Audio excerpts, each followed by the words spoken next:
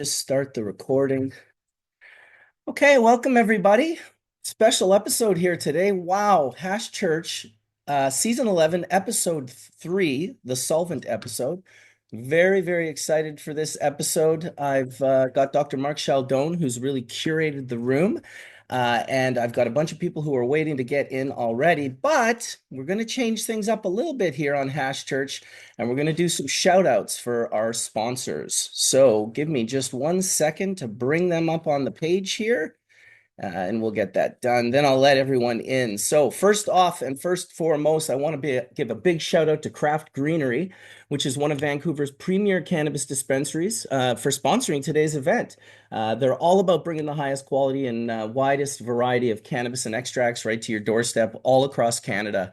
Whether you're a connoisseur or a curious newcomer, Craft Greenery has something special for everyone, making your cannabis journey both unique and unforgettable. So check them out for an unparalleled selection that's curated with love and expertise. Keep up the great work. You can reach them at craftgreenery.com. And shout out to Dennis and oh, I got a little alarm going off that I don't know where it is. Huh. Interesting. There we go. 1 second here, guys. That was my son's iPad. How about that for a middle of the row? So shout out to Craft Greenery and Dennis and Mark. I also would like to shout out Evolved Extraction Solutions. Really a massive shout out to Adam Temple for his pioneering work in solvent extraction of cannabis and for being a sponsor of today's event. They're dedicated to quality innovation, and the cannabis extraction process brings unparalleled products to the community. So thanks to their commitment to constant investment in research at their Genome Technology Center, which we'll be talking a little bit about today. Evolved Extraction is setting new standards in the industry. Just keep pushing the boundaries. Evolved Extraction Solutions and Adam Temple. You can see them at Evolved Extraction on Instagram and evolvedextraction.com for their website. Alrighty. Okay. We'd also like to give a shout out to the Media Bros, specializing in advanced CRC filtration solutions designed to elevate the cannabis extraction process. They're based in Portland, Oregon, and serving extractors across the US and Canada. Their run-ready filtration media delivers unmatched purity, potency, and efficiency, effectively removing impurities while retaining the cannabinoids and aromatic volatiles that matter most.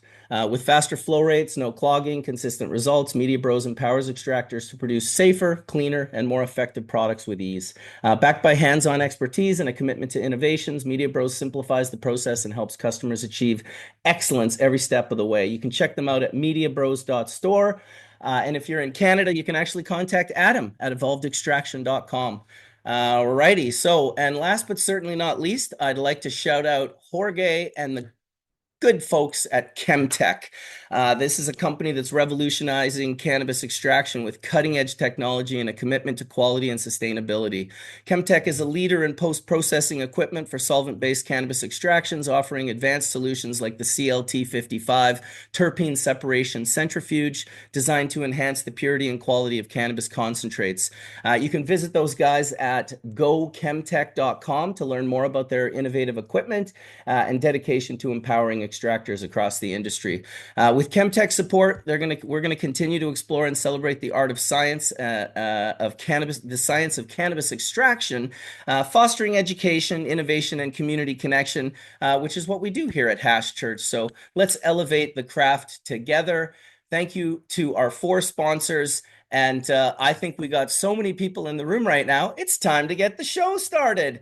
Boom, there's Ryan Hubble, Max Eisler, Eric Ward, Adam Temple, Hemp Guy, Wax Plug, Murphy Murray, and wow, welcome everyone. And thank you for taking the time to showing up on Hash Church. You know, I get that Hash Church, especially because it's so connected to me, has always been very much. I think a lot of people just assume it's really like a solventless show and that we're all about solventless this and solventless that. And yes, I've been guilty over the years for being a biased prick towards solventless extraction. But I love that you guys have been pushing the boundaries and really expanding what can and can't be done with the use of solvent extractions. And I want to thank my co-host, Dr. Mark Chaldone, who's not actually here yet. I'm sure he's coming, Mark, for curating this show and for bringing you all together. Mark's been a part of Hash Church almost since day one. We love his knowledge of chemistry. We love the depth of conversation that Mark brings to the table on the constant regular. He's an absolutely brilliant chemist. And the fact that he likes to trip balls and watch the Grateful Dead and fish, well, that's just kind of a little bonus that I have in common with the good old Mark Chaldone. So I think he just popped into the room. Are you there, Mark? Yes, can you hear Hey, me? there he is, man. Future's so All bright he's got right. to wear shades. Look at this Yeah, guy. sorry we're a little late. No, don't be sorry. We're trying to figure it out. Yeah, we're trying to get it projected here on the big screen. But hey, everybody, how's Hey, everyone doing today? I'm good. Hey, Yeah, we got Adam, a nice to meet you. Max and Telly, good to see you. Murphy, let's see who else we got in the room. Eric, it's been a minute. I Holy know. shit, What's up? man. How you doing, man? Doing good. Glad to be here. Thanks for inviting me. Yeah, I Yeah, well, think thanks for Jenny's coming. gonna. We got Skunkman Sam in the room as well. I did invite, of course, Skunkman Sam, and I also invited Wade Laughter. These are two of our elders in the community. They may not be connected exactly to the level of solvent extraction that a lot of you guys are, but I thought, you know what? I still wanted them in the room. Sam always just has the most incredible perspective, and he's certainly probably going to tell us a bunch of stuff about solvent extraction that I didn't even know that he was involved in because I've never mentioned anything that Sam wasn't involved in since the actual beginning. So, welcome to you, Mr. Skunkman Sam. Howdy, howdy. Howdy, howdy. You know what? That is definitely when I hear howdy, howdy, I think Skunkman Sam. All right, we're going to let a few more folks into the room. I see Jorge is there from the Wax Plug from ChemTek. Welcome, Jorge. Hope you're doing well. Welcome, Adam. Welcome, Meet you Max and guys. Eric and Ryan and Murphy. And the gentleman that just came in, M. Liga. That's Right. Marshall? Yes, sir. All right. Welcome, Marshall. Okay, that's right. I've never had a show where so many people were able to come in and then more people and then more people. I'm sure you guys saw the emails. Oh, I'm just going to add one more. Don't worry, just one more. Oh, we got a couple more people that are going to come in. I think we have about 25 people that are going to come in here today. So I'm not sure how Mark wants to start it. I would love to get some introductions from some of you guys. I mean, I'm familiar with some of your guys' work. I obviously know Murphy Murray and I know Adam Temple and some of you others I don't know. So what do you think, Mark? While you guys are getting yourself organized over there, do you think we should maybe go through a short little introduction of everyone that's on the panel? Yeah, absolutely. Can you guys hear me? I can't tell if I'm We muted can or hear not. you Yeah, I perfect, can hear you. yeah. And see you. Awesome. You guys got a Well, whole you can thing see going us on. too. Right on. Okay, Yeah. so yeah, we do a quick intro and we can introduce everyone that's here first. So I'm Mark Sheldon. Can you guys see me? I don't even know. We can see you. We can Okay, see you. We great. can hear you, man. I can almost taste and feel you. Like, trust me, you're here. Okay, so to my right here we have Trainer. We all remember Trainer Nice from to see you our guys. solventless episode. Trainer is one of the best hash makers here in the state of Vermont. And we got the one and only Kind Bill. Ah, the kindest of bills, the kindest of bills. Yeah, the kindest of bills. Maybe we'll see if we can cut the lights a little bit. But why don't we start? So immediately to my right, I have Eric Ward. Eric, you want to Hey. introduce yourself? Yeah, I'm Eric Ward. I guess I would be known for starting the liquid THCA separation from back in the day.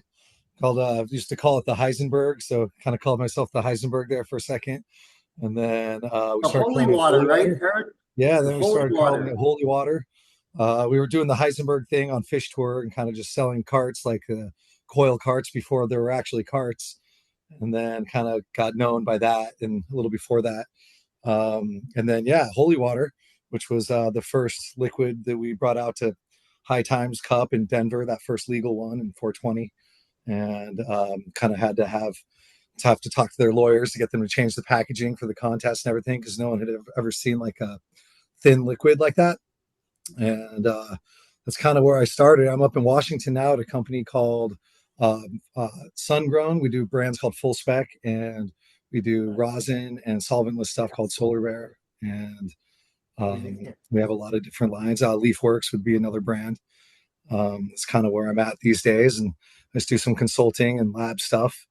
A lot of R&D, so I'm working with a lot of new stuff, working with the resonator guys and doing keef runs of BHO. And Shout out TJ. yeah, shout out to TJ. And so I'm kind of proving the methods of that, and have done quite an extensive R&D thing with that. And now we have a machine that does solventless terps. So we're actually able to get terps with no steam distillation or no anything like that, and we just are able to do solventless terps. And so I'm doing R&D with that right now, which has been pretty interesting.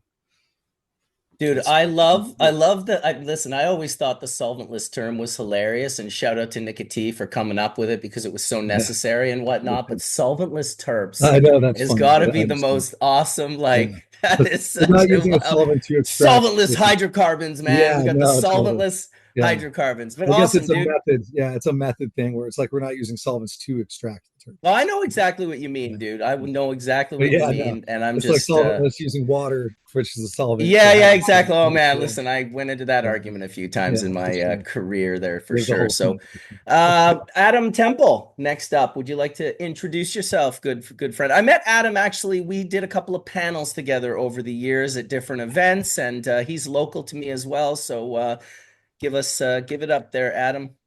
Right on. Thanks, Bubbleman. Yeah, so also from the Vancouver area, founded Evolved Extraction Solutions back in 2016. We're now kind of the largest extraction equipment and supplies distributor in Canada. More recently, though, we launched the first THCA crystallization commercial system called the Genome. Been doing a controlled crystallization course actually at our Genome Technology Center.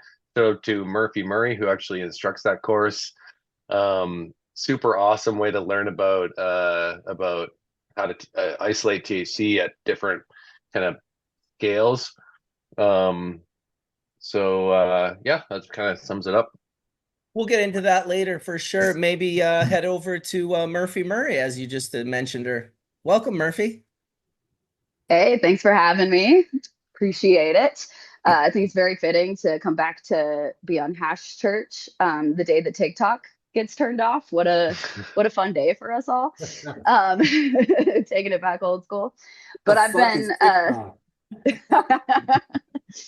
exactly. Us solventless folks haven't ever been able to post on there. Our drugs look exactly like drugs. So we've been affected the whole time. But I've been in this industry so long that I stopped like dropping the years because it was starting to make me sound old. I started out doing solventless with nicotine, with Mila's little, washer. And quickly, I basically have just been trying to do whatever is new as soon as it's new the whole time I've been going. And fortunately for me, it hasn't gotten boring yet. So I keep doing it. I've worked on the equipment side the most, So I've worked with a lot of different equipment manufacturers. And even as a consultant and an educator, my focus has always really been on like, how do we make this job easier for ourselves, even with solventless? I started with a washer. And I know that people out there love their wooden spoons, but I also just love spending my time consuming these products. And I think that's why so many of us were available today because, solvent-based extraction is way faster. So we have more free time. We can hang out and consume with each other. So I've been doing education, building equipment, and, my consulting is more of lab advisory roles, a little bit of consultant for cool clients for, from time to time now. But I love learning, and that's why I teach, because it opens up the greatest opportunities. Awesome. Well, we're happy to have you here for sure. And I gotta tell you, Dr. Mark, you guys, although it's not exact, you guys kind of had a little bit of a Horatio energy going on when you had the backlight lit, and quite a few people in chat even put up the RIP to Horatio. So I felt like we got a little visit from our good friend Horatio Delbert, who of course passed away a few years ago and was an absolute pioneer in both Well, if it solvent wasn't and for solventless extraction. Go ahead, if it Mark. wasn't for if it wasn't for Horatio, we wouldn't know each other, Marcus, right? I think I owe him a whole debt of gratitude for bringing me on the Hash Church. He wanted me to set Tony straight. Yeah, exactly, exactly. I'd love to hear from Ryan Hubble, who's also in the rooms, rocking it out. How you doing, Ryan? Hey guys, thanks for having me, Mark. My name's Ryan Hubble. I've been making hash at a professional level since 2012.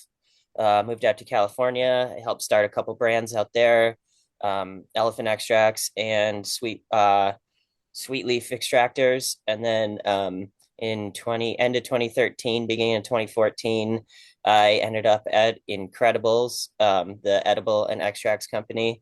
And me, along with my colleague Max, we helped develop their solvent extraction systems, their butane system, and led the lab.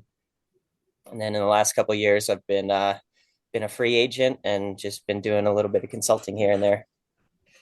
So back in 2012, you were like 3 years old when you started? I'm just joking. I'm an old mother. I was like, damn, this guy's looking good. He's like young. He's 2012. Damn, that's like some pioneer years right there. Good to have you, Ryan. Thanks for Makes coming him on. look young, Thank right? The you. hash makes him look Yeah. young.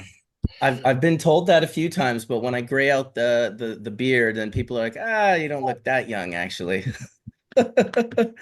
Marshall, would love to hear from you. Yeah, hi, thanks for having me on. I'm the director of R&D at VUCA Farms. So I work in a hemp farm and hemp processing facility. We have CO2 and ethanol extraction. As much as I'm not deep into the industry like you folks are, I've never even been to an MJ BizCon at this point, but I did go to Humboldt State for undergraduate, so kind of seen a lot of the industry over the years. uh, Mhm. in different areas and from different sides, I guess. But I also worked in hops prior to coming on here at VUCA Farm. So pretty much everybody I work with has worked in hops and extracts, product development, stuff like that. So we're all kind of new to hemp and cannabis in that way. And honestly, I don't know much about hydrocarbon extraction. I have a PhD, and so a lot of what I learn is from literature. And there's not a lot of data out there on butane and propane, things like that. So I'm just excited to be here with you guys and learn from you guys today, honestly. Well, you're dialed in, my friend. You've got the people here who are on the cutting edge of this. You came to me via Nick Ziegler. Nick Ziegler is one of the most intelligent friends I have. I absolutely love and adore Nick when he comes on Hash Church and shares. His knowledge is so deep and vast. And when he hit me up and said, "You got to have my friend Marshall on, he's brilliant," I was like, Jesus Christ. Like, if Nick's telling me this guy's brilliant, then I'm looking forward to having him on the show. So you came with the highest of regards from Nick, and we're happy to have you on here. And hopefully you can share some knowledge and you can learn some knowledge as well. So, Yeah, I've been using CO2 extraction for almost 10 years now. I've built my own. I'm building more equipment right now, some proprietary equipment for CO2 extraction. So awesome. Well, I do know welcome. Nick mentioned you as well for the aromatic volatile show that we've been trying to do. Obviously, Nick was also involved in that at Yakima Chief Hops when I don't know if you worked at Yakima with him or not, but No, according to them, I came from the dark side. So I'm actually the oh, person in the company that worked at Haas, which is the other larger competitor. wow. So my boss is the former CEO of Yakima Chief currently. So they Okay. hired me on, and I'm working with a bunch of folks from Yakima Chief. But yeah, Okay. but I did meet Nick through the hop industry, and then through this job at VUCA. Just to give the panel a little bit of background, if you don't know Nick, was the sort of one of the main extractors for Yakima Chief. I can't even remember the numbers. It was absolutely astonishing. It's like 4,000 kilos an hour or something that he was processing through this giant machine that they had created. But the thing that really piqued my interest was that he had some colleagues that designed some analytical equipment where they could perceive to the trillionth instead of the billionth, like the proton NMR. So we want to get these guys on. Marshall, you'll be invited to that show. Anyone who feels they have a specialty in aromatic compounds, you'll be invited to that show. We're going to get Jeremy Plum on there. We're going to get Nick Ziegler. We'll have Marshall come on. And what we're really waiting for is his two colleagues who put that equipment together, because Nick is not willing to speak on their work instead of having them speak on their work. So I'll look forward to that show kind of in the near future. And then we'll head on over to Jar. Yari. Yari, how you doing, Yeah. Yari? Good. How are you? Thanks for having me on.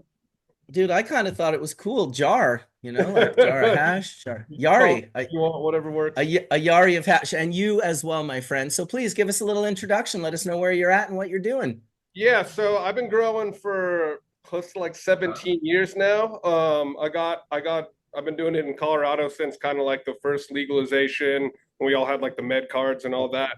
And then once the extraction hit the scene, was just interested in it. And the first system that I heard about was the ETS machine. So I actually went down and met Murphy at the ETS place, but I couldn't get any clean runs because of those care savers. It was leaching oil into every one of my runs that I did, and Murphy helped me as much as she possibly could, and we just couldn't make it happen. So she was the one who actually suggested that I go over and meet the guys at Incredibles, which is where I met Max and Telly and AK, and then I met Dr. Mark. So that's kind of like the background of how I got going in the scene. And I used their system for years. It was great, but then I needed to upgrade a little bit. So I started kind of piecing together and building my own system. So that's where I'm at with my background in extraction. Yeah. Beautiful. Well, appreciate you sharing with us. We've got, let's go over to Max. There he is. Welcome, Max. You guys, can you hear me okay? Yes, I made the mistake of speaking right while you spoke and I cut you out, but I won't do that again, I promise. No worries at all. Well, thanks again. It's cool to see some old faces. Cool to see some new faces. What up, Dr. Mark? Thanks for putting this on. So I guess quick little origin story is I've been in legal cannabis since about like 2008, give or take. So going on 2 decades now at this point, kind of crazy. And it started out just wanting good weed. I was never much of a hustler. I just wanted to like secure the chronic for myself.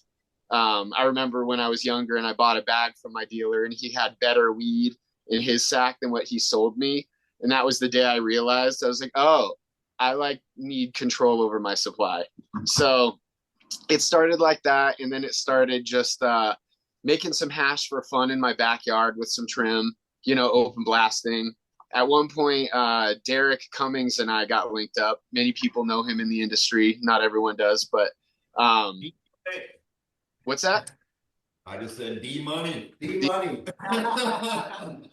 So, we started making ice hash with just a Home Depot washing machine that had a metal drum. We tried to do what we could with what we had at the time, at least no plastic in there. And so it just started with big, large ice hash runs, where we had a pulley system on bolt bags, pulling bags. So that was a lot of fun. And then just, I've got a scientifically inclined mind and wanted to play with solvents and wanted to make the elusive shatter at the time, something that was holdable and not sticky. And, things come full circle and we realize that shatter is not, it used to be if it doesn't shatter, it doesn't matter. Hold it from the bottom, all these little things that we used to have. So then that continued to evolve and became, solvent extraction became a real industry. And so we were already kind of playing around in our backyard, honing in something, unbeknownst that there was going to be high demand for it. So at Medically Correct Incredibles, Derek and I linked up. Telly, Ryan Hubble came on board at some point, and Dickie. Don't forget Dickie. Oh yeah, and Dickie, we got Dickie, who's not in the scene, but he was a behind the scenes dude who was a crucial component in machine fabrication. We ended up designing our own extraction machine. What Ryan did not advertise for ourselves is that we're inventors on record for a patent on that piece of equipment, and we never really came out to do anything related to metal.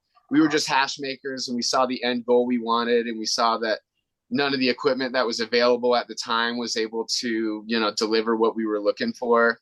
We knew some basic things like solvent exposure time and temperature and all these components that we wanted more control over, and no one had access.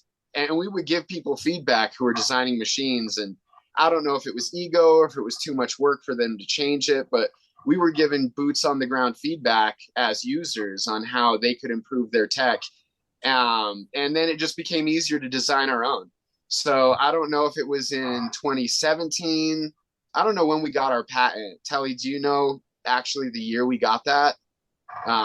You're muted right now, by the way. I think it was awarded in 2019, but all the work was done in 2014. Yeah, so that was something we were working on for a while. And then those of us who are in Colorado know that the industry, I'm sure everywhere, has been kind of tumultuous. And so, the race to the bottom has happened. And at one point, I was overseeing 3 cultivation facilities as well as the laboratory that Ryan was managing. And we had about, I don't know, maybe 20,000 square feet of grow space. So it was, more than a small thing, but they get bigger. In between then and now, we ended up relinquishing our cultivation licenses because everything was just saturated. And, there's internal drama we had with the fire department. One reason or another, we just had some friction. So my role has changed a lot, and we're not doing a ton of extraction anymore. I'm still at Medically Correct doing R&D and recipe formulation and, working out some nanotech and stuff like that. But for the most part, that's kind of the elevator pitch of about 20 years ago to now. One thing I was just thinking about while we were sitting here is, Murphy, I can't remember if it was you or not, but when I first came on, had left Pink House, which was a real fun gig. We all were doing a good thing there. But that wasn't being operated very professionally, so things kind of disintegrated there. When I first came over to Medically Correct, we were using kind of a hybridized OB-dose, maybe partial ETS thing. And I needed to swing by and get a Care Saver replaced. And I think it was you, and there was a bunch of little aloe vera plants that were at the office. And I had been given one, and ended up turning that one aloe vera plant into like this psychotic obsession of propagation, and turned it into thousands, if not multi-thousands of plants, all under just some little grow lights in our machine shop warehouse, to the point where it got excessive. And I'm like, I can't transplant these things anymore. We had to start giving them away. But that same cutting of aloe vera is still rocking probably a decade later, and has made thousands and thousands of aloes that have gone out. I love that. I'm looking at 5 propagations of it up on my windowsill, and the big one down here in front of me. Like, you need aloe vera in Colorado. It's dry out here. I attribute that aloe army that I built to you, and the first one that I got when I was picking up a refurbed Care Saver. Yeah, well, that's perfect. Let's keep the aloe going and stop using, oiled compressors. It's just a really good position for us all to be in finally. Absolutely. Anyway, that's me. Hey, thanks, Max. Appreciate the breakdown. And I couldn't tell if it was a real fish tank or if it was like some digital screen that you have, but that's a real fish tank. Oh yeah, that's a 75 full of Hell yeah, dude. Yeah, Dude, yeah. I'm telling you, anyone that loves weed and like getting stoned and staring at a fish tank, it's got to still be one of my favorite things to do, like 25 years later.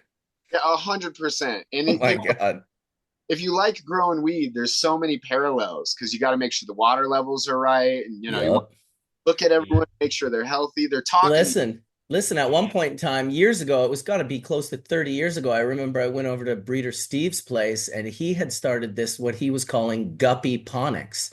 And he had these Egyptian mouth breeder fish. And there was this whole cycle of like the fish pooped and then the worms ate their poop and then they pooped and that poop fed the plants. And this herb was so fucking like, I can't even explain it. It was like herb that felt like it was flushed like 1,000x from any herb that I'd ever seen before. It was just more Breeder Steve stuff. And then he got a kick out of feeding the fish his hamburger to bug out the vegetarian and the vegans. He'd be like, I'm just feeding him a little bit of hamburger.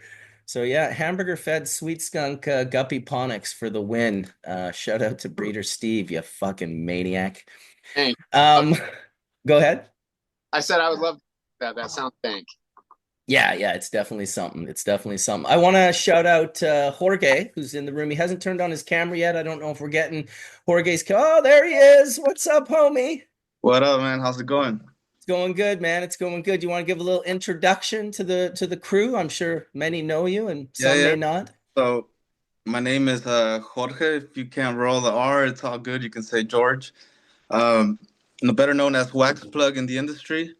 So I started back in 2016, open blasting, like straight up just glass tube in the backyard, like everyone else, I'm sure, and started doing my research there in the background until I developed or found a way to bleach the oil, which became what's known now as CRC.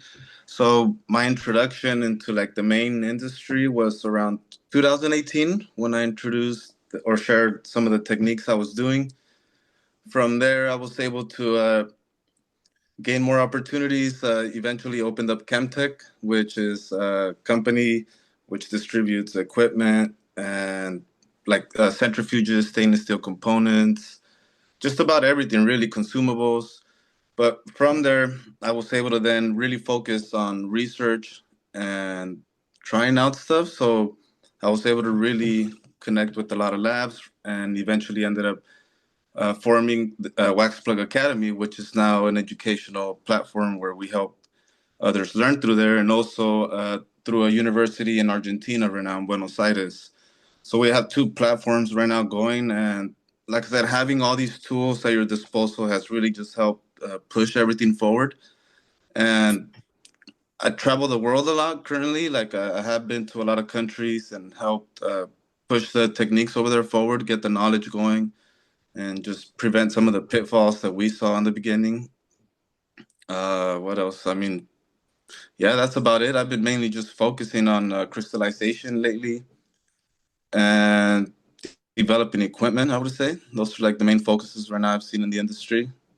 Nice. Well, I met Jorge, and yes, I can roll my R's because je suis français, so I absolutely know how to roll my R. I just didn't. I was like, I didn't want to sound like I was, trying to speak Spanish or whatnot, but I'll call you Jorge from now on, my friend. And yeah, we met in Berlin.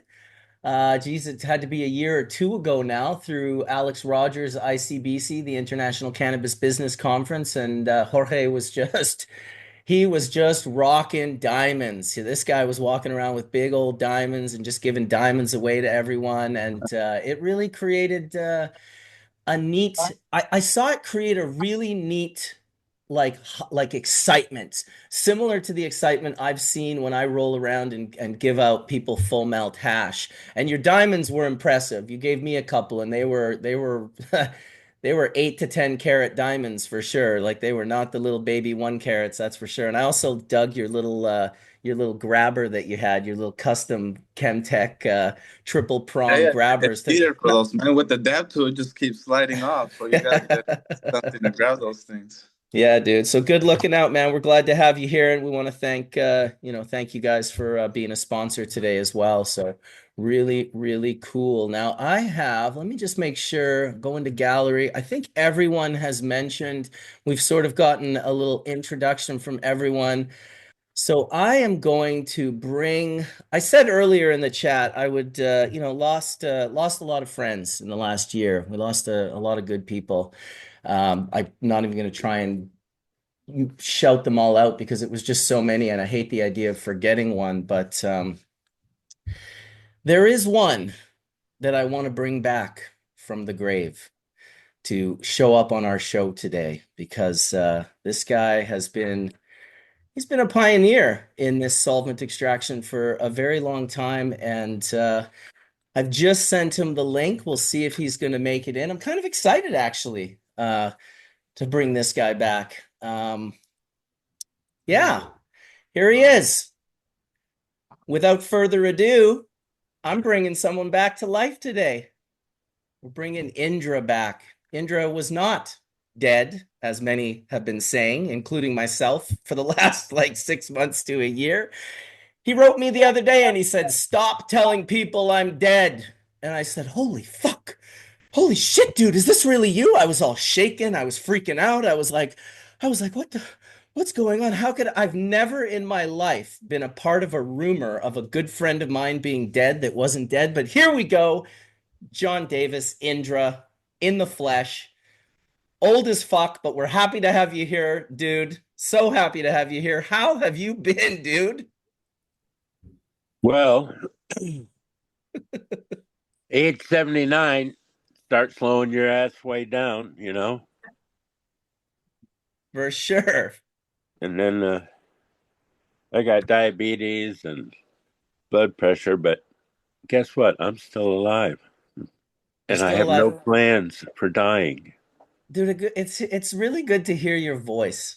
I'm not gonna lie, it's good to hear your voice, Indra. Holy shit. You're a big part of Hash Church. You've been a big part since day one. And yeah, you're a wild maniac of a person. And it's part of the reason that I love you and appreciate you and have always sort of tried to maintain a good friendship with you. I don't know how we had a little falling out, but I'm really glad that you're alive. I'm really glad that you're here for the Solvent episode. I mean, for those of you that don't know, Indra really was, kind of the grandfather of BHO. He released that process back in 1999 on eroid.org and really kind of got the ball rolling. He was also one of the first people that when things were going a little bit the wrong way with ethyl mercaptines and sort of, open blasting and young people blowing up, he was immediately completely conscious of it. And he reached out to me, of all people, which kind of fed into my bias of BHO because, he'd hit me up and he'd be like, "Look, you got to warn people about these mercaptines that are in the oil. They're not good. They concentrate. You got to warn people that they can't be doing open blasting and they can't, that plugs spark inside the plug. You can't be like out on your deck, like with your bikini top, like blasting BHO." And so he was really, although he was the guy that released this process, he was also very conscious. And like, I could tell that it was hurting his soul a little bit, that something that he had released that he really just meant for it to be such a good thing had been taken in a way, sort of spread in a way that was a little bit disconcerting. And so I got to give props to all of you on the panel, because really what you guys are the people who are pioneering this solvent extraction far away from, I mean, we can laugh about it now. Jorge just said, "Oh, I was open blasting like we all were." It's like, God, thank you that you're all here, that you're all safe, that none of you have burn marks on your body for the rest of your lives. There's the right way and the wrong way to do things. And obviously that particular process, it really, I say it all the time and I don't mean it as a pun, but it is a pun. It spread like wildfire. I mean, when he released that method, it was within a month of me releasing bubble bags. And I really remember kind of being like, really? Like, really, dude? Like, because BHO was more popular. There's no, like, I can't deny that it was more popular. Now, I'd love to get into this conversation with you guys because I know a lot of you are like Max in the sense of just trying to get the best heady stash in your bag. You just want the best. A lot of us have always been looking for the best. So it's nice to see. I don't want to lose my train of thought, but it's nice to see people taking things out of this sort of sketchy situation and bringing it into a much more, hey, maybe having a little bit of chemistry, understanding, having a class 1 div 1 room, all of these different things that many of you guys have sort of pioneered in this industry have been very, very important to bring to the forefront so that these products can become made available. I was terrified back in the day, and I know you guys laugh about it, but you guys must have been a little like terrified too when it was happening, when people were just like, yeah, Eric, give me Yeah. a story, So I buddy. actually do have burn marks all over me Oh, dude, because this did I'm happen to sorry. me in the beginning Sorry to of hear, man. 2013 in January, 2013, because I was Grey Wolf was putting up his terpenator up on the internet, first one of the first closed loops. And so I made my own version of that because it was all open blasting before that. So my whole goal was to make, because I'm very, engineering inclined. I'm not formally educated, but I have definitely made closed loops myself and have adapted many and done a lot of custom stuff on that. And so my very first one I made, I started making in 2010. So I had it going for about a year and a half. And then I did like some custom stuff to it. And I was doing I had like a dip tube in it, and I was doing like different batches into like Teflon bags. And then I would just have like a gelled ice cube thing that I would warm up and put in the bottom, and I would evaporate it out like that. And I was still keeping the liquid in it so I could use dry ice blocks to separate it later, because that's how I was doing holy water. And after about a year and a half, there was just a static problem that definitely ignited it and ignited me in the process. But this was in the very beginning. This was before people came out with closed loop machines. This was very, very beginning. And so, that was my lesson on that, was you do need a C1D1.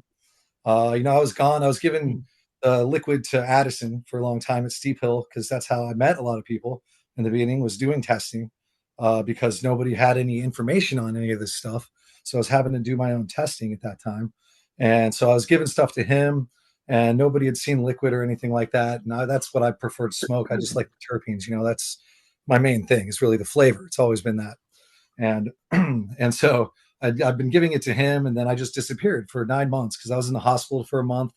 I had 3 surgeries, skin graft stuff, like really gnarly, almost died type stuff. And then I lived Jesus with my Christ. parents for about 8 months. They had to take care of me. And then after that, the whole thing, like literally, like the word dab came out in 2013. Like the industry started getting big right around there, and people would be coming to Steep Hill, and Addison would be like, "Oh, that's good, but my friend does this thing, makes this liquid," and started telling people about me.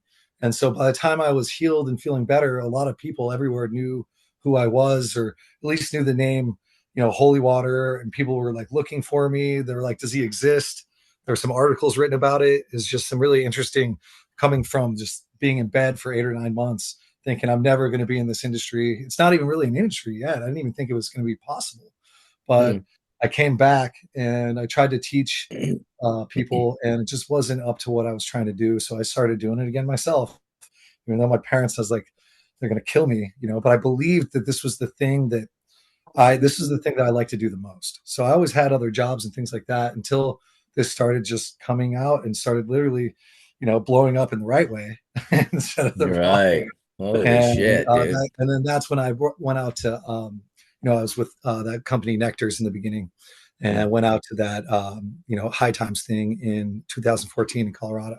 And that's when we officially kind of unveiled the whole idea of liquid and the separation thing. And that was the very beginning of all that. But yeah, I live with those scars every day, and it is something to think about. And it's something that, as I've worked in labs since and done consultations and things like that, safety is a priority. And it's one of those things that I'm so glad to see, because you don't ever want it to happen to anyone else. And I train a lot of people, and it's very important to do things the correct way and to do things safely. And I love that that's where this business went, because I never thought I was going to do this for a living. This is something that I can't believe I am lucky enough to have an industry around something that was a illegal, dangerous hobby, that I had hurt myself and, actually had gotten in trouble for in California in the very beginning, so I was like the second person that they had busted for PHO back then. So for me to do this now, is crazy. Did they And slap you with a manufacturing charge? I did. I have one. Yep. Yeah. That was in 2000, the end of That's 2008. So that was the end of 2008. So You they know, didn't it's even know bad what. when they give you Yeah, its own name, eh? When they give it its yeah, own, like, let's yeah. call it manufacturing, and we'll Well, make it that's even yeah. They were worse. just like, well, you're anything that you're making is manufacturing. So all the people Trust back me, then, since there was no manufacturing for hash people, really, no, they thought I was like making meth, and so yeah, and of course, that charge is just for anything that is bad, and so for to be able to go through all of that and go through all the house arrest slash all the bullshit I had to go through, and that was and then to burn myself like after that. One of those my things where I'm like, oh God, my dude. God. So, it's like to trip up a few times like that because it's in the very beginning. You're doing things and building things that no one's ever done. And you're doing things that you're just like, okay, is this going to work? And there are consequences to being at things in the beginning like that. But it's also a Right. learning thing. And you can teach people who are younger and just be like, this is not what you do. That's So, right. The people who will stand on the shoulders of giants, you being the next generational giant. It's that's what we mean when we say standing on the shoulders of giants. We are learning from their mistakes as much as we are learning from their breakthroughs and their epiphanies.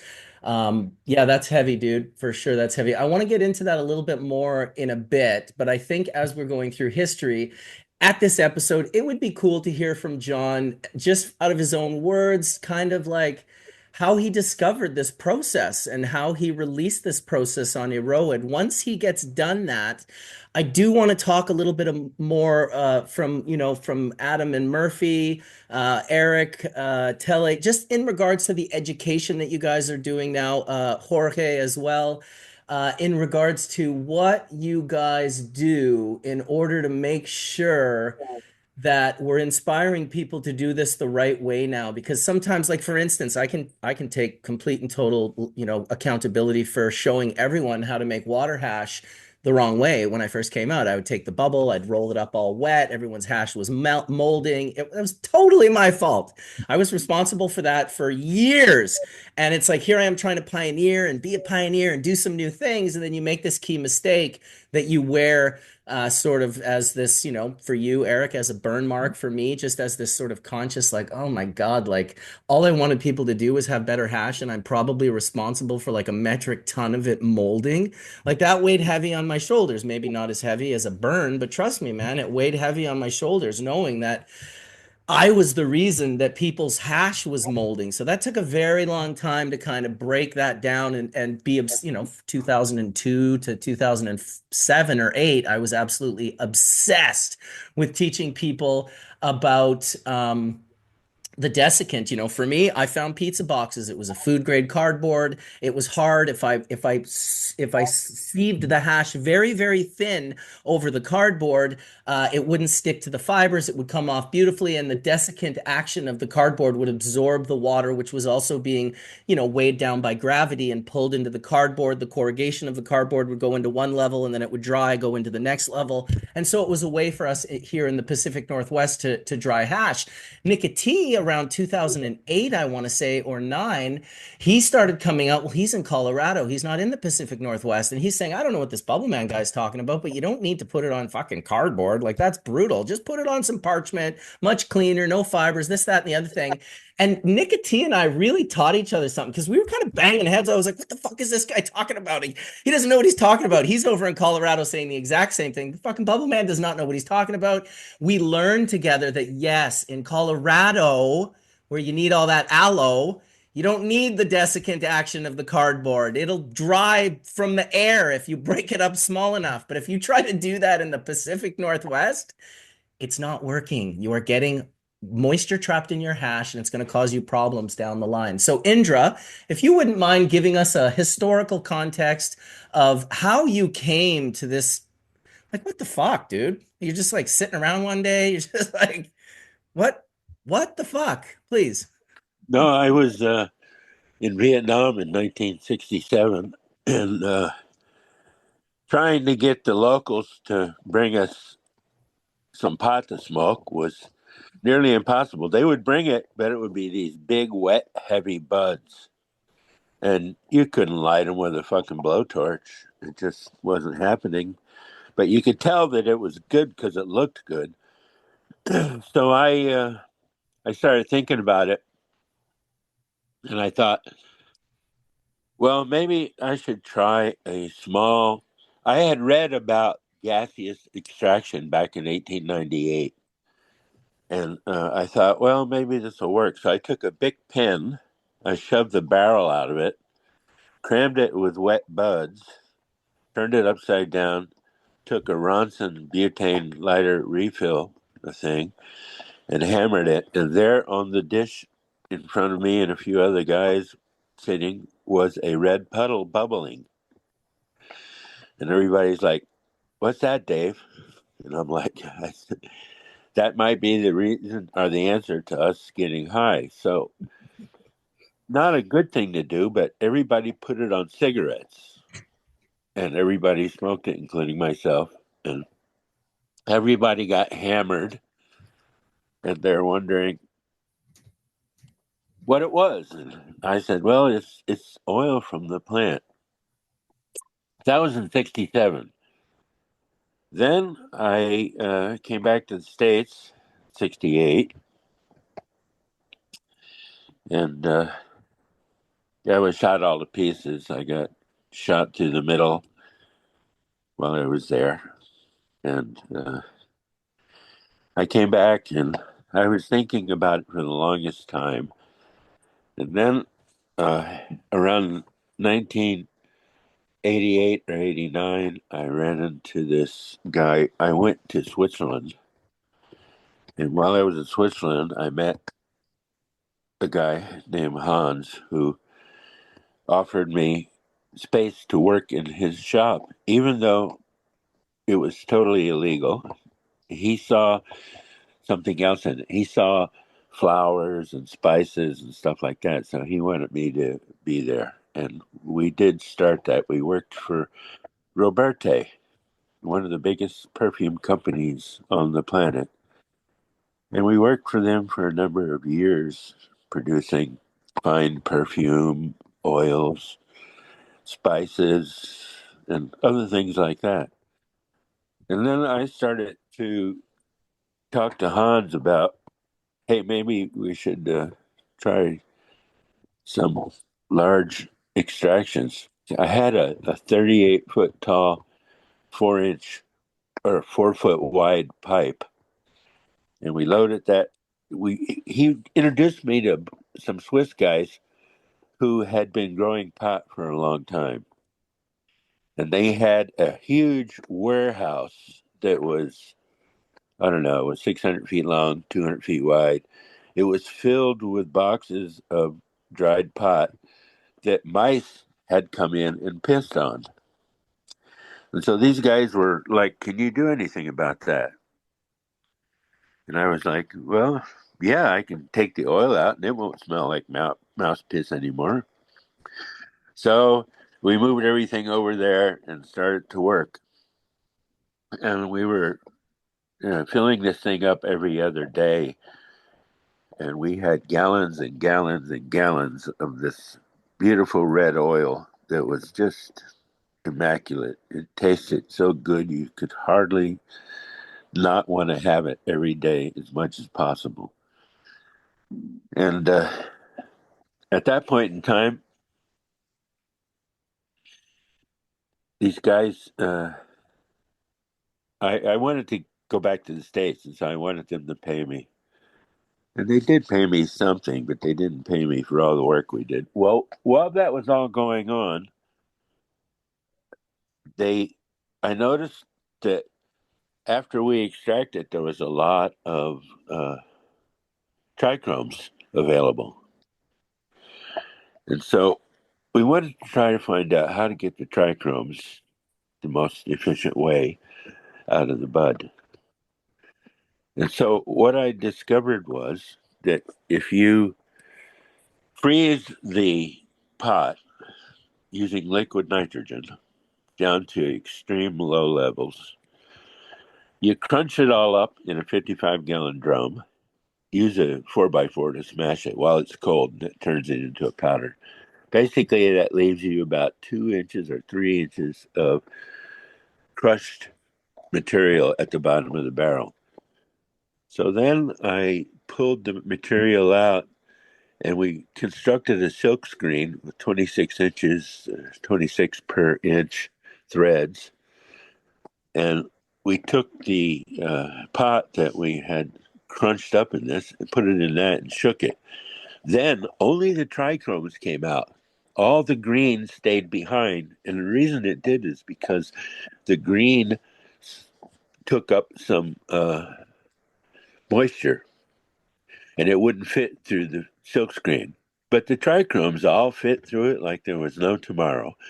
So we made these giant piles of golden trichromes. I still have a video of Johnny shaking it out and scraping it up on a black sheet that we used at the time. And so here we had these trichromes and we had the oil. So then I thought, what will happen if we mix the oil and the trichromes together to make extremely good hash? And I thought about it, and what I did was I poured liquid nitrogen into a stainless steel bowl, one of those big mixing bowls, and then I poured the oil in. And then the oil started shattering immediately because of the temperature differentiation.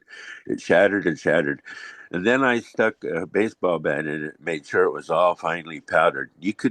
It looked like, I don't know, it looked like maybe milk or something. It was milky looking. So after I got that in, then I poured in the trichromes in a ratio of 55 or 60 to 40. And after that was poured in, I stirred it quite a bit and then just stuck the bowl outside on the porch and liquid nitrogen drained off. And that was that. And you could just reach in and grab a handful of this really soft hash you could roll into a temple ball in just a few seconds. It would dry with the skin on the outside of it. And where we were in California, we couldn't make it fast enough. It was just, everybody wanted it no matter what. That was in the day when there was dispensaries, but they weren't really legal. But we would go to them and take one suitcase full of oil in little 1 gram bottles. We called it golden oil because it was golden looking. It didn't look red until you heated it, then it turned back red. And we took in a little suitcase full of temple balls. We never left any behind at any head shop. They all bought them all. If we took in 2 kilos of oil and 2 kilos of hash balls, they were sold. That was it. They paid us cash money and we were out the door. And so that was my way of making good hash. I tried to make it as safe as possible, liquid nitrogen, non-toxic, the whole 9 yards. And so And then so that just led you about 10 years later. I would suggest, first of all, for those of you that don't know who Roberte is, like this is not just a perfume company. This is a company that's been around since 1850. They are like the world's leaders in natural raw materials when it comes to fragrance and flavors and extraction. And like any scientist that works at Roberte, anyone on this panel would die to speak to this person for any amount of time. They really are serious players. So, that's a big part of John's history. I would also add that, when you hear kind of the older guys talk, oh, it was the best this and that back in the day, you have to imagine BHO like 20 or 30 years before anyone had BHO. Imagine what an anomaly it would be to have someone put that in your bowl. I can tell you, before I met John, I met a guy in Amsterdam, and I wish I could remember this guy's name. He was a little guy, glasses. He was an older guy, and he was from Seattle, and he was a real character. And I met him in a coffee shop in Amsterdam, and he said he had this crazy hash oil that, no one has, and it's stronger than anything in a coffee shop. And this would have been like 97 or 98. And I was kind of like, well, whatever, I smoke pretty good, man. Like, okay, I'll try your hash. And he gave me a rip of this hash. Now, keep in mind, this is really before anyone had tried BHO. And I actually took a small rip of it and got very, very, very high off of it for sure. Like it was something different. It wasn't just your average product. I got so high off of it, I actually bought a gram from the guy. And funny enough, and it's so hard for me to even say this. I couldn't fucking finish it. I actually went to Mila's pollinator shop on my way out of the country and I gave it to her.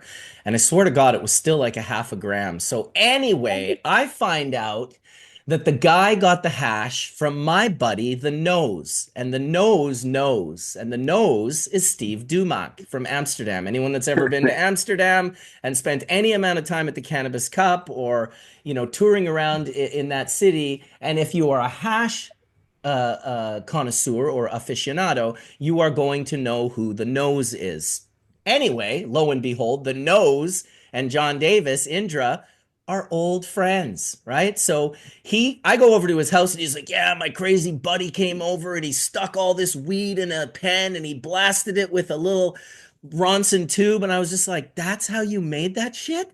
I was like, what the actual fuck? So I actually got my gram off Steve. It was the last gram that he had. I don't know how much you made there, John. I think he said he had like 10 or 20 grams of it. It was just a couple of, like maybe 10 penfuls or something. But it was one of the strongest products I had ever smoked in my life, and that was this small world, right? A year or two later, I would start doing bubble bags. Indra would release the BHO method. And eventually we would, kind of link up together. My team actually went out to his facility in Kansas and saw his like 3-story BHO extractor, like the biggest BHO extractor you could possibly ever imagine. And ran some batches, not of cannabis for cannabinoid and aromatic compounds, but actually for something completely different. But we did end up seeing that equipment. Mike West and a few other people from my team went over there and worked with Johnny and Indra's son, and we saw that it was real. We saw that this thing actually existed. We'd never seen a BHO machine that was metering the BHO in. It would meter it in and out of the system. So he was like, we don't have to worry about like wondering how much is. And then he would also talk about how like I would be like, how much did you lose over like the course of like some years? And he's like, oh, maybe like a cupful. So he's like reusing. Anyway, cool story, Indra. I appreciate the old schoolness, 1967 in Vietnam. How fucking crazy is it that Skunkman Sam discovered static tech in Africa and Indra discovered the BHO method in Vietnam? I'm just putting that together right now. Whoa, what country did you discover that in again, Sam? It was Gambia, Gambia. Of course it was. Of course it was. West Africa. Don, I have a question for you.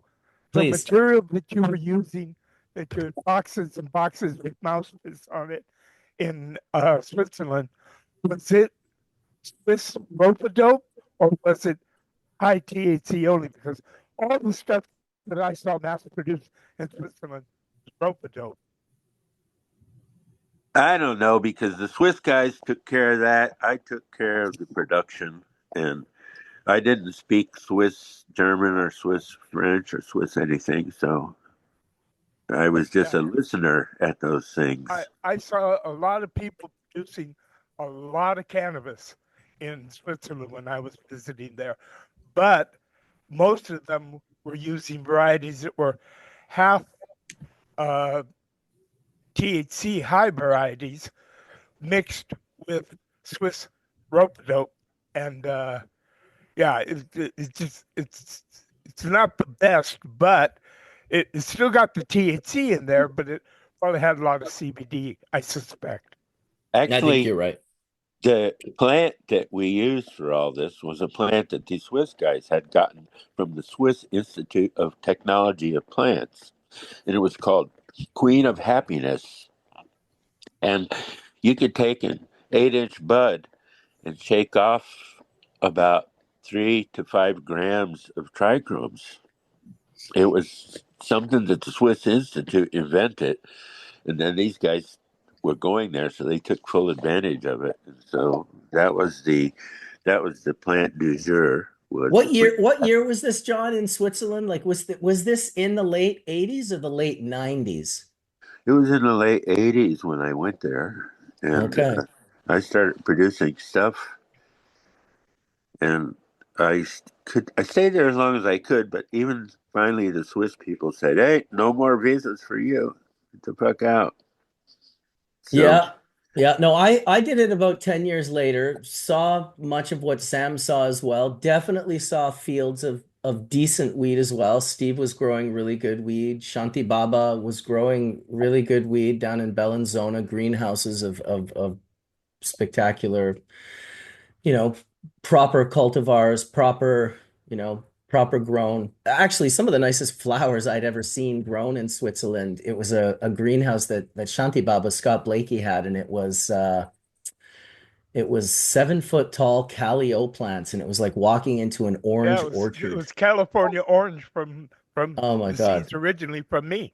It was so good, Sam. Holy shit. It was mind bending walking into this room. And I remember asking him, I was like, whoa, dude, like, how did you do this? Like, everyone else was kind of having these problems, and this is not anything against sort of the people in our industry or growers in generally, and it might be something to do with prohibition, but I asked him his secret, and he said, I don't hire smokers. And I was like, what? He's like, well, really, I don't hire growers. And I'm like, what? He's like, all my growers in that greenhouse are rose growers. I don't hire weed growers because they already know how to do everything better than me. And I don't want them doing that on my dollar. So I just hire rose growers. I tell them instead of pricks, you have to be worried about resin that you can get in your eyes and that it burns. And other than that, they just listened to everything he said and executed exactly what he said. And it was like a perfect cannabis grow operation. And this was like back in 2001 that I saw this. If I was better organized and I had my old hard drives plugged in, I'd bring up the pictures Uh, of I, I hate to say this, Marcus, but don't. this the same thing with me. I would prefer to have growers that did not know how to grow pot already and just did what I told them.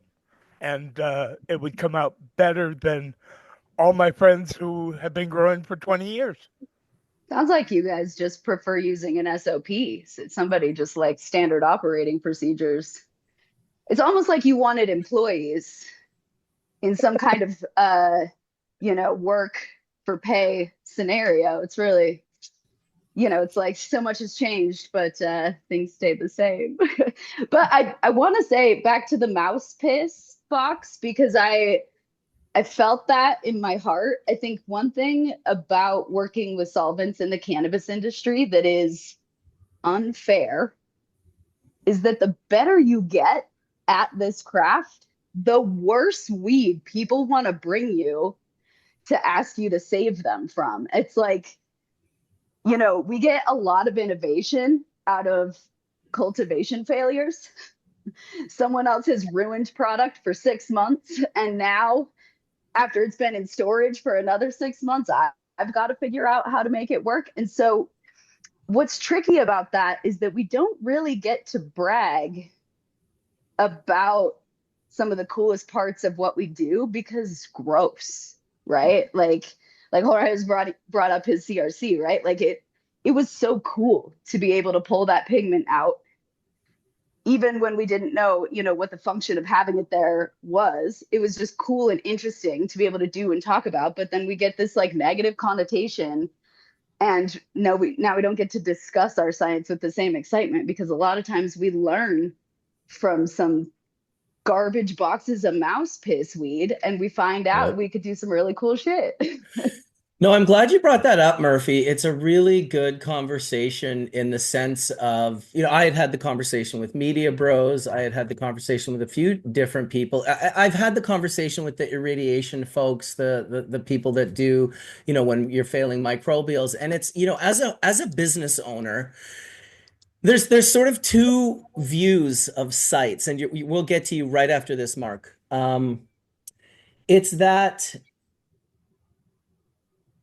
Okay, you've got your sort of Instagram, I hate to call them fuckboys, but this sort of Instagram bro science of like, oh yeah, like you can't be doing that, you can't be doing this, and that's bullshit, and that's they're just doing this to polish a turd and this, that, and the other thing. From a business perspective, like running a big facility, investing a ton of money, like having employees, having responsibilities and being accountable to a large group of people. You make 25, and I ask this question to many people in regards to the irradiation. Like, I'm not looking to irradiate myself. I'd love to not have to irradiate a single product. If I make 25 kilos of bubble hash for a customer, and this happened recently, and it was wild because they wanted to use their own lab for testing, and the lab came back that it had failed. So it needed to go to irradiation, which is what they wanted it to do. I did a huge lab investigation because I just was like, that's impossible. I swab everything. I've done the math. I've done the numbers. I am paying attention to my variables in my lab. And it took me 3 months. And after 3 months, I realized that, down. oh, sorry, John, I'll just mute you real quick.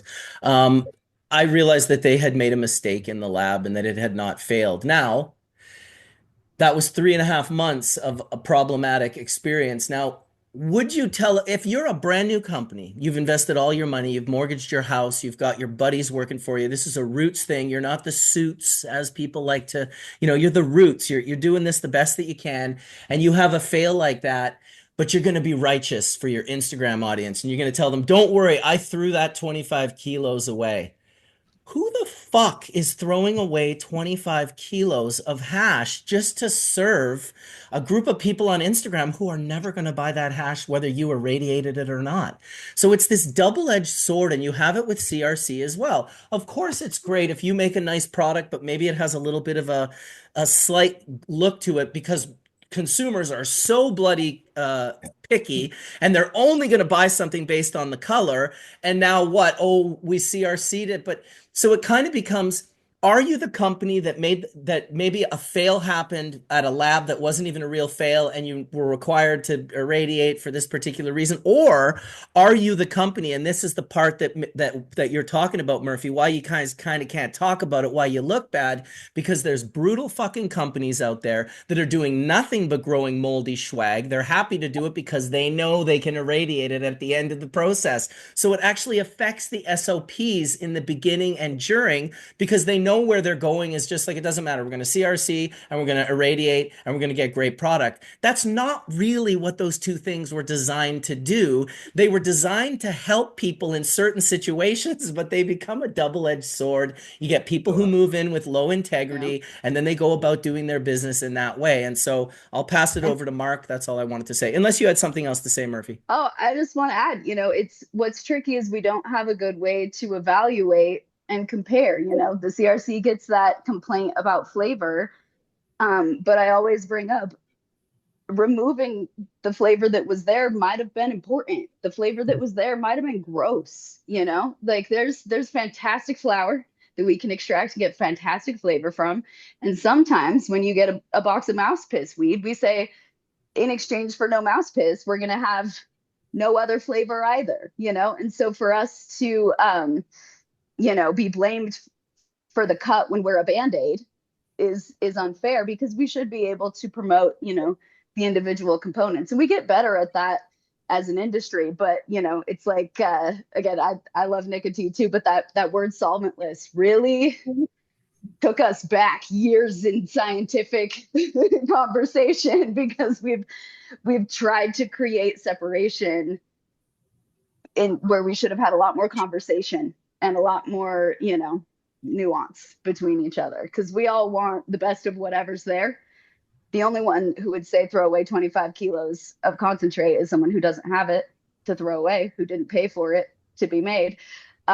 So, I believe in recovery, I believe in, reclaiming what you can, but safely. And it's a really, it's a tricky conversation, because when someone makes green bubble hash and everybody has done it like one time, it'll happen and then you learn, but they don't have to live with that every day. And they don't try to sell that because they can't hide it. And, so this is a conversation that we all have together, I think, within the solvent based community. but it doesn't really escape us. And it's unfair, I think, to the consumers as well. So CRC has its place for sure, but unfortunately over the years, it's definitely ruined BHO Oh, for sure. Because we've been running mouse piss weed. You know, we allowed growers to give us garbage weed because we could fix it, you know? correct. That standard was not held.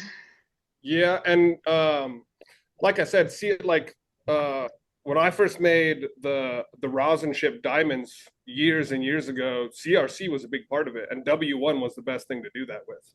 So, like I said, it definitely has its place, but as far as people doing BHO with quality material, the CRC has trickled over to everyone just thinks everything CRC so like honed in on what color it is, and people care more about the color than the actual quality of having good hash.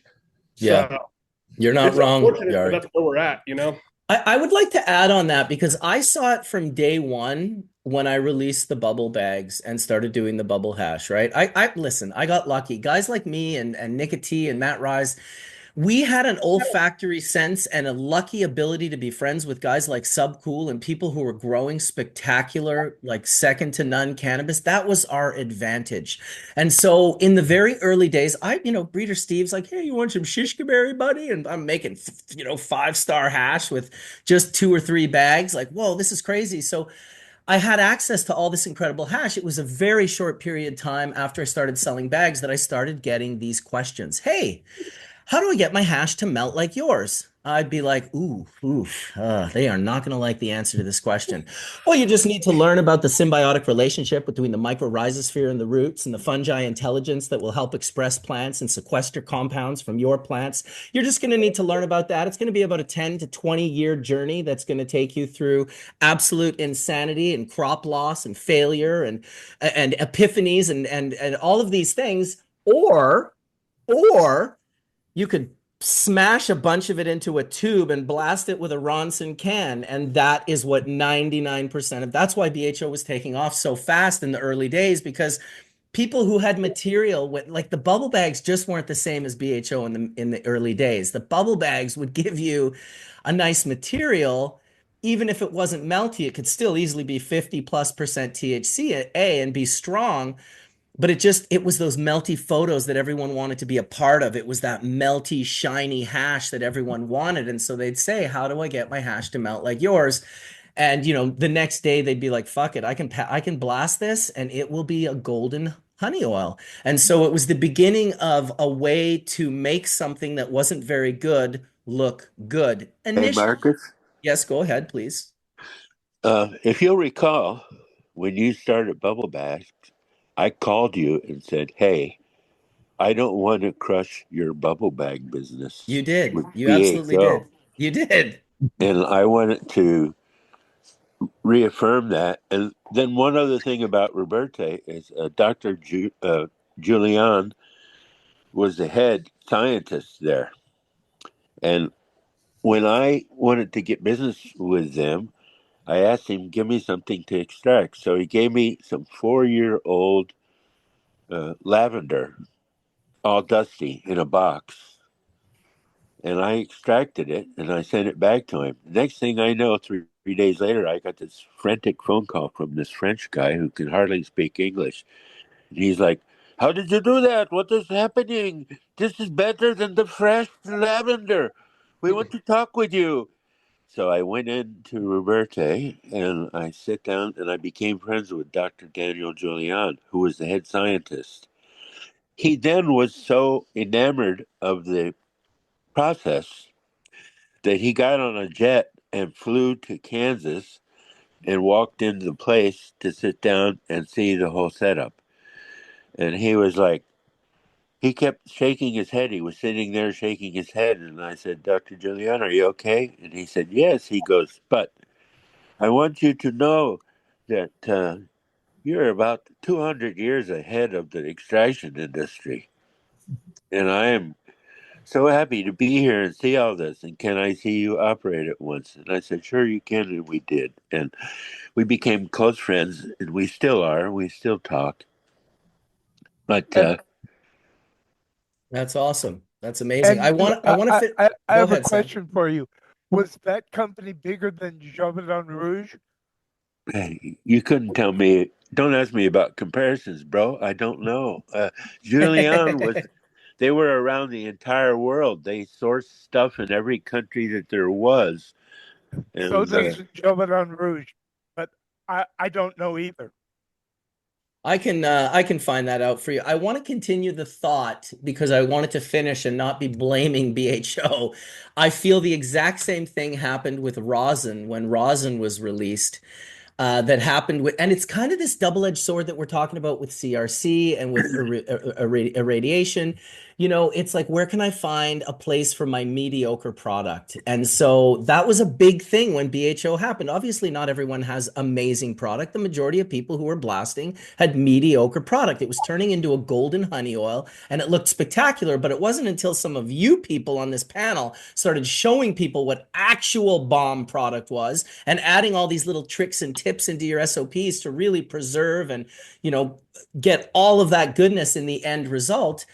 It just was a place for mediocre product to go, and it was the same thing with rosin. To this day, I kind of say about rosin all the time, and don't get me wrong, I love rosin. I have beautiful rosin here right now. I've got some honey bananas. It's spectacular. It smells so loud and so beautiful, but anyway, I find that when I ask someone if I can see the hash that they made the rosin from, they never have it. They never want to show it. They don't want to flex it. They don't show it on Instagram. So I say the majority of rosin is where mediocre hash goes to die. That's There's a what I lot of say. white rosin with no flavor out there. And Tons, and the thing tons. is you get exactly what you ask for. The problem is that if we have a lot of tools available to us, we can deliver on more of those asks. So if you ask me for a white product, a clear product, a blue product, whatever you want, like I could make a thing. And so you have to know what you want and ask the right question. And that is a pretty significant ask of a consumer, especially, you know, in a market where we went from not being able to talk about it to then not being able to see it, smell it, touch it, or interact with it when we buy it. So it used to be, you know, that you'd at least be able to smell that jar before you picked up a gram of that rosin. And now you do have to purchase it visually. So they're going to ask for a visual cue. That's a terrible situation. If I had to buy my avocados visually, my ability to deliver on good guac would be diminished. You know, like sometimes we just have to identify the real problem. If you had to smell the product before you bought it, you'd make a different choice. But when we have to purchase it visually, a dark orange BHO extract isn't going to look as good as a bright white one. But I happen to know that I have had some absolutely delightful dark orange BHO, you know, like, and just talking about all of his red oil, like, you know, the visual cues didn't matter when we had others. You know, a lot of people complain about the THC argument, but give me any other number, Yeah. you know?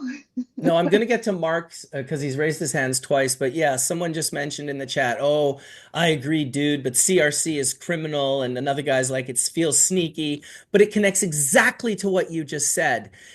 People are purchasing based on their eyes. If we haven't created that system, we would love people to be able to test it, touch it, smell it, feel it, and experience it, but we can't. It has to be purchased a certain way. Now, obviously, you know, I'm not a BHO guy, but I just see that when you're and it's very similar for rosin as well.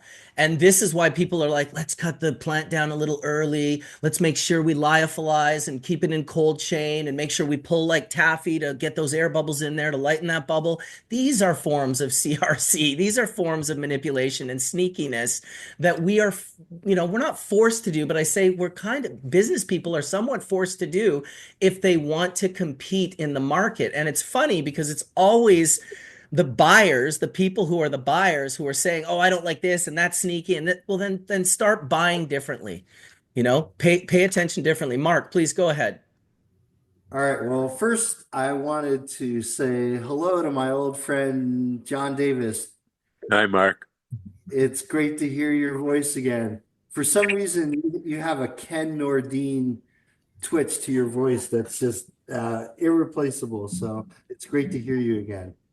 Second, I want to introduce my friend Kind Bill here, who's kind of one of the OGs in the room, who knows a little bit about extraction.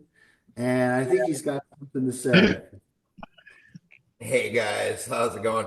So first of all, so stoked to see so many here who I haven't seen in so long. Nothing but Eric, been it forever, maybe first legal cannabis cup in Denver. Yeah. But obviously been around with everyone. John, thank you. And to some of the points first,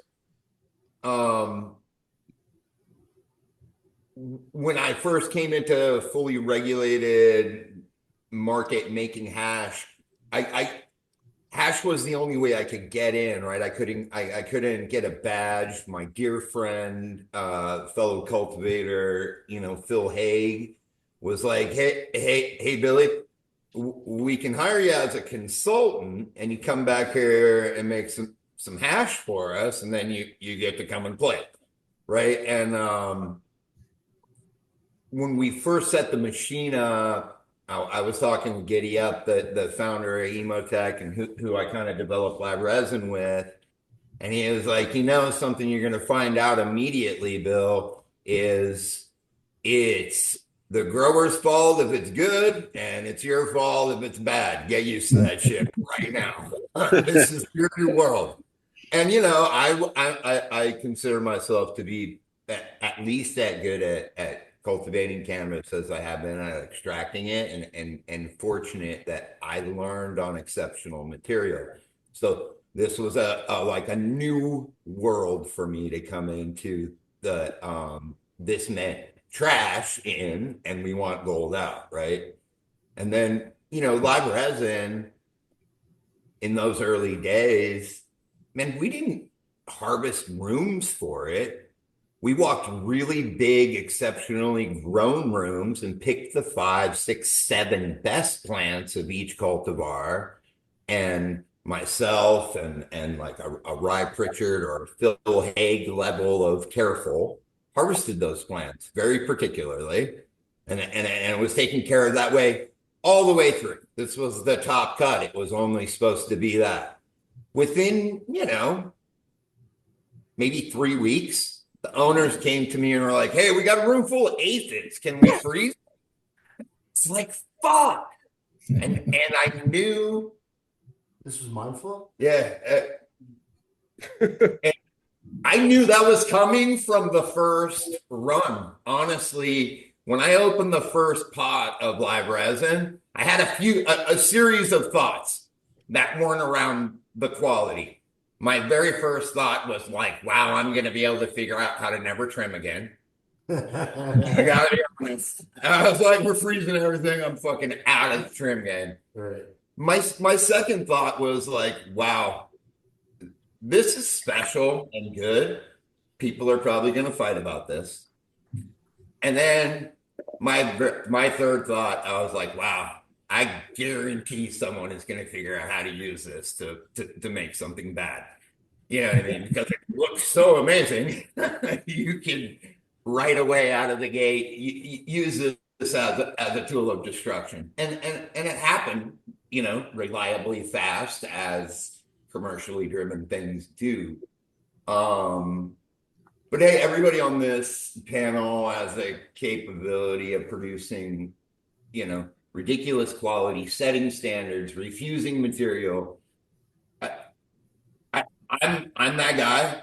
I don't see as much trash. People know I'm going to ask them why the hell they think it's good, and they're going to have to explain to me. So, Mark and I were talking about this on the way over here. I was like, I don't want to reward that bad behavior.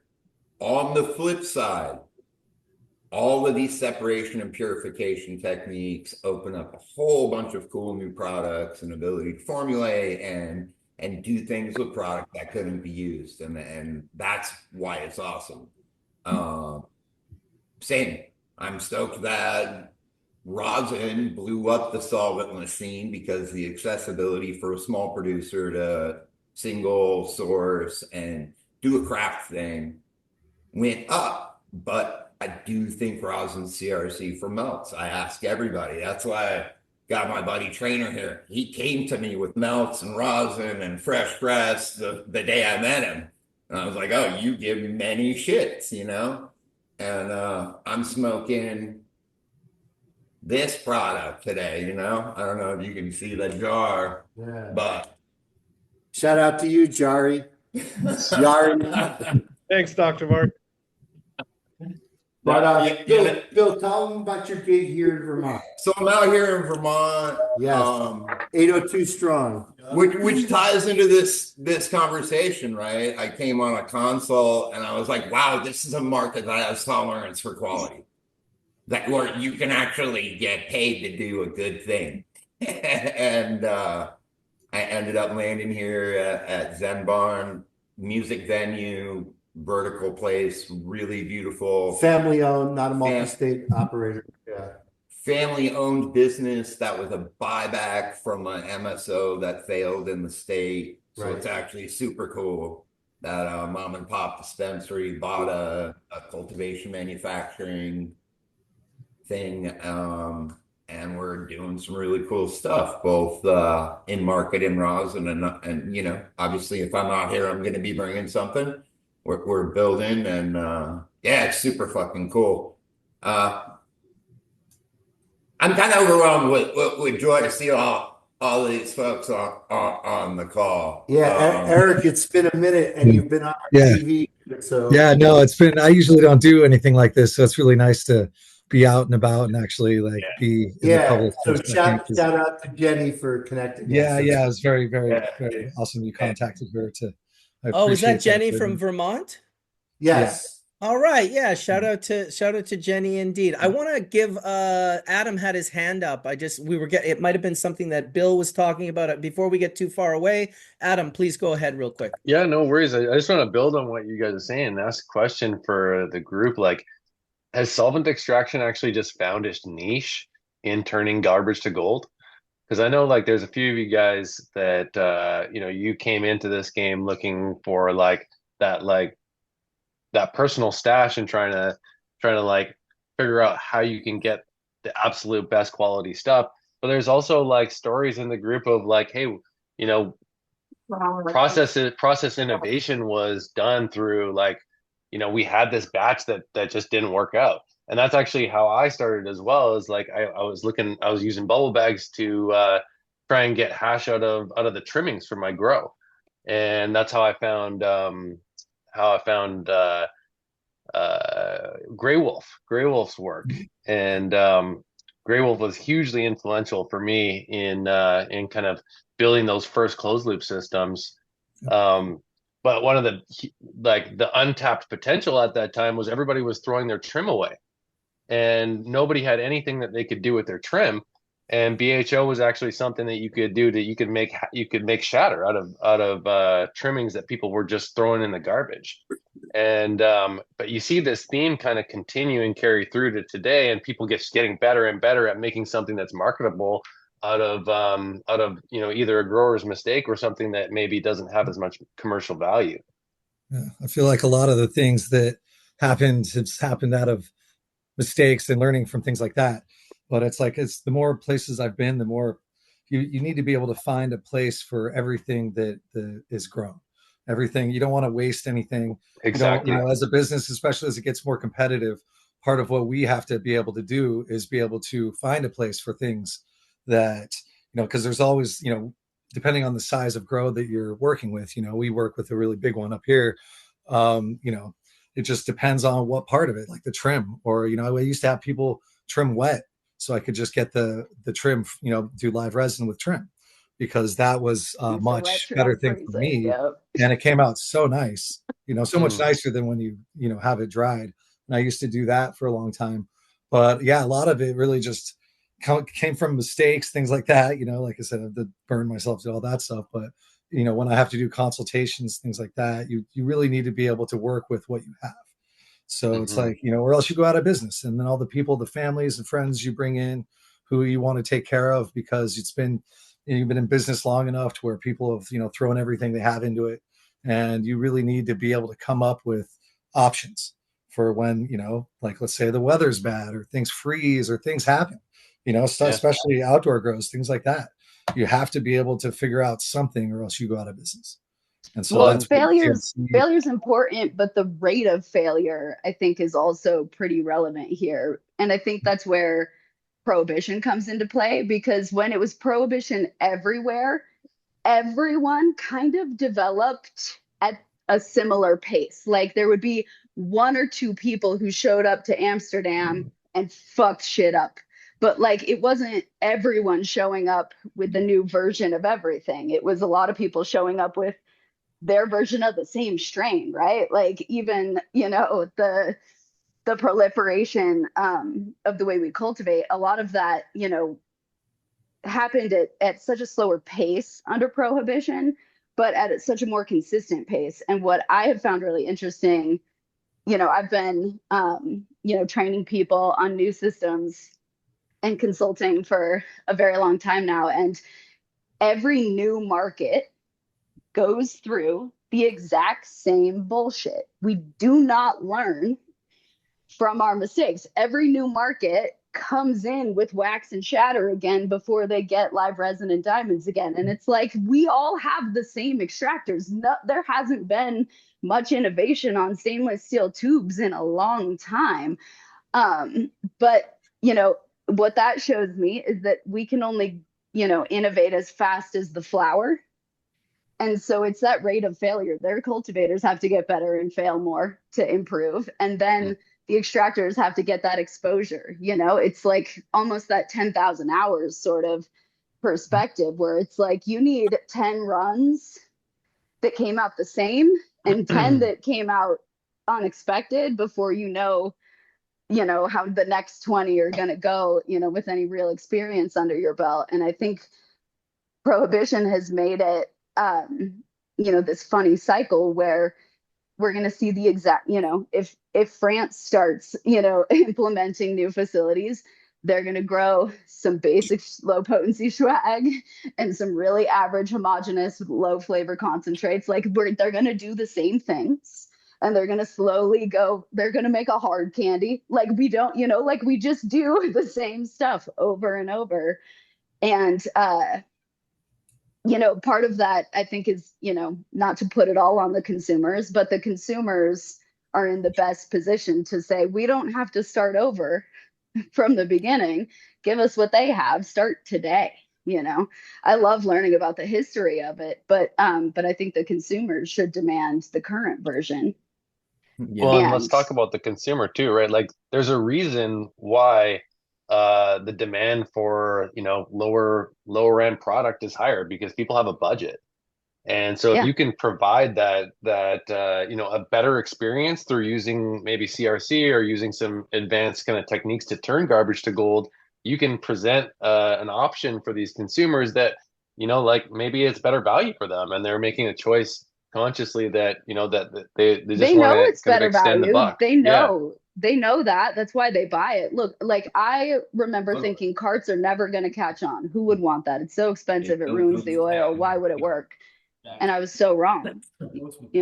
I'll never be able, to go back to the days when carts weren't the only way you could make a profit, producing oil in the regulated market.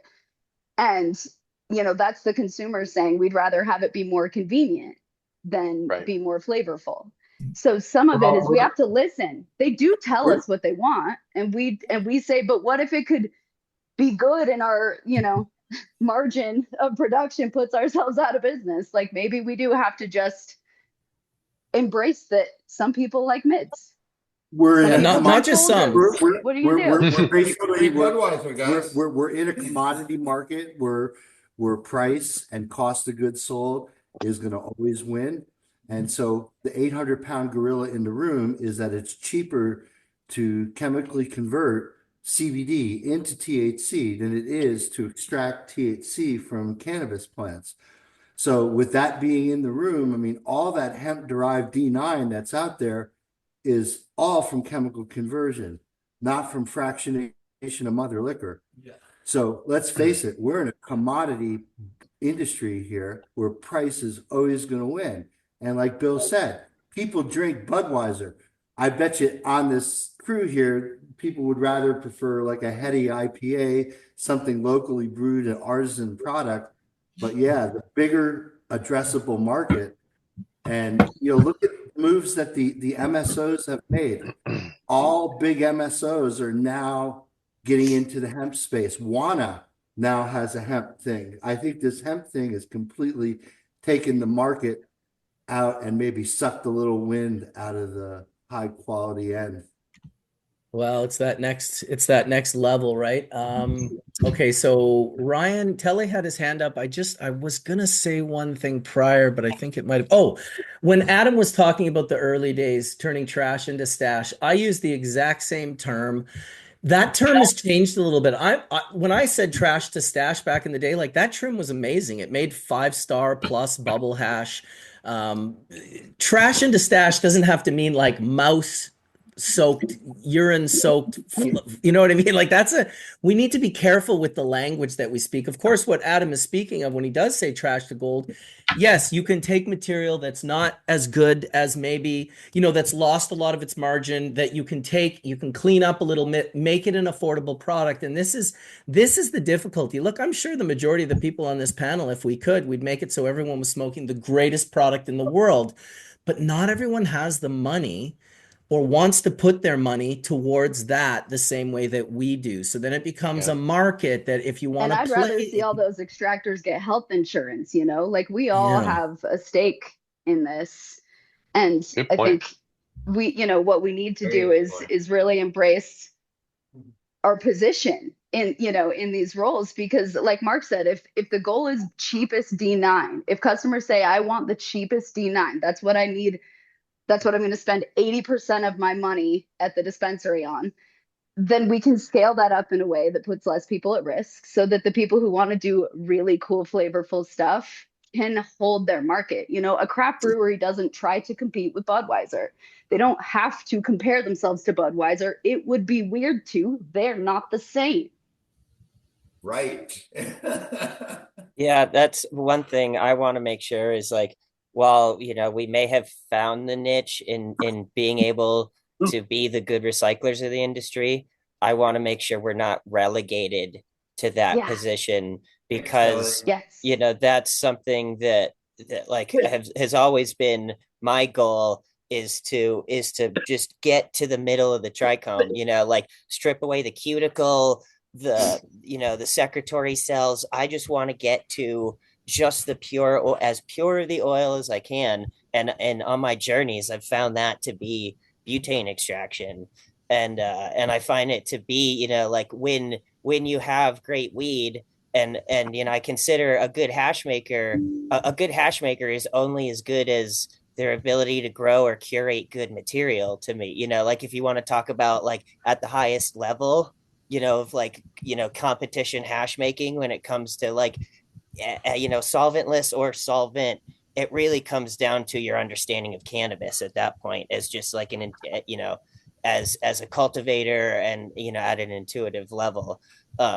So I just want to make sure that like that's put in this conversation here, because I know like Yari and a couple other people probably want to make sure he said that, because Yari is a hybrid living soil, single source, all the way to the end, and he crushes it. So yeah, I remember selling him commercial equipment and it fucking up his oil, and like I remember that. It was weird to hear that story again today, because like I haven't thought about it in a while, but I think about that a lot, where people are ruining their own products, by trying to adapt to a way that the market wants us to do it, and I think there's so much opportunity to innovate, when we can really focus on what our goal is. If every extraction is a experiment, then you can do good science and not prove your hypothesis, but like have a goal before you start. And to make fire does not count. That's not a goal. Like that's not all of it's going to catch on fire. So that's not really the goal has to be more specific than that. If the goal is make the cheapest D9, get your efficiency numbers up. I could be the most efficient at extracting cannabinoids. I could be the most efficient at extracting terpenes. I could be the fastest, you know, but a lot of people look at saying I have the coldest solvent tank. They measure things that are weird and extraneous instead of, you know, their ability to achieve their, you know, intended output. And Murphy, I wasn't using that as like knocking on you. You helped me as much as you Oh, possibly I know. I just could. remember not being able to solve it, and I still don't like 100% that, care you know? saver. So, yeah. So, but I mean, what Telly brought up is a good point, and like that is I'm on a much smaller scale than I'd say probably most of you. But me doing everything on my own and being in control of all of it, I can see all the variables when something works better, when something doesn't work better. All of the things that I've learned have been from all of my own mistakes with all of my own material. So doing all those things over the year has got me to the point where there is no trash, there is no mess ups, there is no bad stuff anymore because I've already failed every way that you possibly can. So, but being in control of the clones, making a tissue culture room, growing everything in living soil. I'm on my 58th round of the same soil, so it's been 10 years in the same dirt. All those things contribute to hunting the best terpenes. I've done side-by-sides with people that grow rock wool. We've got the same cuts. The terps just come out better in living soil. So, You're not flat Colorado to buy your stuff, buddy. I appreciate it. Yeah. I'm just saying. Hey, Yari, can you talk about some of the cuts? What are you running now? I've got tons of cuts. There's a lot of stuff that I've been growing for like 15 years that I've just kept around, and then there's always new stuff that we're trying out. And my circle of friends is the same. But I have an 8 light room and a 9 light room, and I try and do one new strain, or not one new one, but one strain per table, so that I just always have like the biggest variety of flavors, and some are staples, and then I'm always peppering new ones. But there's a lot, and what I've been seeing that's pretty interesting is that although I'd say some of the newer generations, once the candy and the gas and all the hype stuff, there's a lot of people that when I do these old school ones, they're gone. As soon as I tell somebody they're available, they're out the door. Strawberry Cough, the Fort Collins cut, Super Lemon Haze, Grape Cola. That's probably one of the oldest ones that I've done. Like I probably have, I think, 40 or 50 cultivars in the grow room right now. So there's a lot. And going back to things, it's interesting because we were talking about colors of stuff, and like it seems like the consumer's dictating what they want, and it's not really like the best outcome. Like everyone's so hyped on this white rosin when people are pulling it at 6 weeks. The plant isn't even close to getting to its maturity to really produce the best that it can, especially on the terpene level. So it's pretty strange, like that is dictating. People are more concerned on like the color versus like the flavor and the experience of the actual hash itself. That's always been a hard thing as far as quality versus what people want. What I consider like what I like to smoke versus what I find other people care about tend to be different things. It always surprised me as I went through the business of like, how is it that you don't want the best flavor thing, whether it looks yellow or not? You know, to me, that was always the thing, was the flavor and like the note. It was like, what, that's not what people care about necessarily. Sometimes it's strength. Yeah, You know, it's sometimes it's not even a smell flavonoids, because they have right? kids or they don't want something that has a strong smell, you know. So there is definitely a market for everything, it seems like. But yeah, the super high quality stuff, it's sometimes not as sought after in certain markets. Well, I think we just lack the language Probably for it. flavonoids, right? Yeah. Well, you also have, I agree with that. you've negated the education as well, Yeah. right? Yeah. In the sense that people go and buy your product. They don't necessarily know what each product is nor the extraction process that got it there, right? And most people have waited to see what the market dictates as opposed to putting out the diversity because of the cost, right? You can't run a whole bunch of different SKUs, package them, and get them out the door, right? So these are real world situations where the market itself educated itself as opposed to y'all educating the market, correct? Which is, for the most part, kind of an opposite way of doing things, but the market followed. But the understanding of what quality is and the different levels of production, I think, is still something missing to the average consumer, because we at the dispensaries are still fielding lots of questions. They still don't understand the extraction, or they're still afraid because it says BHO on it, right? And then you've all dealt with the repercussions of, oh, you're evil, bad, and pushing petrochemical bad, evil shit, and they don't understand this is the same process that your coffee is decaffeinated with, okay, that you've been drinking for decades. So stop with the fear mongering and understand the different levels of process, right? Because the dispensaries don't have the educational tools, nor have we been given them. It's something we've had to self-educate to take forward. So how do each one of you decide which product SKU you take forward in a new market? That's a challenge and a question into itself. And Awesome. usually that's not an extractor making that decision, That's the sales unfortunately. team. You know, guys, we wouldn't have had live resin. Sorry, Kelly. No, go ahead. Nobody wanted that shit. They were like, "What the fuck is this? It looks weird. How come it doesn't shatter?" It gets my jar sticky. Yep. Nobody wanted it. But how do We you would not use have it, been right? able to commercialize it. But I was working at a place that had 9 stores. We had a vertical. So we were able to train bud tenders to be like, just close your eyes and smell this and decide if you want this or not. And people wanted it when they smelled it. You know what I mean? When I met Mark, I showed him a pretty fat jar of Dog's Waltz. I'm kind of side-eyeing him right now. I gave him a sniff. He grabbed it right out of my hands and stuck his fingers in there and stuck it in his mouth because he was so overwhelmed by how good. And I was like, back and forth, whether I hated or loved him for being able to do that. Decided I loved him. It was the soft serve ice cream of weed. Come on now. That's a privilege of Colorado, though, I will say, is we have always maintained the ability to have a sample product for people to smell.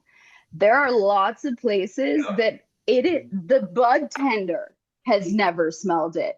It is so sealed up and individually packaged. The person who grew it has no idea what that final nitrogen packed tin can smells like. So that data point, consumers are using every piece of information we give them, and what we give them is flashy packaging, weight, THC, and maybe a picture of it, and so it's like giving them the language to ask for what they want. A lot of them would say they want more flavor. A lot of them would make a sacrifice for a lower potency and more broad flavor if the price point fit, but we've got to use every piece of data, and we give them so few, because what we say to each other about it is like the strain name, because we intuitively know, oh, you have some papaya melt? Yes, I do want to see that every time, oh, you have honey banana melt? Yeah, I'll take a look at that every time. I know that if I'm looking for gas, every once in a while, I run into some people who always have sour diesel wax. And let me tell you something, that sour diesel wax is still the fire. And the fire is a useless phrase, but it's the one that means a lot to all of us. We've all learned and defined what that fire is. Consumers, don't have that same recognition. A lot of us who want that fire will still smoke a clean sourced cart when we're on vacation at a Thanksgiving family dinner, because we all recognize that there's a time and place for everything. A lot of us have our drawer, a wine aficionado would have a cellar of a fancy bottle that we just have. And I've got this little 0.5 gram of some special stuff that I take a little dab of from time to time and save for nostalgia. So the language of how we share that with consumers is really lacking. And within the solvent space, it's usually a lot of us saying we want education, but then a marketing department who is detached from both cultivation and extraction. The enemy. Sales, The the enemy. sales team. Marshall wanted to chime in, but before he did, we were talking about color, and it was going on in my head, and I thought, wasn't it Bob Marley who said, "Until the color of a man's hash is of no more significance than the color of his eyes"? Had to drop that one because I was feeling it. And Marshall, continue the conversation. Oh, I also wanted to thank Etienne for coming in. I was really trying to keep the panel today really sort of oil and hash oriented, but I think Etienne brings a really great perspective from that dispensary perspective as we're talking about the customer. And I don't know if you guys heard it as loud as I did, but I heard there's a great disconnect between the processors and the dispensaries who are selling their products. And I think Murphy made a good point that is that marketing department that steps in and has no connectivity to either of these processes. So Marshall, please go ahead. Yeah, thanks. I know I don't have the experience in this industry like you guys do at all, but I just wanted to give you guys my personal perspective on this because I have, had pieces of it here and there. Anyway, I grew up in Utah, very conservative, right? Never thought I'd see cannabis legal in any state, let alone many of them. I'm living in Washington now. Washington's one of the states where you cannot open any of the packaging. You can't do anything with it but look at it. And you can smell the whole store, right? Because it smells good in there. But also, then in between living in Utah and Washington, I lived in Humboldt for 6 years, 7 years, roughly on and off. And so I knew people growing and I could go get it from them or hang out with them or whatever. So I think maybe I was spoiled from that experience in comparison to what I have here in Washington. I do not go to the rec shops anymore. In fact, I've actually almost nearly stopped smoking because I can't go to the store, get something that I want. I throw it away. I've thrown away thousands of dollars worth of products because I smoke it once and I throw it away because there's something wrong with it. After seeing the way people growing it personally and seeing what their products come out from that, I don't know what they're doing. I don't know why it's so different for me, but I can't ingest it. So this also comes back to the synthetic, right, making D9 from hemp. I currently work at a large hemp extraction facility. We sell drums of ethanol and CO2 extract. And it hurts me personally to know that this is now what's going on, is that we could be selling this to somebody. They could then be making it into D9. That could be then going into a distillate with fake terpenes added to it and then sold literally as live resin carts, right, in the shop. And you don't know. And you can't, even when you go to the website, they'll tell you they're doing something else. I can analytically very easily tell you whether or not that's real. I can taste it and tell you whether or not it's real pretty immediately. If anybody has, wants any help trying to help battle this, like to me, I don't understand where the market struggles, then these other synthetics become cheaper. People start using them. How do we deal with this? Like I said, the idea of growing up in Utah where it was so conservative, right? We're in this place where it's actually now, and all I see it is destroying itself. And anyway, so if there's anything I can do to help analytically, sensory, anything with any of this stuff, please reach out to me because I believe in all this stuff being medicine and also just personally enjoyable from sensory and experience and everything else like that. And I struggle to see what's already happened to it here in Washington. So Can you analyze and quantify flavonoids?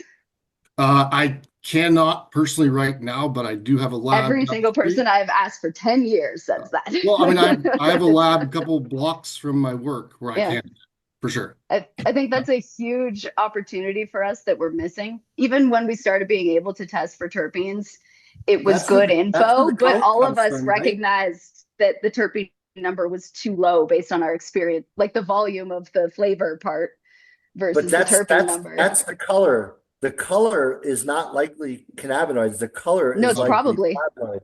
And if we could name them and quantify them. Yeah, you got to remember too, in the plant, there's two parts to a flavonoid.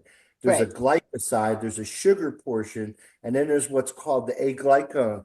So typically, by the time you've gotten to extraction or you're getting to distillation, you're certainly only dealing with the glycones. And those are really super colored. So they have very high extinction coefficients. So a very little bit will color a whole big batch.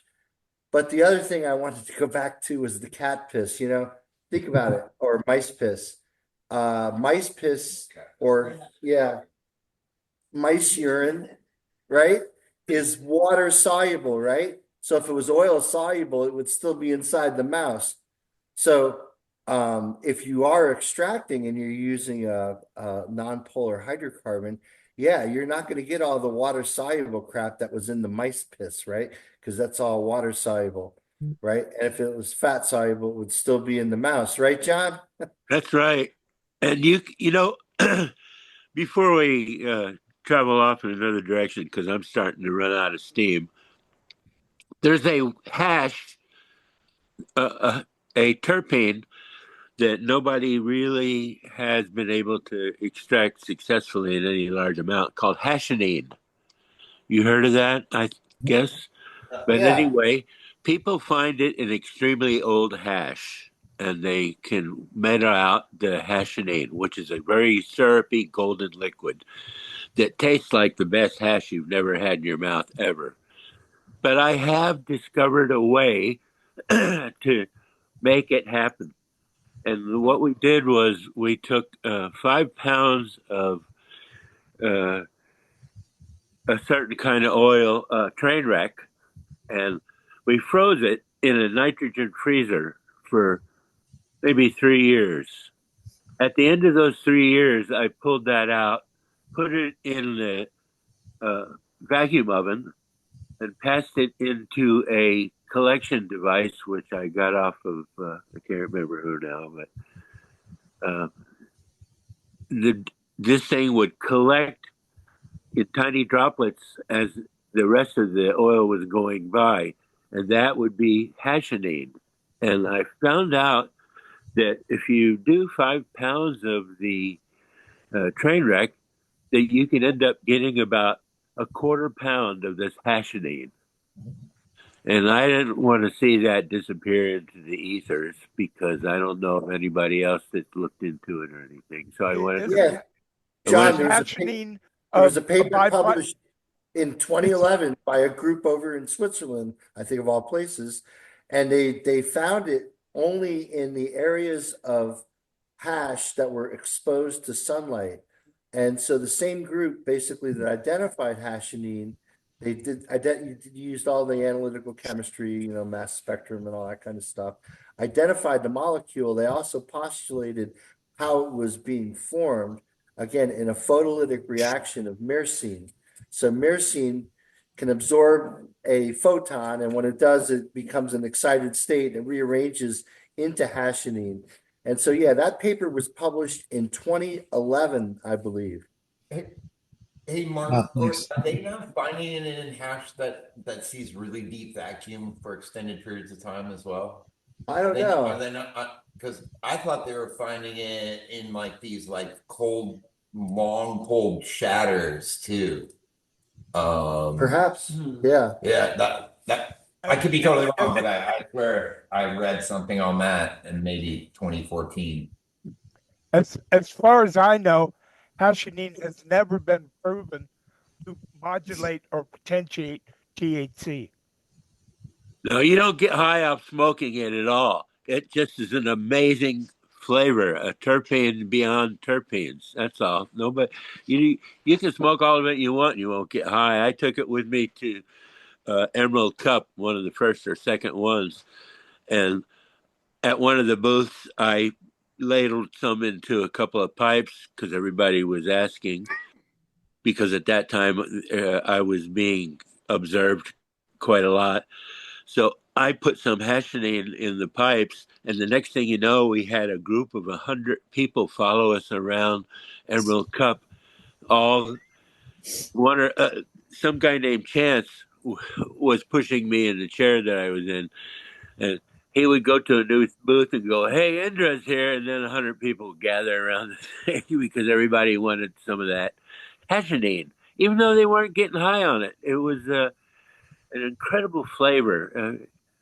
Something that's not to be missed if you can. I still have about a quarter ounce of it in my freezer in a jar, and I take it out when I end up buying crappy weed from a shop or something. I pull the hashionate out and dose it with that. Dude, You're that's right about sneaky. huh? But if you keep passioning around for decades, then it turns into something else. Well, Yeah, it's it turns frozen into pretty Sam, hard. hear your voice. I'm gonna smoke some haze in your honor. Yeah, I I have was a live wondering. resin cart question. So live resin carts have hit the scene for a hot minute now. Do any of you guys make live resin carts, and how much HT do you actually use to call it a live resin cart? Like probably like a third to 40%, I'd say, something like Because that. I use Like 70. resin? I do 70% HTE for. Oh, see, that's what I would prefer. I like Yeah. just like that straight. I don't even like the melt mix for my personal stuff. I just like the super terpy, but that's I like just use a GC and dose it by total terpene content. Yeah. And Do you use just terps? Or do you use HTE? So it's HTE, but because I fraction everything, I can pull, lighter and heavier back together. And so, to start with, I wouldn't call it HTE.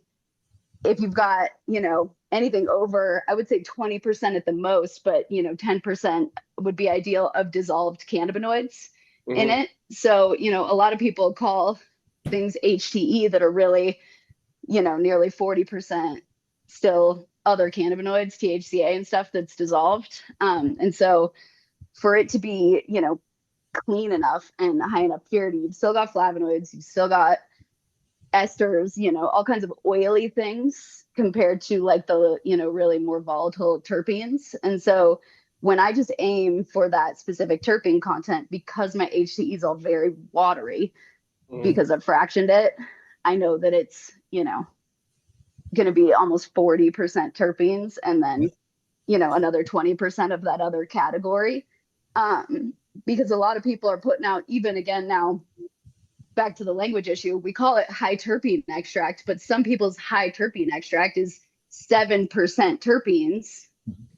And so, they could put that 100% in the cart and it still wouldn't have the flavor profile, and some people's high terpene extract, they're decarbing and heating. And so they've changed that profile in 1,000 ways that Mark would love to nerd out about probably for us, and the rearrangement and, how some of those are going to change. And so, the way we even define HTE is still really vague because high should have a minimum threshold, I would think. Hey, But hey, what is Murphy, it? send me some. What's that? I said, send me some. Send you some. You gonna save it for decades though? Because I heard we gotta smoke it fast, is what I heard from Sam. I can adjust. You gotta smoke fast. I love that interaction though of watching, Sam bring up, is it, biologically relevant? And for you to say no, it's just for fun.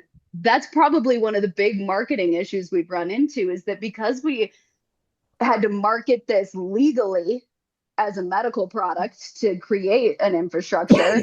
And then we were marketing literal medical products, and America markets medical products better than any country in the world. And by better, I mean, with deception and efficacy. But, we haven't been able to say this is important because we like it. This is important because it tastes good. This is important because it's fun.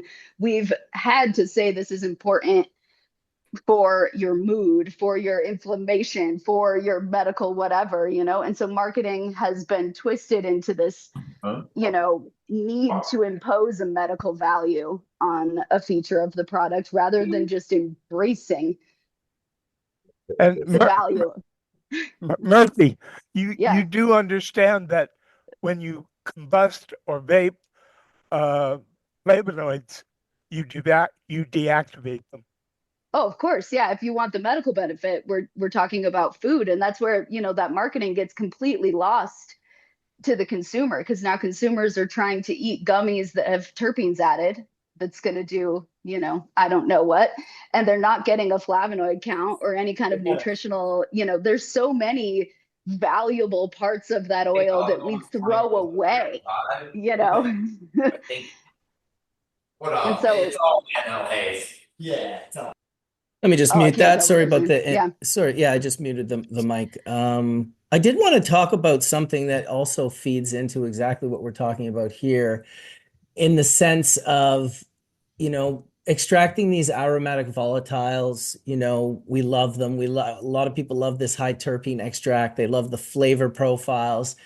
At what point in time, because we know what the capabilities of these compounds are, especially in purity, at what point will we saturate and hit the number that is like, you know what, this might not be good to be volatilizing or vaporizing and inhaling into our lungs? I remember when Tony started doing the terps with Blue River Extracts and Blue River Extracts Canada. We were doing, you know, terp dips and just dipping our full melt bubble right into like just like a jar of like water clear. I mean, we were calling them terpenes. I would suspect they were probably should be named more accurately aromatic volatile compounds, because I'm sure there were other, you know, thiols and thiolates and esters and other things present other than just terpenes. We just didn't have the capability of perceiving them with analytical equipment. So, how much is too much? I mean, I think we've all tasted a cart that was too much before. And the issue is that, you know, we've allowed the agricultural nature of the plant and the way that every harvest can be different to cross over into the lab. There's not a good excuse for every batch to be different in the lab. We can control a lot. And the amount of flexibility that we give the batch should be limited to those flavors, to those volatiles, to those things that are actually unique. And, you know, we see that very plainly when we look at the label on flour, because you can have a room of 15 different aromatic profiles and flavors with 1 or 2 percentage points away from each other in potency. And so, you know, to recognize that margin of variance, you know, would require imposing that in our manufactured products too. And so, you know, the fact that most people don't even put the terpene content on the label, and then if they do they have a standard for that? You know, is someone, because you can have flour at 1.8% terps and concentrate at 1.8% terps. That's common, that's for sale today, and that doesn't make any fucking sense. Yeah, You no, for know? real. Adam, and Marshall both have their hands up. I think it was Marshall first, and then Adam. So go ahead, Marshall. How do you put a hand up? I'm not very tech savvy. Oh, well, are you on a phone or a computer? Computer. Okay, so it's down, I believe, next to React, like next to Yeah, share. you There's a little heart. Oh, click the okay. heart and it's a drop down or pop up. Cool. Awesome. Thanks, guys. I'm not too Yeah. too good with this shit. Well, I will say before Marshall goes and before Tony goes, or not Tony, I was saying Tony because Tony's the guy that's in the room chatting, just said, Nate, Yari's carts are the best thing out there. Little props for you there, buddy. So go ahead, Marshall, and then Adam. Yeah, on the topic of how much is too much, I think also the delivery method can be pretty important, and how hot you get the oil and how it's being volatilized off of the material. So for instance, if you're dabbing with any amount of terpenes, you can create acrolein and other reactive aldehydes that can actually really damage your lungs. There's definitely medical case studies out there, people dying from this, from dabbing for a certain period of time. They're using a hot nail, right? So I don't know how you guys do it. I've actually never done that just because it just looks like smoking crack. My buddy started doing that in Humboldt. I'm like, I just roll a joint. It's how I deal with it.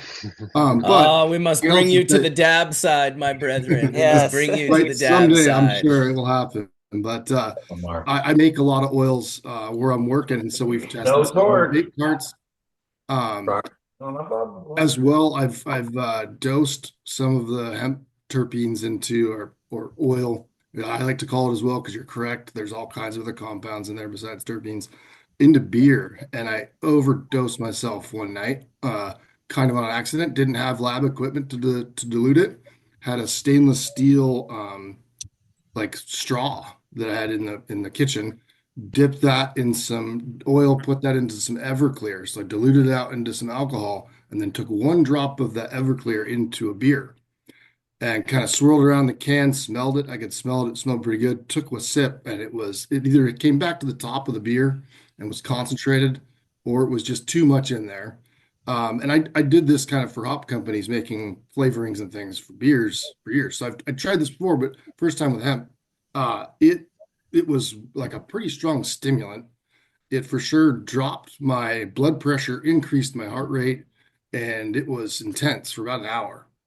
So anyway, that's where I did overdo it in a beverage, just that one time when I didn't have lab equipment to actually get the dilution right, and it was too much. Smoking wise, though, I've never hit that. I definitely do a lot of sensory in the oils we're making, and I can just smell these things all day. You definitely get high for about a half hour as you're doing it, and then it goes away. But they're also, like we are talking about with solvents, right? These are all solvents. Some of them are better for the others. Myrcene is definitely carcinogenic.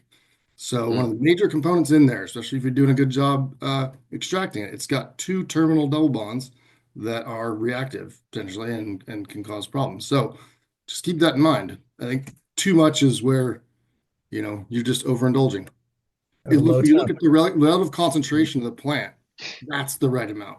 You go beyond that, it may taste great, it may smell good, but it's probably not great for you, especially when you're removing it from the plant matrix.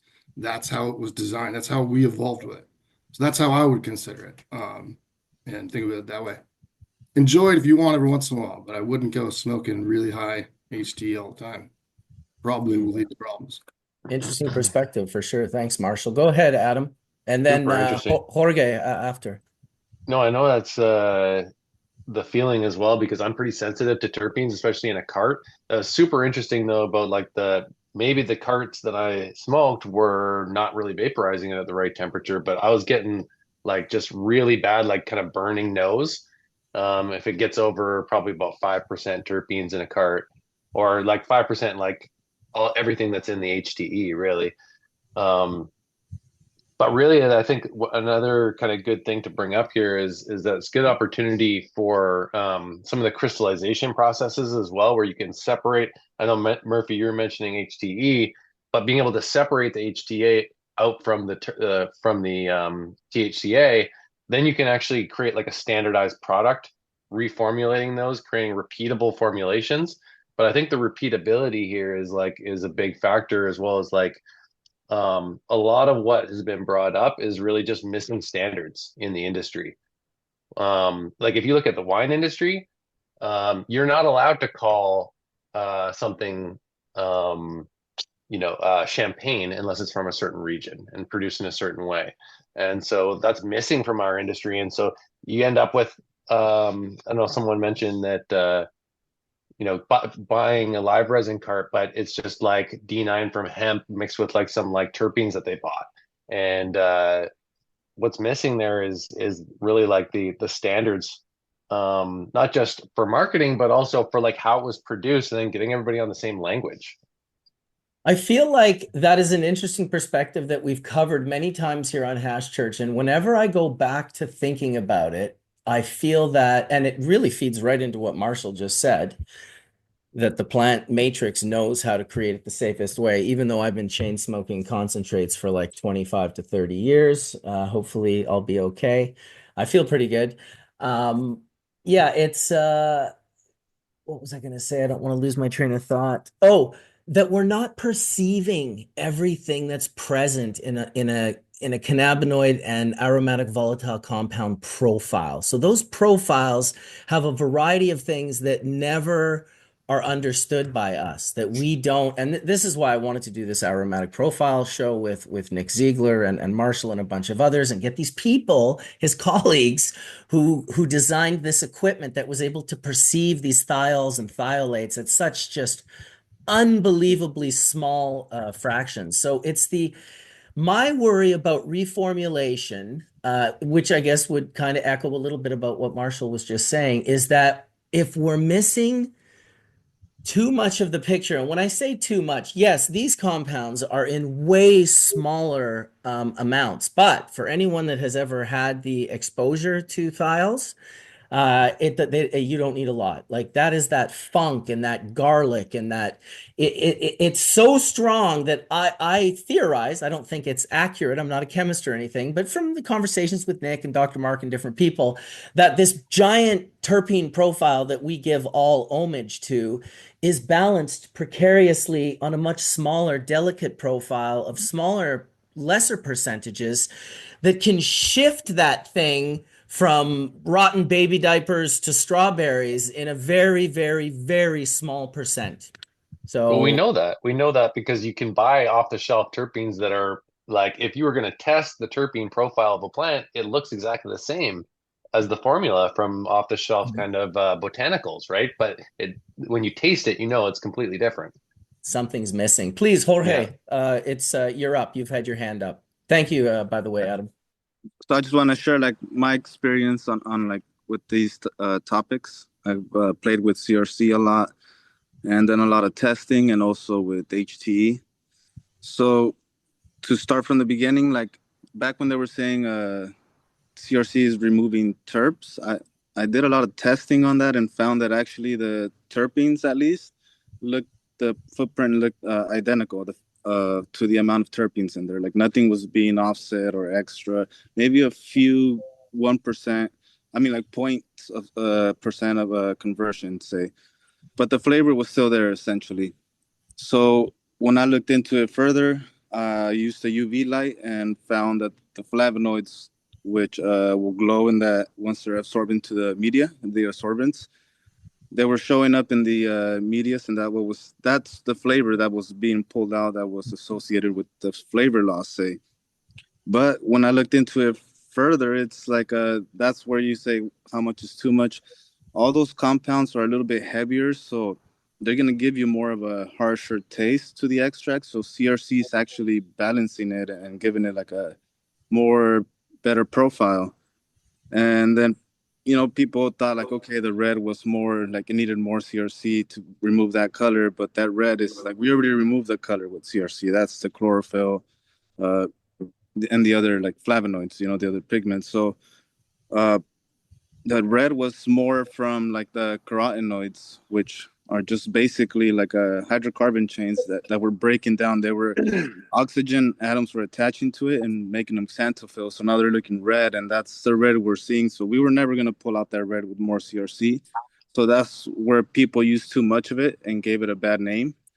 But essentially, once we went into looking further into the HTE, I started looking into, say, dewaxing the HT, and that came from pushing it through a micron filter using nitrogen.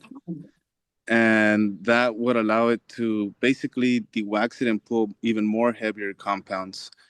And started playing then with like making my own vapes, and found that like I don't know if you guys distill it before or just like pure distill it or diamonds, but doesn't really just it doesn't give you that full high. It's like a little buzz that it gives you really quick.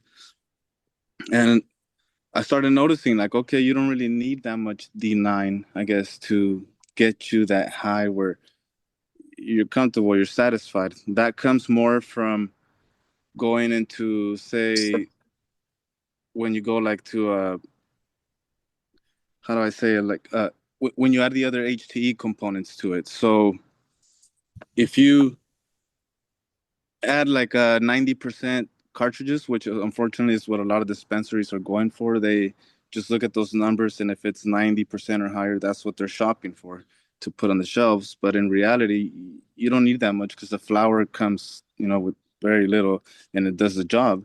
So what that's telling me is that you really just need about 40-50%, say D9 in the cartridge, and the rest being HTE and other stuff to basically modify that high and give you that full spectrum effect. So just basically wanted to touch up on those things just from my experiences that I tested. Yeah, I agree with that. Sure. Yeah. I feel like the more terpenes like that, it does give you the better effect. And it's not about the THC number, and it is about the full spectrum terpene effect with the entourage effect that they call. Yeah. So I totally agree with that. I think we've been able to lean on full spectrum within the industry as like a catch-all because we also have these kind of, intuitive, we know what fire is because we, have seen the best and the worst.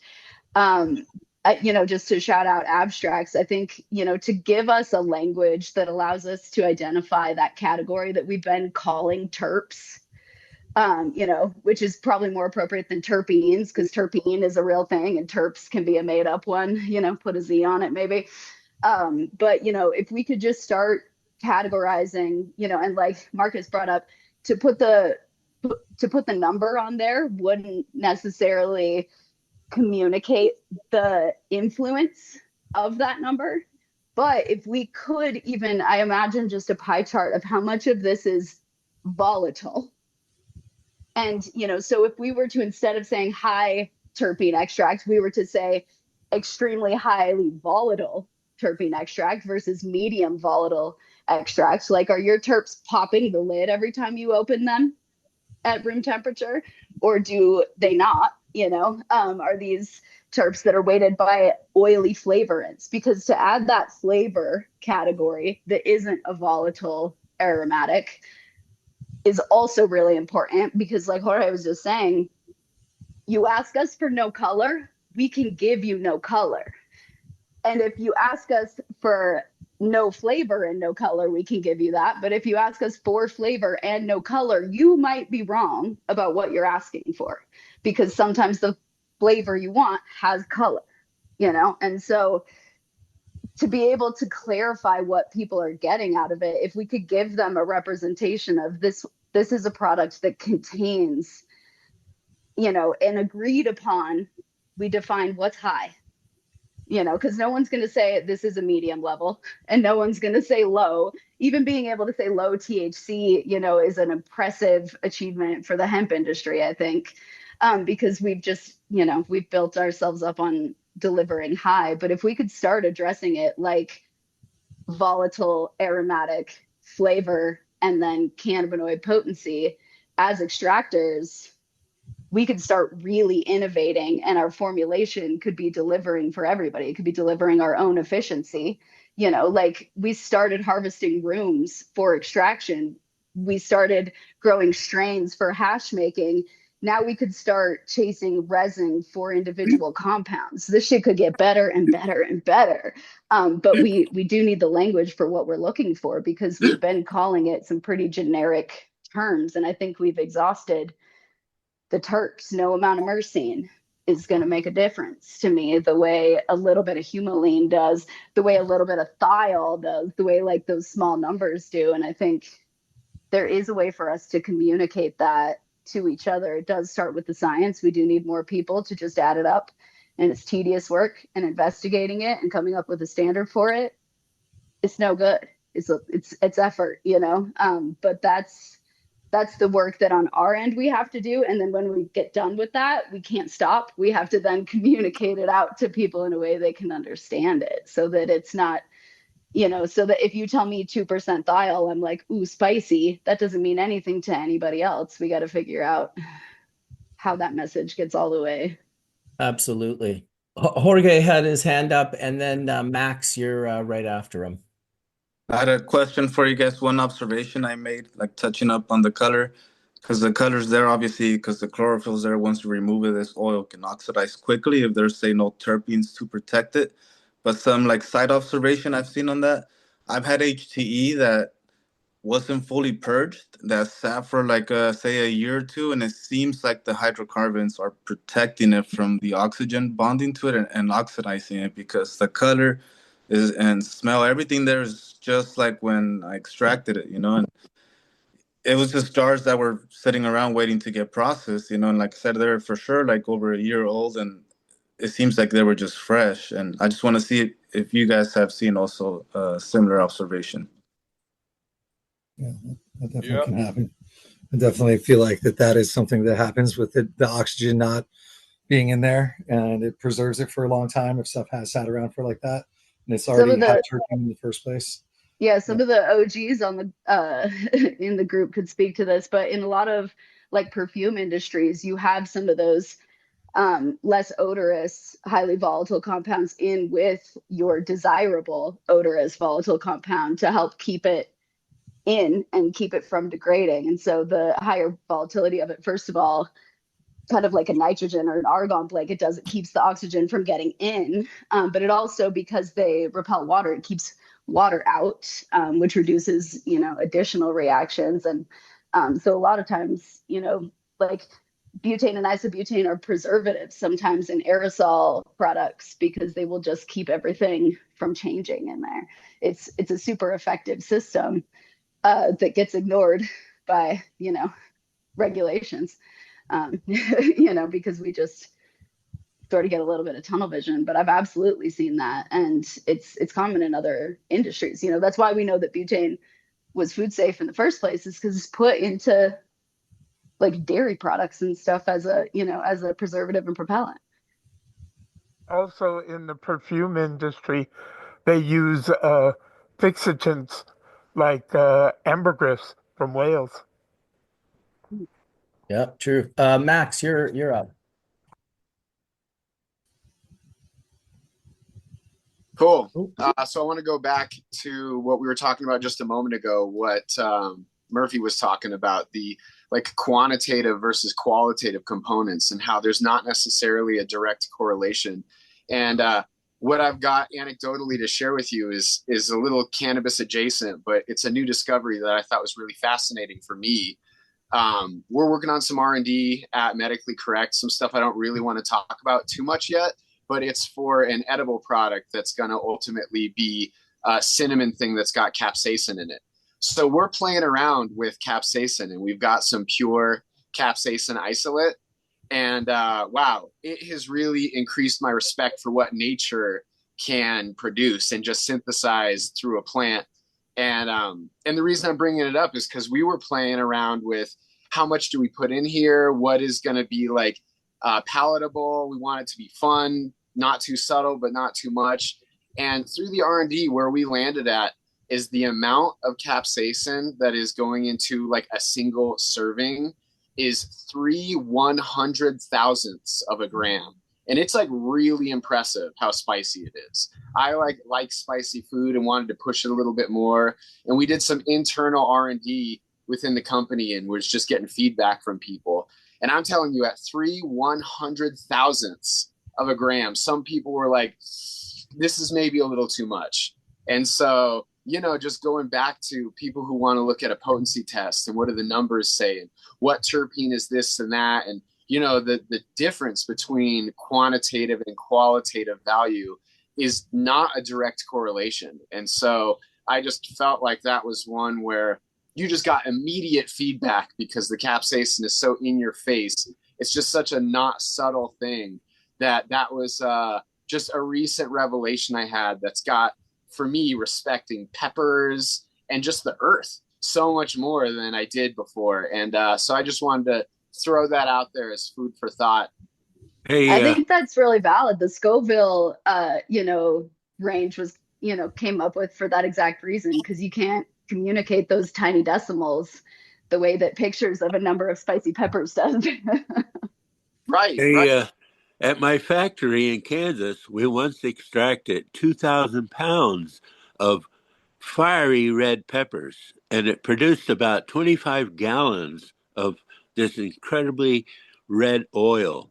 But when we opened the chamber up to have a look at it, all of a sudden we could not take a breath in or out. Our breaths was frozen. We ran out the door, opened the door and ran out. We were outside drooling and spitting. And while we were out there, 2 mice ran out of the building as fast as we did. It turns out it was a great mouse remover. But yeah, that stuff is scary. And we had to go through quite a process to get it out of the chamber and pack it up and send it off to the people who wanted it. But very, very dangerous stuff. And by the way, we only use analytical grade isobutane for all our extractions. Just my probably a good idea. Thanks for sharing, John. Also, too, the vanillinoid receptor and the caspin receptor interplays with the CB1 and the CB2. Interesting. Just a little drop of knowledge there. Very, very interesting. I did want to welcome JM to the room and Etienne. Etienne, obviously, we heard from already, so it's always good to have him. He's a regular panelist in the room. But are you still around, JM, or did you turn your phone off? And oh, there you are. You just got to unmute yourself. There you go. Unmute. Yeah, I'm still here. What's up, guys? I'm used to listening to Hash Church and not chiming in. So I'm trying to break the ice here. Thank you, Marcus, for doing that for me.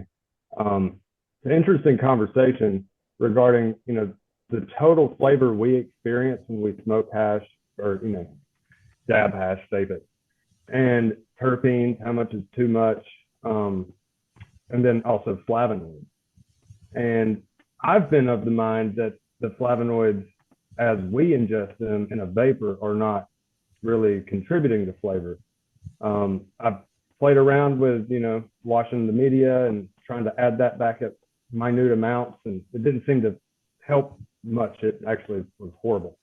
But I wonder if you look at citrus oils or just a lot of essential oils that are, refined for flavoring, is, they will do what they call folding. You'll see like a orange essential oil that'll say 5-fold or, 10-fold. And what they're doing there is actually removing or reducing the amount of actual terpenes to increase the ratio of terpenoids, which I'm pretty sure are generally a little more volatile, but contain more of that quintessential flavor of, say, a blood orange versus a mandarin orange. And I wonder, Murphy, when you talk about fractionating your HTE, are you running that through a column to kind of split the different classes, or?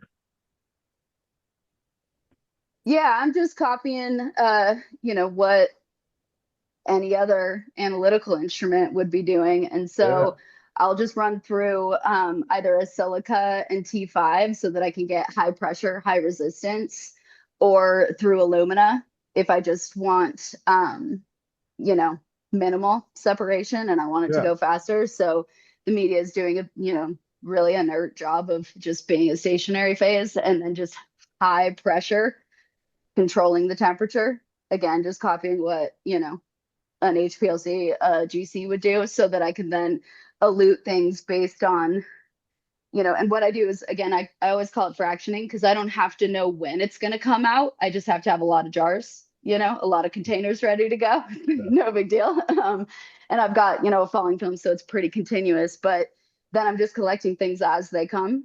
And if they come overlapping, I can do it again, make it longer, make it slower, but just by controlling that pressure and feed rate. And so what I get is different jars that sometimes need to be combined and sometimes need to be reprocessed.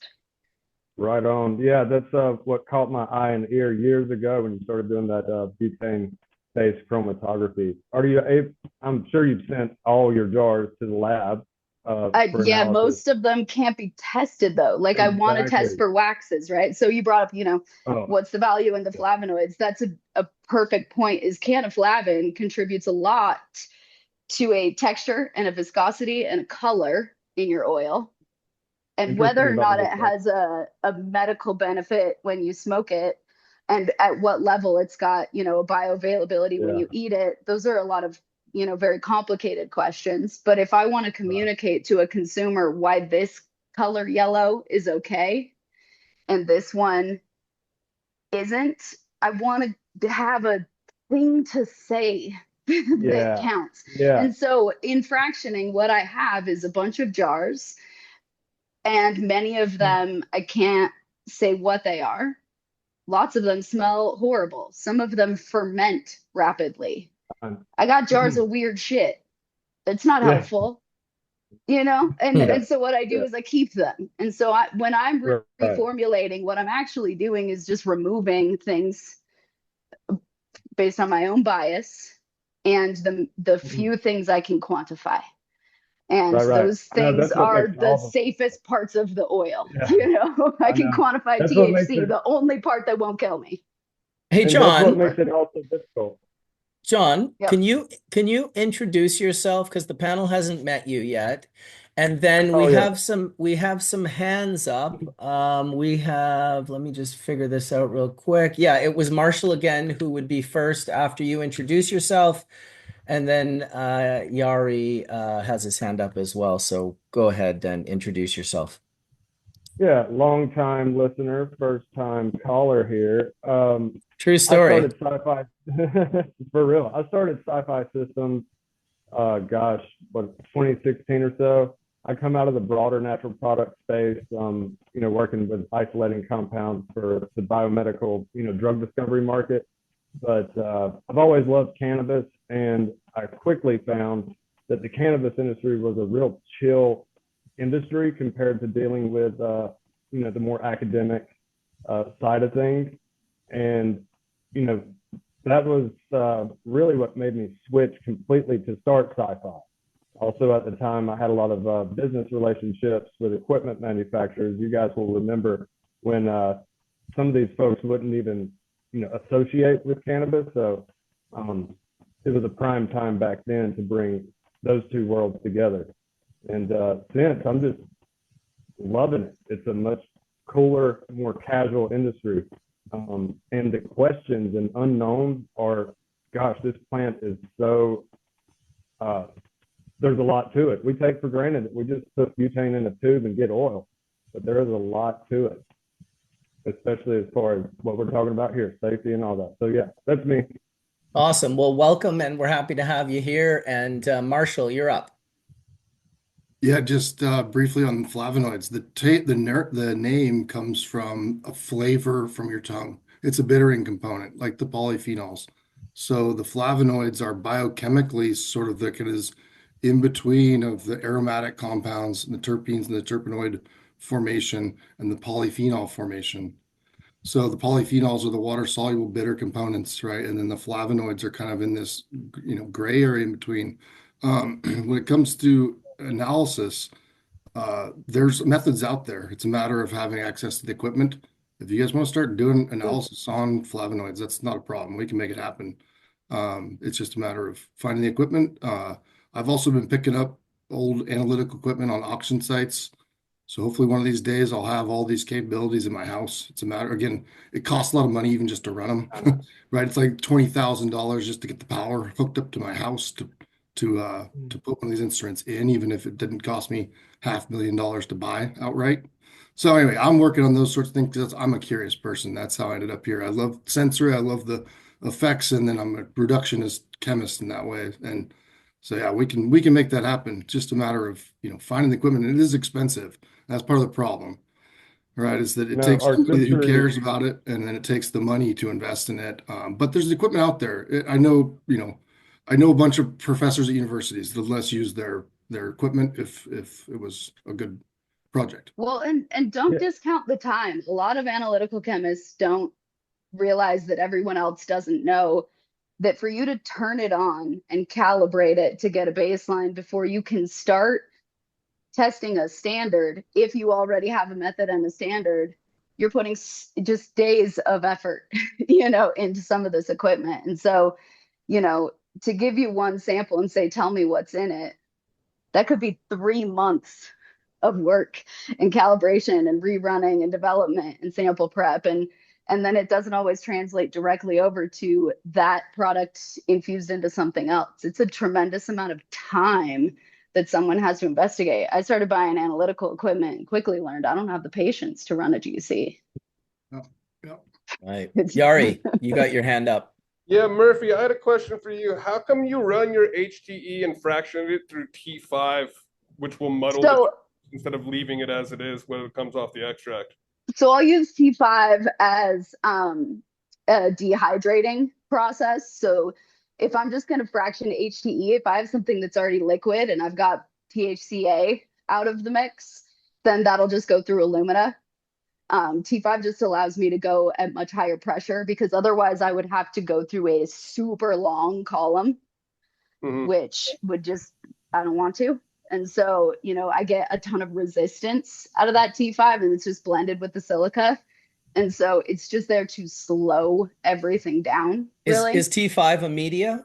It is. It's a bentonite clay that's been bentonite, yeah. acidified, essentially, so that it's going to be a little bit more similar to silica gel in that pH. And so it can hold a lot of water specifically, and it's a very fine powder. It's probably finer particle size than the silica gel, but the silica gel is really doing the chromatography lifting. And so with that process, what I'll be able to do is get easy stuff out at high pressure, and then I have to heat it up and get the everything else out, and then that everything else can get refiltered if we want. And if I skip that part, then you get a bunch of the water soluble, water miscible, water adjacent stuff. And so, T5 will help hold on to that. And there'll be terpenes, other things in there that you can still fraction off again. It's just sort of, I always call it sorting my laundry. Just give me what's easy. And then I'll have, an accumulation of jars that are for later that we'll come back to, because no cannabinoids left behind. But, But why do all that work to formulate them back together again? Oh, that work is absolutely a function of getting shitty weed and having to make the best product you can from it. If the weed is fucking old and gross, see, I'm sorry, your weed's all good. The living soil guy. The living soil guy's like, what the fuck? Like, what could you possibly? Why? Because there's no terpenes, man. If that's Dude, why, then okay. Listen, gotcha. I even loved your sound of weed disappointment. gets, you get those degradation components. When you go from like the wax that's the cuticle of the terpene to like these degraded fatty acidy oil things that are, like I said, sometimes it's like truly fermenting in those final jars. And so I'm gonna skim the cream, and then I'm gonna go back in for the best of the rest later. Gotcha. So I don't know a ton about the media. I really just kind of met the media bros recently and was talking to Adam about them a little bit. But is there a big difference between these powdered and granulated mediums? Like this is just for, I guess it quickens the process or something, or? They all do it different. If you were to think of them in the way that you think of your different bubble bags can target a different trichome size, each media could be designed to target a different chemical category, particle size. They could have a different pH, which is going to have a different, kind of reactivity. They're individual tools in a sense. And sometimes they're used together with intention, and sometimes not. And sometimes that intention is to, give us trash to gold, and sometimes it's to analyze or purify. But they are, even when they are similar, they're extremely unique. It's kind of like someone brought up the W1 earlier, which is not the same as, just an alumina or a clay that's been ground to a specific size. Each of them can be really, really uniquely applied. Okay, interesting. Or used frivolously, Or used frivolously. Well, that's what it was interesting to hear Jorge talking about how it was like, yeah, when we started using it, we just used it like in small amounts. And he's like, the kind of problem was people came in and were like, just stripped everything out of there kind of thing. So like I said, I don't have a huge experience with this. It's definitely interesting to talk about though. Clays are layered silicates, okay? So unlike silica gel, which is just silica particles, right? Macroporous silica particles, right? Which are the same kinds of things that are in some HPLC columns. Most HPLCs are run in what's called reverse phase. And so they actually have a fat soluble moiety that holds onto the compounds and separates the compounds all based on polarity. But silicates are just, there's a variety of different kinds. There's actually nano silicates called halosite. But bentonite clays are they're layered silicates.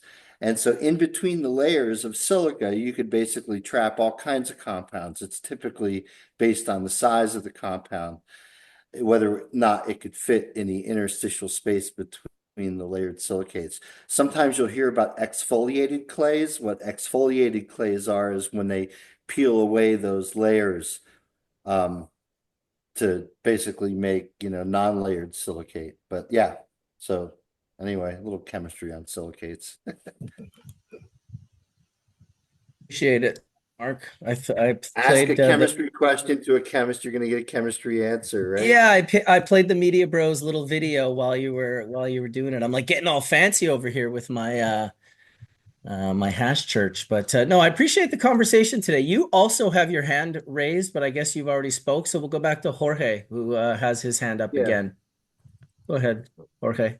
Yeah, I just want to kind of touch on the media too. It's kind of like I like to look at it like Photoshop. So you have all these tools on the left side, and each one of these medias, because they're different in pH or structure, like bentonites, like I guess like a generic word for clays. There's like kalinites, smectite, adipogite, like, and all these are gonna pull or have like a stronger affinity for something else than the other.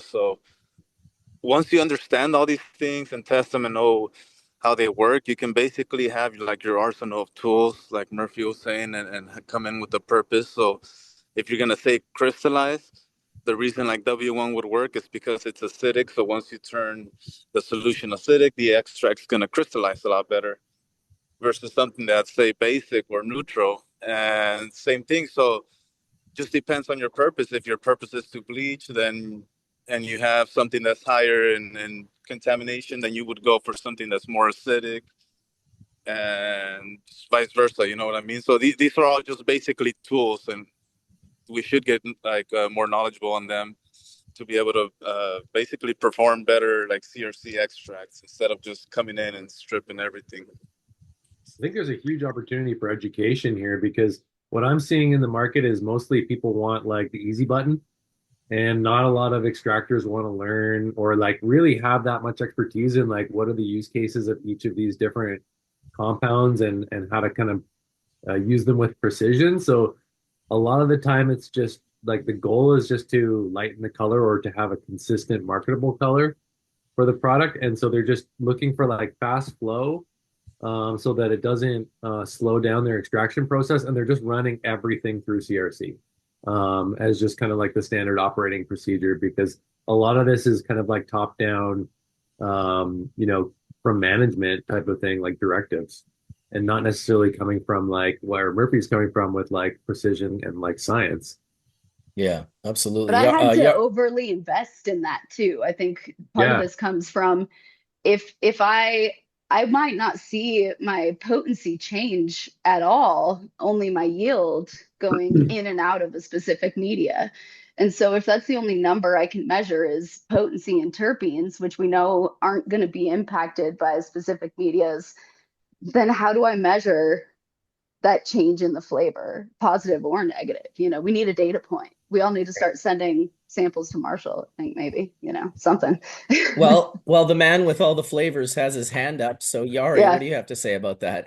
So I just wanted to add and point out a couple things. So like I said before, CRC is a good tool, and you really need to know this kind of goes back to the grow things. Like if you know the strains that you're growing incredibly well, you can adjust appropriately to what individual powders that you're trying to use to do like their individual job. And what I mean by that is like I've had friends of mine that have come to me where we've run their extract before, and it's strain specific, but some of them are so overwhelming with the terpenes and in their HT and everything that they almost need a light CRC. And finding that right media, which doesn't muddle that. The big problem with the CRC thing is that if, like you guys were saying, if you strip it too much, strip everything away, the taste is awful or bland or not there whatsoever. So knowing the cultivar and knowing what individual CRC powder does, you can play that to your advantage. I have gotten to the point where I don't CRC anything myself because I found the sweet spot on where to take down the plant where it was at their peak within a couple days. A friend of mine gave me a little hint on that we did do analytical testing to find when a certain cannabinoid dropped to a certain percent was at the peak of the strain. So doing that, and then like I said, running stuff for other people, when the terps are overwhelming, can still, I mean, no one will know that it was CRC'd if they've done a good job and used the appropriate amount of powders. I think they get misused, and that's what screwed everything up in the industry. Just like everything, right? It's just always the same thing. You start out in this sort of ignorance and then you gain knowledge, and sometimes that can lead you into bias. And then as you gain your experience, you sort of realize, oh, maybe staying more over in the center and gaining information all around me is a better idea than well, I mean, I was completely insane. I was just like I was convinced everyone just had to have full melt bubble. I just was like, of course you have to have this. This is the best. This is the best because that's what I thought. And then I'd meet people and they were like, "No, this is the best." And I'd be like, how can you even say that? And you just get over your own like narcissism, dude. Like just let people have what they want to have and let people explore and at this point in time, my affinity for cannabis and cannabis extractions. I just think it all has its place. It's all a journey, it's all pathways, and the more we explore and the more we uncover, because like Murphy said, like we don't really do new shit. It takes a long time. It's kind of like fish when they would say, I think Paige was interviewed and the lady was like, "Why would you jam for 42 minutes?" And he's like, well, because so I could hear like the 43rd minute. You can't get to the 43rd minute of jamming without doing the other 42 minutes. You don't get to hop skip over the jam. The jam is the journey. And so I guess that's true for cannabis. And it's interesting because I see it with cannabis that she doesn't necessarily want people to cut corners and find tricks. She's always just like, no, it's going to be, you just have to. I think the day we stop trying to get cannabis to bend the knee to us will be the day that we truly find success with our relationship with cannabis. Because Prohibition tried to get cannabis to bend the knee, and it did not work out. Let me tell you, money was spent, people were jailed, lives were ruined. And here we are all these years later. Thank God we have an industry and we can talk about this. Go ahead, Mark. You look like you're anxious to say something Yeah. and happy and Well, purple. I just realized who JM is. So is that John Mark? What's up? Hey, Yes, John, how sir. are you? Good to see you. So I don't know if our Hash Church audience will remember, but when I went to visit Indra in That's right. 2017, I think John got Yep. inspired and came down to Indra's too. So we actually met, I think, through a Hash You were the Church connection. And you were the first PhD that I had met that wakes up with a bong rip. well,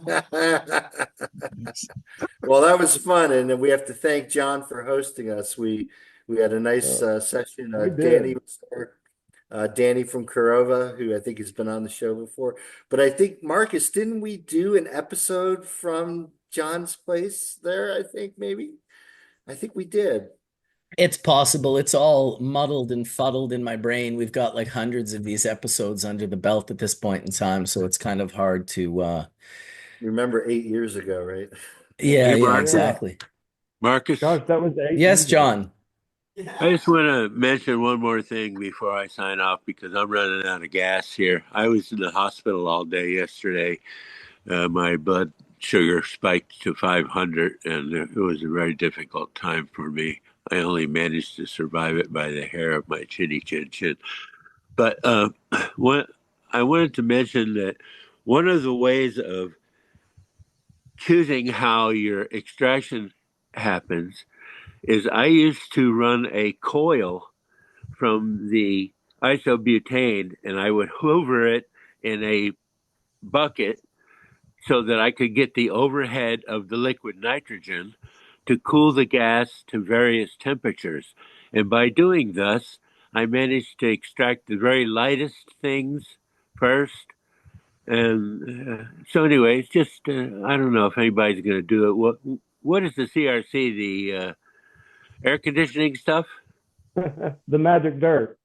It's the Color magic dirt. radiation chromatography. Oh, okay. Well, Yeah, it's anyway, just column chromatography. That's all, John. all right. Well, anyway, I just wanted to mention that that was a method that I had developed and used. Hi, Johnny, and Glad you're well. yeah, Good to see you, somebody John. say, It's been a somebody few say, years.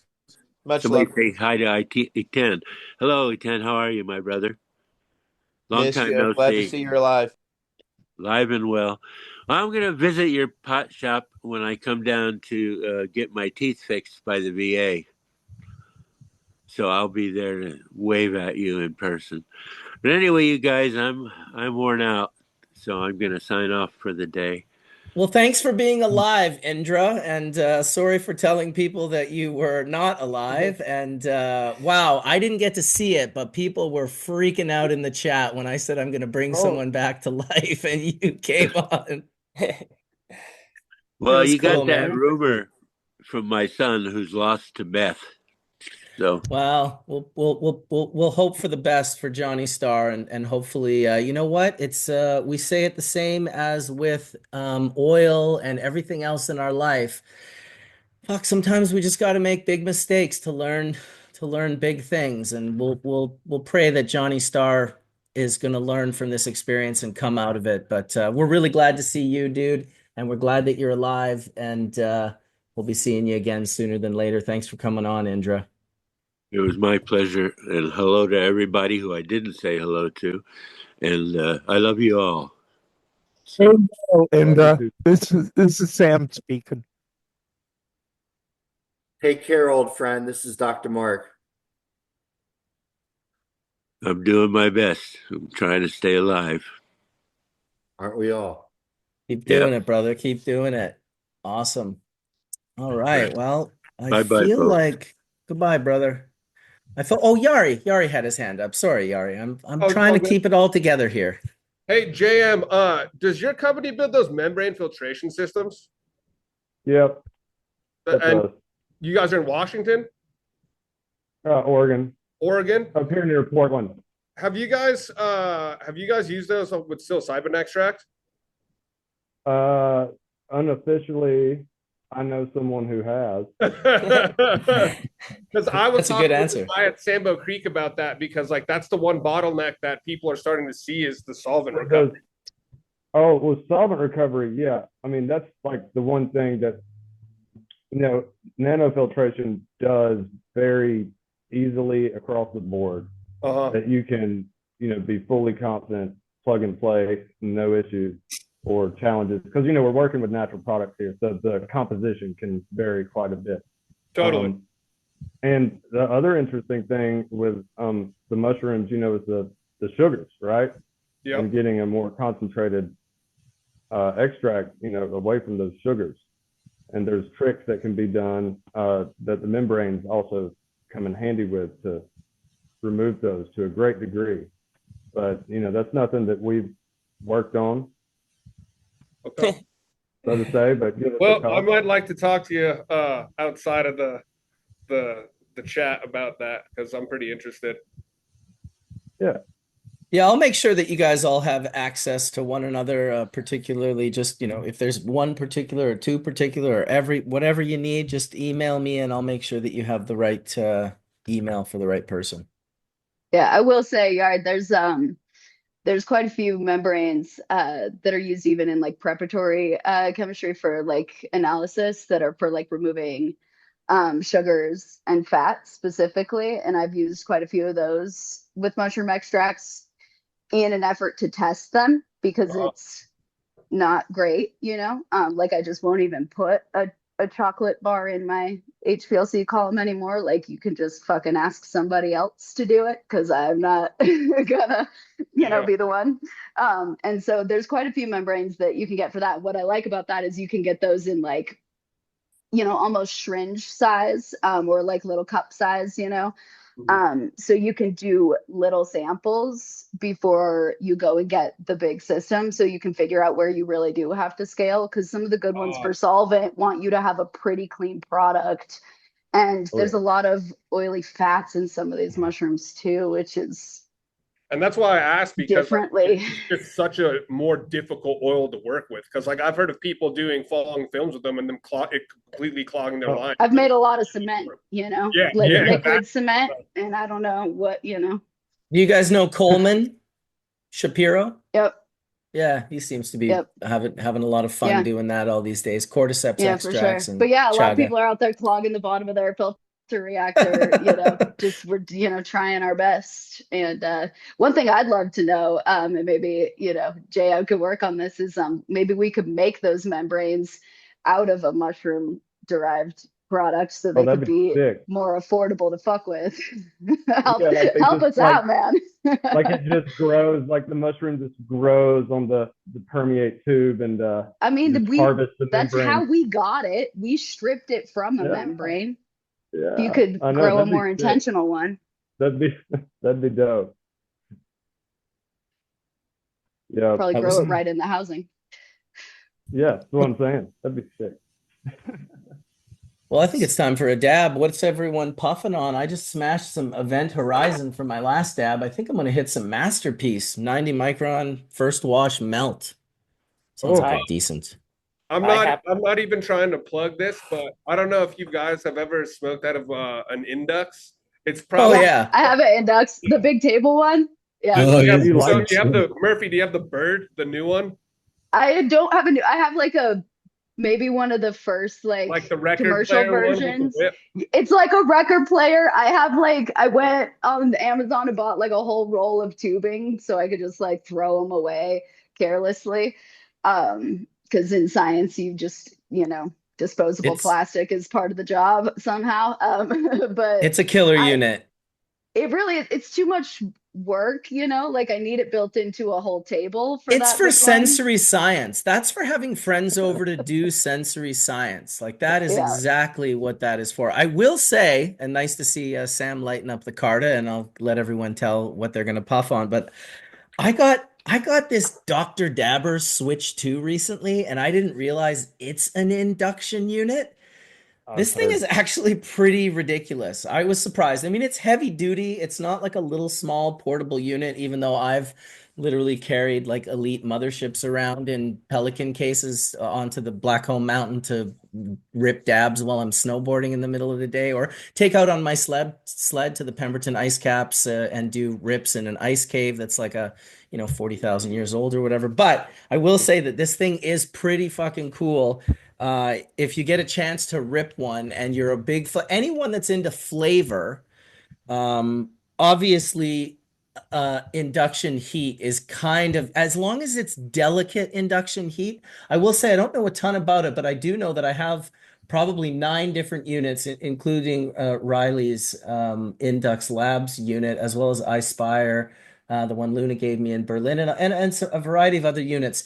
There are some that are just too much. Their lowest tap when they start is just way too high. But like the Indux Labs and as well as this unit, I can turn it down so low that I can take rips of my dabs and have them taste different, like really different. Uh, with the low to the medium to the high. I feel like Marshall's like ready to say something. He's like turned his camera on. He's like, "What are we talking about? Sensory science here? I got some shit to say. I got a PhD. Go ahead, Marshall." Oh yeah, just in general. I mean, it's so almost all the work I did in the hop industry was connecting the sensory to the analytical work for beers and hops and hop extracts and things. And so it's fun to be able to work in the cannabis world as well. I'm working with mostly hemp, so I can't even imagine, what we could do getting hands on good, real material like you guys have. So It's just a messier output. Like I thought having a GCMS would be cool, and it turns out it's just work. Like feel no progress ever. You just start, you stop running it longer. You're like, because shit will keep showing up. You're never done. So, it's really cool science, but it is really hard work to break those compounds all the way down in a way to analyze them. And what's tough is that our ability to perceive it, is a lot more sensitive. So it's like these really complex analytical instruments still can't tell apart the that black pepper versus the white pepper in a way that we can. And I'm like, damn, we really are still pretty far from automating that Oh yeah, and and to know with translating it. certainty too. I mean, I would have an existential crisis if I was an analytical chemist. That's what I've said for years, because yeah, when you get into the weeds with that, it's like, wow, how do we know anything is anything? And With you could such be wrong certainty. for so long. Oh You yeah, could you could exactly. trick Happens all yourself the time. and make a peak out of anything. Oh yeah. this, And you're right about, the sensory aspect. And that is the most important. Actually, I got what I call the gustolfactometry. So when we're dabbing, I call that gustofactometry. Gusto, flavor, like the food stuff, the olfact sensory, ometry. So yeah, everybody there, you've got a gustofactometer in your house already, the most sensitive analytical instrument. And yeah, you got to test stuff for quality. It's important because there's all flavors. I mean, we all know the issue with like possible contaminants that even rec labs aren't able to test for or don't know to test for, but you might could taste it before anything. So important to try your dabs. I'm interested about this Indux though, because it's not a cheap instrument. That's probably the most fancy gustofactometer out there. Do you find that the Dr. Dabber, that is, Marcus, is it similar in giving you that lower temp range if you want it? It's not as broad, but there's at least a nice enough sliver that makes it so nice to have at your tabletop. The Indux is like a invite people. That's like in high school when Yeah. you set up the Dungeon and Dragons table, Yeah. invited your buddies over. This is not a thing you just do on the random. This is some shit you prepare Yeah. for. This is like, hey, we're Yeah. gonna do sensory science with my buddies. We'll be able to test it at such low temperatures that you're kind of ripping monos more so than anything. And then you can go through into the sesquiterpenoids and get into these completely different flavor profiles, and they fucking hide each other from one another. Yeah. Like there's a reason why we cure the monos out in flower, because you get this kind of like, oh, it doesn't smell that good sometimes, and then you cure that out, and now this new bouquet has arisen underneath, the one that is volatilized off. So that in itself is going to be an absolute art form in how people, cure or preserve their material. Listen, fresh frozen, that was at least in the cannabis world, and you guys could speak to the butane world, and Tele's got his hand up, so he'll be next. But in the cannabis world, it was, flavor rule, sorry, the bubble hash world, it was just all about that flavor profile and how well you could get the flavor from the plant profile to be like the same, but just completely concentrated to a point where it's mind numbing. Tele, why don't you go ahead? You had your hand up. Yeah, so this is something I think a lot of BHO people can notice just from leaving products in a vacuum and doing some tests with a vacuum and just smoking it.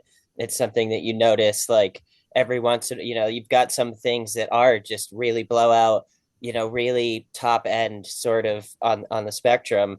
And if you vacuum longer, you lose some of that perceptual masking, and you open up some of the heavier terpenes that just get blown out by these things that like kind of blow out your senses, but don't translate one to one to like the tongue and olfactory experience. And that's something I've definitely noticed from the vacuum, and that sometimes like, especially if I'm entering something for a contest, I'm going to hit it and maybe try vacking some of it a little bit longer to see what happens to it, and see, like, okay, if we take some of the top end off, will it open up, and can we get some more out of this, or is this just sort of a very top end, high pitch kind of spectrum? Hey, Marshall, I wonder if you had any insights on maybe some things like the way, Murphy Murr said, like we're all going to be doing the same things. Well, have people like maybe we should be following a little closer behind the hops industry, because you got the amount of millions of dollars. Like we talk about how expensive this work is and how cannabis has really only done a fraction of the work that needs to be done, because we're still fighting margins and racing to the bottom to create our industry. But beer has a foot in the door. It has money to invest. The hops industry is fucking big. And so do you see any advantages to, some of that stuff that was done to hops with hops in the analytical labs being able to translate over to cannabis and help our industry? Yeah, absolutely. In fact, that's kind of how I ended up here. Was we had all that analytical equipment, right? I learned a lot about these compounds. There's a huge overlap between hops and cannabis. I mean, obviously, when you go and ferment beer, there's another gigantic range of things that come into play for changing the flavor and the aroma. But Yeah, I mean it's not that difficult, but analytically, our noses are better for very specific components, right? Because sulfur compounds, the thiols are tens of thousands of times more potent per molecule than almost all of the monoterpenes or sesquiterpenes, right? And that's where you get these really crazy aromas like burnt rubber or armpit, right? Those are the thiols over concentrated. And the other class compounds in here are the aldehydes. And these are ones that, unfortunately, that are a lot of the bad aromas you don't want, that you want to remediate. In fact, bentonite clay specifically selectively binds aldehydes, and that's part of why it does some remediation on older material.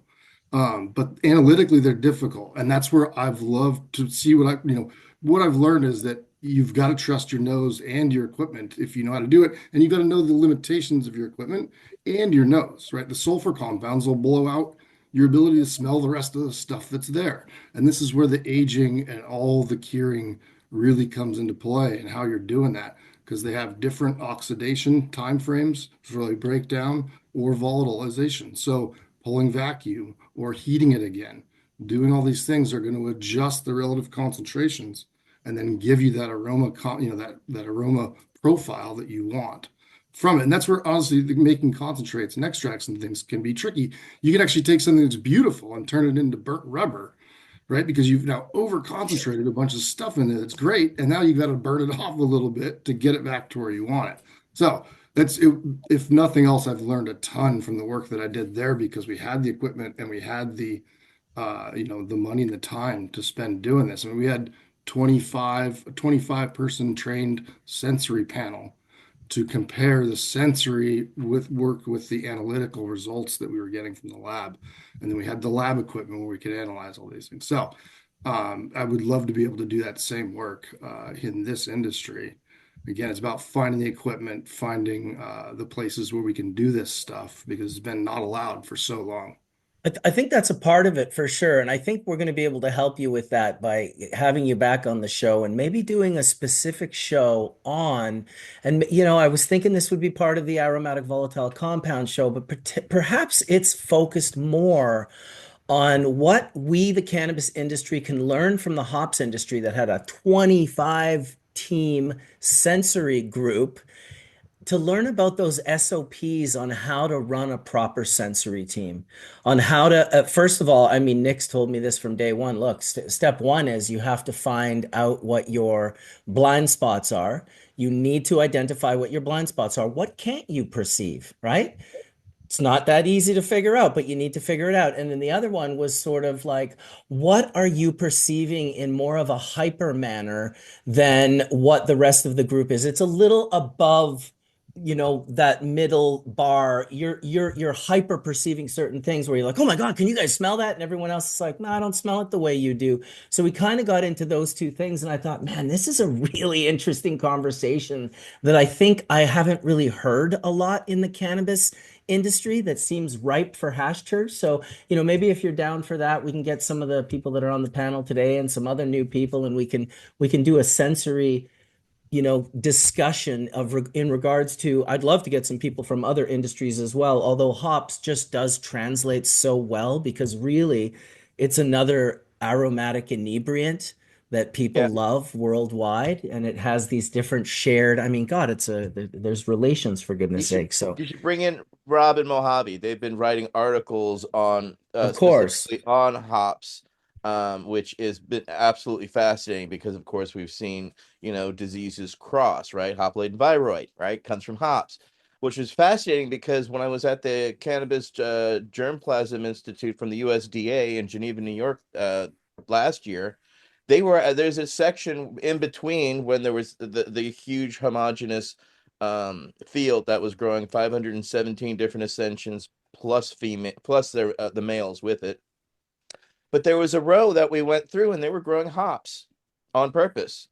So that I thought was rather fascinating. So I plan to talk to Larry Smart and them and ask them more about that crossover because they're already looking at it at the USDA level. John has his hand up. You want to go ahead, John? Yeah, I just wanted to say, one, I envy the beer industry for how much further ahead they are than our industry in terms of what we're talking about here. We've got a long ways to go. And you know, one critical difference, and this ties back into discussions that were happening earlier, between the two industries right now, is there is a huge lack of public consumption. You know what I'm saying? Like legal public consumption. With beer, you can go to a bar and get served up and try all sorts of beers that you would never go buy just a 6-pack of to try, right? You can try singles. Nothing like that really exists, at least here in Oregon and most of the US, for hashless. And that's going to affect too, you know, what the consumer, the retail side is, you know, demanding. And I find that there's a lot of people that just have not experienced a proper dab and aren't going to go and throw a bunch of money at a gram that they've never tried before. God forbid they can't even smell it before they buy it. And I think that's going to be a critical piece too to lifting all this forward. That's why we keep repeating the cycle, you know, because no one in a new state can do anything other than see it on Instagram. They don't know what they're looking for. They're using all the data they have, and it's basically none. Exactly. Well, in California, they've just allowed food in dispensaries besides, you know, for the first time ever. So I would expect to see some pairings starting to happen, you know, some chefs and more of that starting to happen because, you know, more legitimacy to take place, as well as I would anticipate a rise in dab bars. But the problem with dab bars is the individual who thinks they have the tolerance to handle it. And those are the people who we have to call the ambulance for because they literally pass out from being too high. This is where that proper SOP comes in for sensory experience of extracts. This is the importance of like creating this voice of authority. And it's, you know, it's so important. And it's kind of, yeah, I just, I hate to hear people having bad experiences. Please go ahead. With that index, are you able to, you know, at the lower end of the heat range, are you able to generate a vapor that is mostly flavor and less cannabinoids? 100%. Because that's the thing, like that, you know, I envision, you know, the wine and cheese level of hashish someday, where people who aren't really, you know, cannabis users are able to appreciate the wide range of flavors this plant can produce. And if you're not a dabber and you take even a small dab, you're not going to be able to enjoy the second one. So, you know, wondering how do we, you know, someday be able to allow people to enjoy the palate that have no tolerance. And even myself, This is the work that Dr. Mark Lewis and Chimera did at NAPRO, which was to go through and produce type 2 plants that are not high in THCA and to create all the flavor profiles that are available in type 1 plants and make them available in CBD. Shanti Baba's been selling CBD like cigarettes in like the grocery stores in Switzerland for like, I want to say 20 years, but maybe it's been longer now. So there is a whole world out there that just wants to enjoy the flavors of cannabis, and I think NAPRO is probably ahead of the game in regards to producing, you know, cultivars that it goes to kind of speaking like, you know, it's the same with edibles, right? Like if you're gonna have or these dinner pairings that Etienne just mentioned, if you're gonna have these types of dinner pairings, you better be down in the 1 milligram range of dosing ability. And honestly, like my wife at 1 milligram, she's like going to be uncomfortable soon. So this is the delicate nature of people's different endocannabinoid systems and how the signaling system and how it interacts. It's a delicate game that we're going to have to figure out over time. Murphy had her hand up, so I want to go to her. Yeah, I just didn't want to lose the train of thought there on, like, I always tell people I'm not a grower, right? Like I'm an extractor, and it's not because I don't know how to grow. I grow a lot of stuff actually. I'm, you know, well known for my aloe, as you guys have heard, but you know, I always say I'm not a grower because the way that, you know, growers have to approach problems is long term. I'm complaining about the time it takes to run a GC. It takes way longer to grow a new strain, to pheno hunt something, worth having. And so it's really cool that people are trying to cultivate the lower potency and deliver that flavor profile. But it's also exactly the job that everyone on this call is supposed to be capable of. Like every single one of us could just get the flavor out, And so it's easy to blame the consumer for focusing too much on THC, but none of us sell our byproducts. How many people are out there buying cocoa butter and winterizing under the same roof, throwing away waxes and buying waxes and shipping it like we're crazy? We have so much byproducts that we used to promote cannabis and hemp for legalization and then forgot about when we started manufacturing. Every single one of us could be producing those byproduct flavors from our current supply. And if we worked with hemp instead of against it, we could deliver those breeding experiences, but we could also manufacture that. And I think that's where if the market that doesn't want to get too high could dab, they'd be on our team. That's our fault.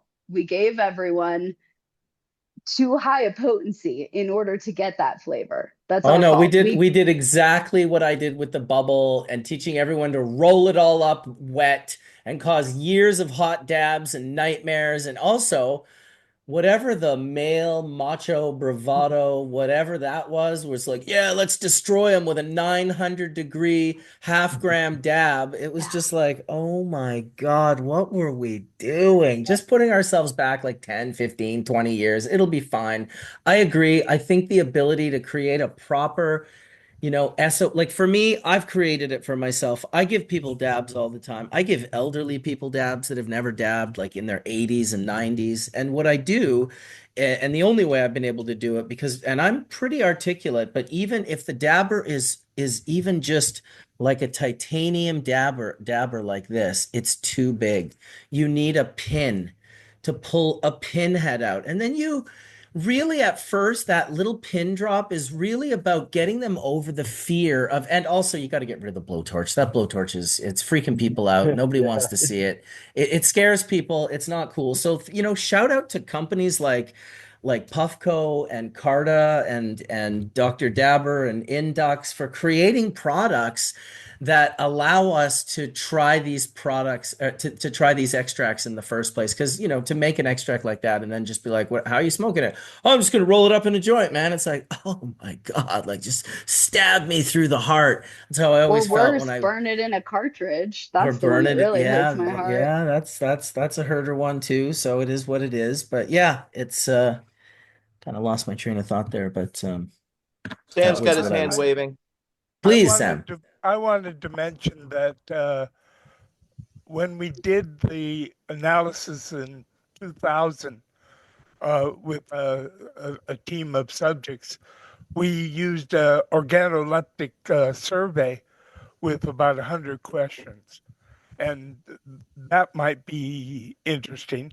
The other thing is that I do have one of those induction pipes, and I'll tell you, that absolutely gives me the best taste of any hits I've ever had.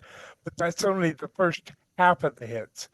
The last half of the hits just tastes like any other pipe. Yeah, it's definitely for extracting the flavor profile. It's like to me, it's an incredible tool for breeders. If you want to get to know your flavors and you want to get to know your bouquets and how they sit on top of one another, it's a rabbit hole that is well worth going down, and it's a tool that I'm personally surprised hasn't been more tuned because there's amazing machines, proton NMR and gas chromatograph, but there's also this thing called the olfactory, and it's quite an amazing piece of equipment that really puts those other pieces of equipment borderline to shame. So use yours. Bioassay, it's important. It's valuable. There's definite value in bioassay and sharing your experiences with people. So I love the science aspect of it.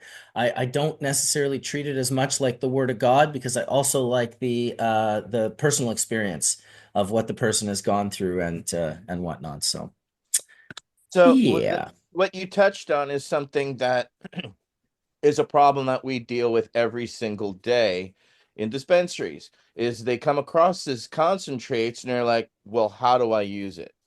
Right? That is still a huge learning curve for somebody because I originally came to concentrates back in 2000 10 or so. I was already using water hash, but I was seeing people buying BHO and other things and using it, and I was asking, well, why are you using this?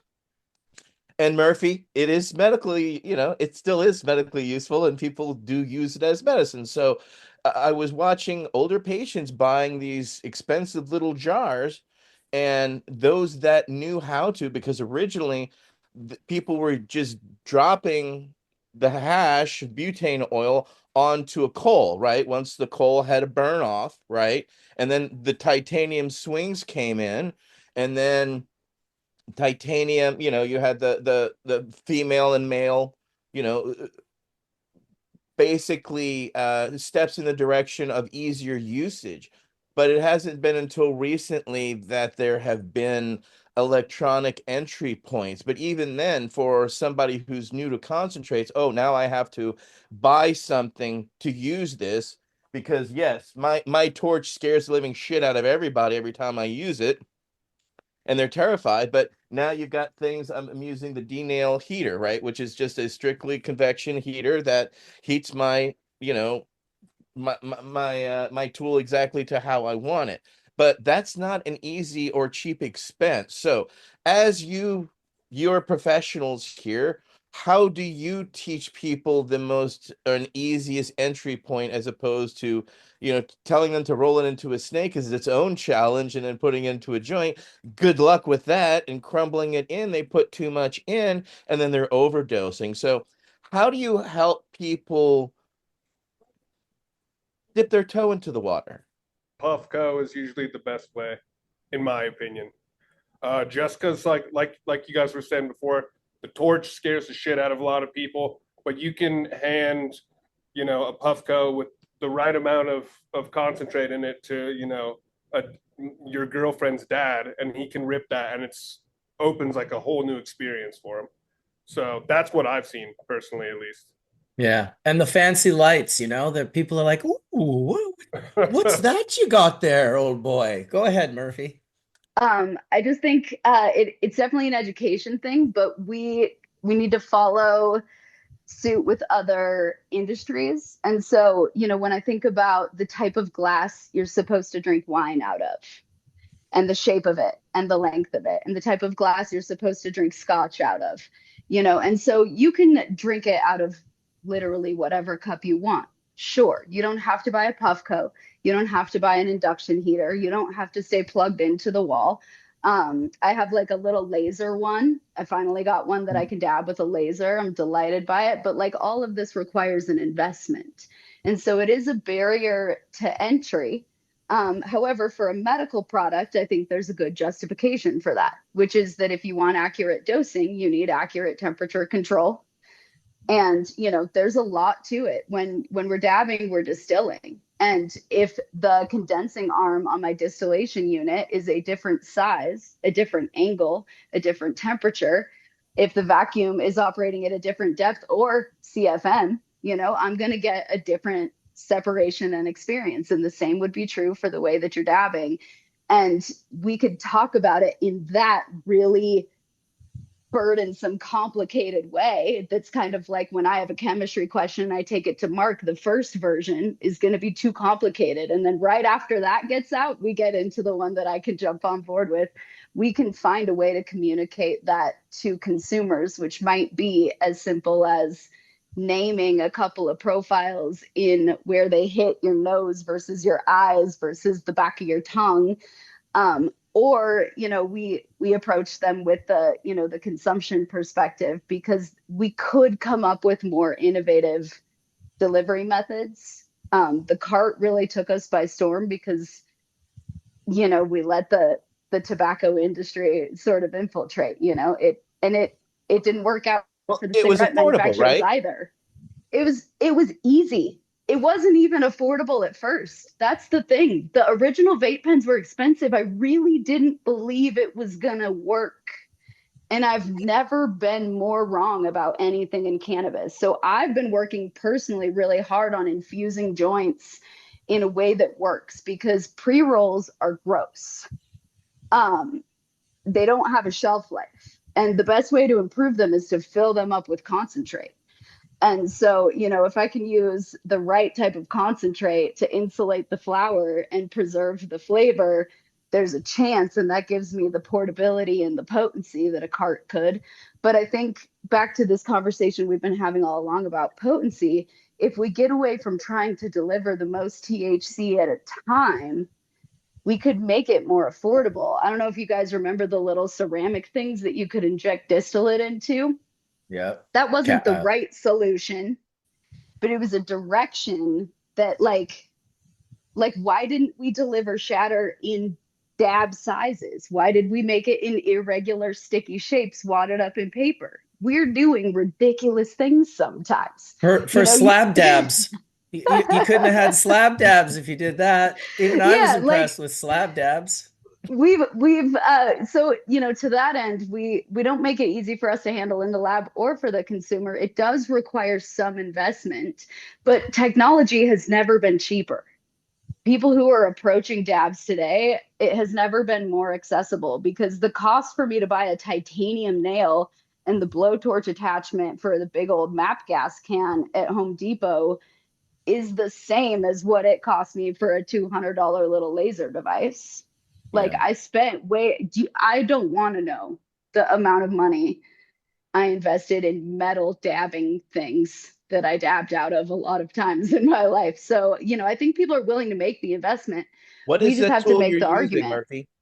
This is so I forget the name of the overall company, but if you see like it's got a laser and so you put a dab in it like you would with a Puffco and it will create the vapor. I don't know if I can get it really close, but you can see Who the makes dab that? in the vapor. Laser dabs. Yeah, those Lumen. laser ones are great. But laser dabs. I've got one of those for herb and hash. See, Yeah. some But type of yeah, device like that is sort of key. I mean, obviously, I think the oil community is definitely grown, like the customer base from the cart, like people making carts has really like made oil spread and become very oil spread, pun intended. It's made it more mainstream. Like a lot of people have tried the carts. Now, the question was from Etienne, what are you guys doing to sort of educate or to create your customer base? And if you're not liking the carts, I get it. It's kind of it is what it is. It's definitely a way to fund your company if you want to do R&D and find other pathways. If you can do nice exactly. carts and make them available, people are always going to love them. Um, what I was going to say is though, so what I did though, Etienne, from my brand in regards to education, I do product knowledge sessions constantly with stores and bud tenders and people. But really, before that, because I'm in the same boat, I'm making like full melt bubble, 6-star dry sift, live hash rosin. These products are too strong for the majority of the users. And so I want to really kind of know differently than how I helped build this crew of water extractors out in the world by just selling bags to everyone. Before that, there was no water hash. And so there was no water hash industry. And so it's slowly built with great growers, finding the bags and building this industry. So what I did with my brand, Bubbleman brand, is I knew that the majority of the industry in both the US and Canada are pre-rolled joints. That's like a massive, if you can pull from the pre-rolled joint group market, that is like one of the biggest market shares in cannabis. And so I was like, I want those people to experience a dab. However, it's not like for many reasons that have already been mentioned on this panel, it's just not going to happen. Oh yeah, just go buy a $500 Puffco and then yeah, make sure you buy the right rosin or bubble hash. And oh, you better get like a proper dabber. Oh, you don't have a dabber? Well, you're going to need one. You won't be able to get it out of the jar. And suddenly they're just like $18,000 in. They've got a JP Toro banger and a banger bucket and a basket and all of this stuff. And it's a lot of stuff to have. I wanted to build a bridge with a product that I could turn people on who are smoking joints. And there was now infused joints were just coming when I created this product, but I created this little product called Hash Hits. And it's really like a simple little box, like, little box with these little paper tubes. And we use ceramic bowls now, but we originally had stainless steel bowls. And we would just put like 0.2 of a gram of hash in there, and you'd get like 10 rips out of it. And when I was first creating this product, like I was creating it for a customer base. I hadn't burned anything in like over 20 years. I had only vaporized hash, melty 6-star hash for like 20 years. So imagine where my palate is when I'm like, okay, I'm going to try and smoke some hash. The first bit I smoked, I was just like, oh my God, that was a little bit much. And as I got to know the product, I'd take it out on the mountain and I'd give them away to people, and I'd go electric skateboarding around the seawall. And it was the first time in decades that I had been stoned. I had just been high for 20 fucking years, and I totally had turned my back on the beauty of being stoned. And I think for me, I discovered that that's what I want to share with people. I want to show them a nice stone that doesn't come from cannabis, but is from the hash, and build a little bridge for them to kind of come on over and see, well, what else is over here? Oh, you got these pure hash joints, and you have some traditional hash, and what's this stuff? Bubble hash? Well, that's the strong stuff. Maybe just take a little bit. And eventually, just like for me, I didn't start with live hash rosin. Like I started with like shitty moldy weed, from a sketchy dude that I probably shouldn't have been communicating with when I was in junior high or whatever. So that's what I did with my brand: build the bridge, create some products that they can kind of come over and visit. And so I would say to anyone that's on the panel with oil, and Yari, before anyone answers my question, you can chime in because you've had your hand up for a while. But I Oh, yeah, I'll do it. wonder. Yeah, I'll get to you for sure. I just wonder what you guys are doing in a similar way to educate the people out there to what a great product, a BHO or a live resin or whatever it is that your SKUs are from this solvent-based community. What's the best way to get into it? What's the best way to lead those? Are you doing similar things, creating products that are easier to access? Go ahead, Yari. Everyone can answer that question when you're done. Okay, cool. I was just gonna chime in on the cart situation because we talked about what an easy transition it is for someone who's not used to concentrates or oils.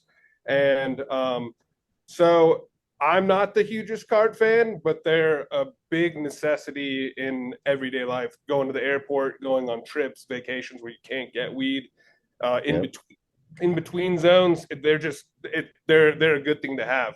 Now they've been dog shit for years, and I think in the last like 3 or 4, some companies have really stepped it up and like done the research on our type of oils burning in the carts. Because I don't even know how many years it was just China sending us e-cig carts, and that we were just testing to see what was best. So the fact that they have no burn technology where the heat ramps up on and off when you're pulling a draw makes that really easy for people to not be holding buttons and over burning the oil. So the tech has gotten better. So I think that transition to people that don't have dab rigs yet, or they're running around town and they can't have like a whole thing with them, that is like the good transition for a lot of these people getting into. Yeah, absolutely. You're not wrong. They're popular. I definitely people ask me all the time, what's your favorite? What's your favorite? Dude, like sure, there's your favorite, but how about like, what are you willing not to smoke out of if you need to get high and you don't have any device? At that point in time, like, listen, like I probably won't hit the Coke can, but I'm definitely making an apple pipe, like 100%. That's no problem. I'll make a pipe out of a piece of fruit all day long. So there's something to be said for that. One thing we Go used ahead. to do at Incredibles, we had done like distillations, like call it, we terpene distillations, but just sort of like a distillation of the volatiles until we decided it was a good cutoff, just sort of a single pass cut, and coming up with some pretty like really pretty good oils, and we would do essentially like essential oil events paired with like industry events where we would have a room and we'd put it in some bowl. We would spread out a little bit of our distilled terpenes into a bowl, and then pass that around the room and give like a whole education class on it. And I know it's not something that you can do all the time, but it's like a non-smoked entry into it too, where you don't even have to, like, they don't even have to necessarily ingest it, but they can still get an experience and everything and start learning about it. Yeah, it gets them sometimes over a little fear. That's what the micro dab always did. Even if they didn't get high, they tasted it a little bit and it got them over the fear of like, okay, like I did it. Because they're right to be fearful. It's like, dude, I could give you a dab that would be an absolutely nightmarish, terrible experience. You would not want to be here or in your body for that matter. And so it's just best to avoid that at sort of all costs. So yeah, if anyone has any answer to that question in regards to, things you're doing, not just to educate, your customer base and to feed your customer base, but to also educate new people who are enjoying like pre-rolled joints right now. And maybe they might have a better experience if they knew about extracts. Go ahead, Murphy. Yeah. So one thing I think that the solventless community has done, really well in comparison to the solvent-based community, and there's, a lot of reasons for it, and probably just the age of the processes, how new some of the things we do in the solvent world are, is that, there is a big detachment. We've talked about it a few times between what happens in the lab and what happens, for the consumer. And the consumer doesn't really need to understand the entirety of the process, but I do think there's a ton of value in showing your lab, showing the process, and giving that visual representation. For someone to understand the temperature of decarboxylation or what decarboxylation is, or why it happens at a specific temperature, is unnecessary for them to still see rosin drip out of a press and look at the color and smell it in the room and say, this is correct, And so we can give consumers that kind of level of understanding if we show our facilities and show our process a lot more, and rather than trying to describe why it's better, literally show up for it. I come to this a little more naturally because I've worked so much on the equipment end. So I've been training people to operate equipment for a long time. So it's very normal for me to have other people in the lab with me and to be showing pictures and videos of the lab. But the secrecy and the intellectual property of it all, and the nature of operating with butane and propane, there's a lot of business reasons why people don't want a camera in the lab. But if the marketing team could show real stuff happening, like a lot of my job is lifting a jar and looking at it. I do that a lot, but there's better content that we could have, consumers exposed to. Like, I would love for consumers to see the freezer storage nicely packed and organized. And start promoting some trends like that where people show their facility, because a grow gets to show the healthy plants. Someone who's washing is showing this ice water, is showing the hash. They get to flex the visual images of it and get people closer to it. And I think if people could feel a little bit more connected to the process with that information, they don't even have to understand it. They just would have some concept of why CO2 isn't butane, even if all they know is that it's looks different when it comes out of the machine, because they've seen what it looks like when it comes out of the machine. There's a lot of these visual cues that we all talk about and know naturally that the consumer it just hasn't been able to see from us in the same way. And I think, I do a lot of that in just showing the lab, which goes a long way to build trust. It's kind of like having an open kitchen in a restaurant, we can just see what's happening, Transparency. and it builds trust. I And love think an open it's a way for us to kitchen. know source, I love an open kitchen, and I also am terrified of an open kitchen. It's a Yeah. good confidence to have when you go to an open kitchen. Oh, I've one time in my life, I was at a place that had a beautiful open kitchen that I'd eaten there many times. And just right before my food came out, I saw one of the people working back there do something that was just not something I wanted to see.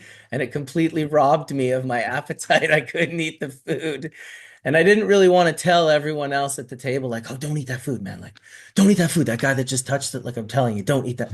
So I do love the transparency. It's why, personally, for live hash rosin, when I'm buying it, I would love to see a small sample. I'd love to see a picture, something. I think it would be great. You buy a gram of live hash rosin and you get like a gram of the bubble that made it. So you can really get an idea because the sensory Let's see the input flower thing. it came from too while we're Yeah, at well, it. at that point, it's right, why not? Be a pretty good thing for certain.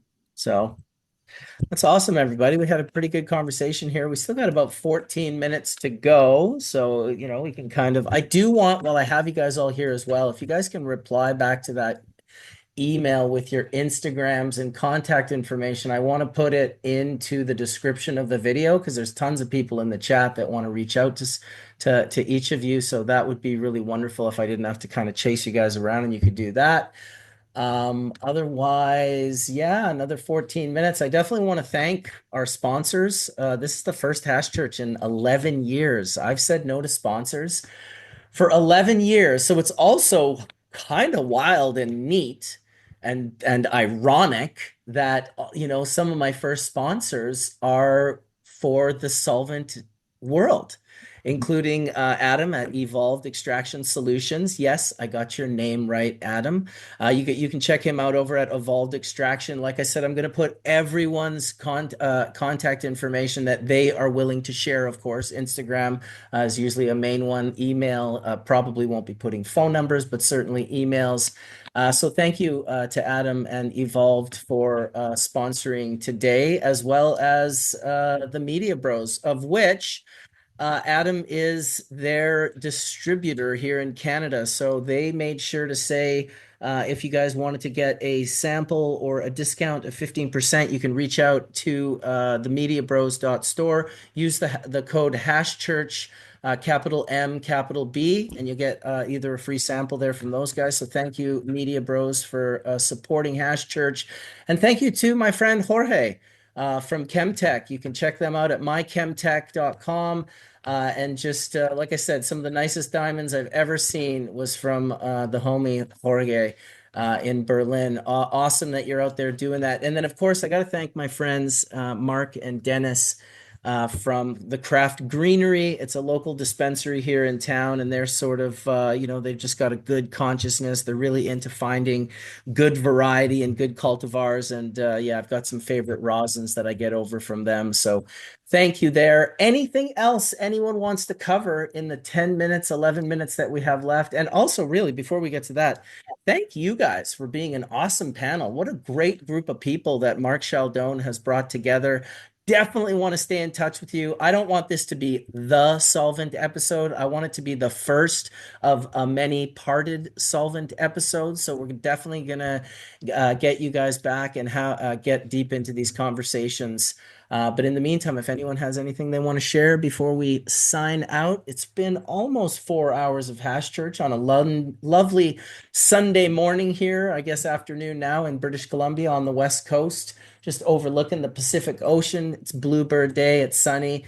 Kind of makes me want to drive up to Whistler and smash. Well, there's no powder up there right now. It's kind of East Coast, icy, nasty, terrible conditions, but it's still epic and awesome to be up there. I'm not going to sugarcoat it. I'm not going to lie to you. Whistler's rough right now, but we're doing what we can with it. Adam and I are going to be up there next weekend, and we're going to be smashing the ice mounds. Right, Adam? Hopefully we get some snow between now and then. I think it's supposed to. We will. Get a system in. We will, absolutely. No Wade laughter this issue? No, shout out to Wade. He must be having a rough day. I know that he will always make it to Hash Church if and when he can. I certainly shared the the link with him because I always love, really, I can finish it off, but no one can finish off an episode like Hash Church. I always like have like I'm looking inside my being. I'm trying to become a better person. It's just like Wade literally touches my heart and soul every time he speaks. We love Wade and just have a deep respect for everything he's done. I mean, what a soldier, like just giving medicine away to I am catastrophically going ill to visit children. Wade I at his know. house in a Dude, couple of days. I hope we can do maybe a little video together where you guys are like, at least hear your voices in the same room. That would be a really cool thing. Also wanted to mention, what else did I? Oh, I wanted to mention that Jorge had his hand up, and what did you have to say there, my friend?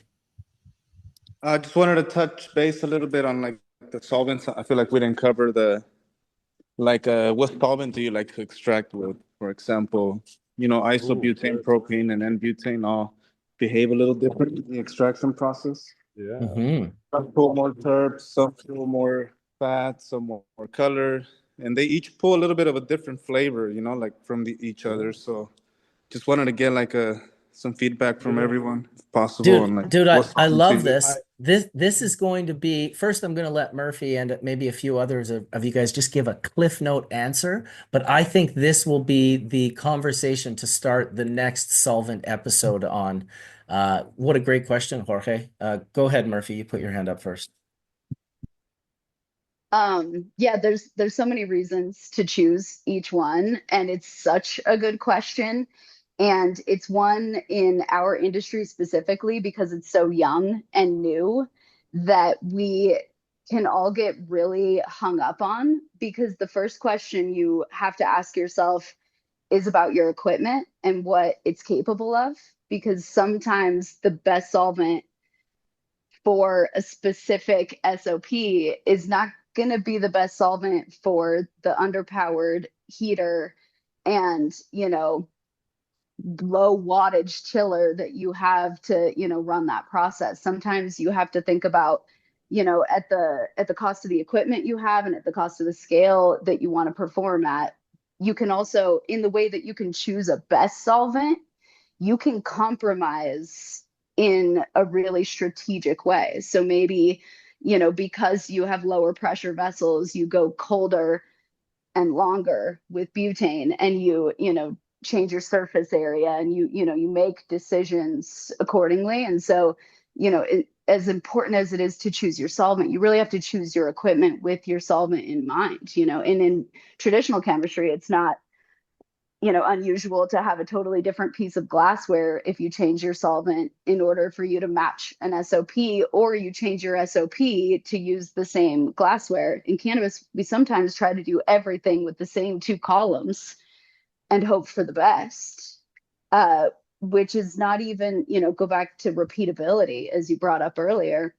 The best solvent is the one you can repeat with. If you can't repeat a process, none of it is best, and the solvent is the first place to start. You mentioned earlier, Indra was one of the first to bring up this gas needs to be clean. We haven't learned that lesson, and we haven't tried. We're using refill cylinders, which are designed for fuel. We need to be having direct fill tanks that are stored on site, maybe buried underground if you're in a tornado area or something. We need an entirely different process to facilitate what we want to do. But a lot of times we get real hung up on what product we want to make. What's the best solvent for that? And we don't start with what is the best solvent for the process that we're capable of, if we've already bought equipment or want to pursue. Like that question can put you in a real circle, if you're not careful. And a lot of times people will get bad results from a specific solvent because of those ancillary features. And so it's a very integrated question that you probably need to ask every day, every batch, until you have incredible repeatability. It's definitely two-dimensional. You definitely answered it from that sort of corporate business owner perspective of like, well, listen, that's not. I feel like Jorge asked it more like, yo, what do you guys like for your best solvent, like for your head? But I don't know. We'll let him answer that. But first, John, you had your hand up first, then Jorge, and then Yari, you'll be up after that, and then we'll call it a day. It's okay if we go over to 5 or 10 or 20 minutes. So go ahead, John. Well, yeah, I think definitely a good place to start another episode on, because we could go pretty deep into the various reasons you might, choose, neat isobutane, neat propane blends with normal butane or whatever. Because although they're all nonpolar solvents, they're all alkanes, they pretty they do pretty different things in terms of dissolving different flavorants, as far as that goes, And I noticed that with just straight intane, certain flavors don't get picked up almost at a wide range of temperatures. Isobutane, that bond, I guess it's the bond angle. Mark could come in and explain that later. May be more capable of, pulling some more polar flavorants out of the mix. And everybody knows that propane does a great job with, terpenes as a whole. There's a lot there, not to mention temperature. And the original reason I had my hand up was just to give a shout out to the solventless community, because I have become a better hash maker from learning the things and following the solventless community, as they are having to look so closely at all these different trichome, characteristics and morphology. That has educated me to be able to, select the style of extraction for a given biomass.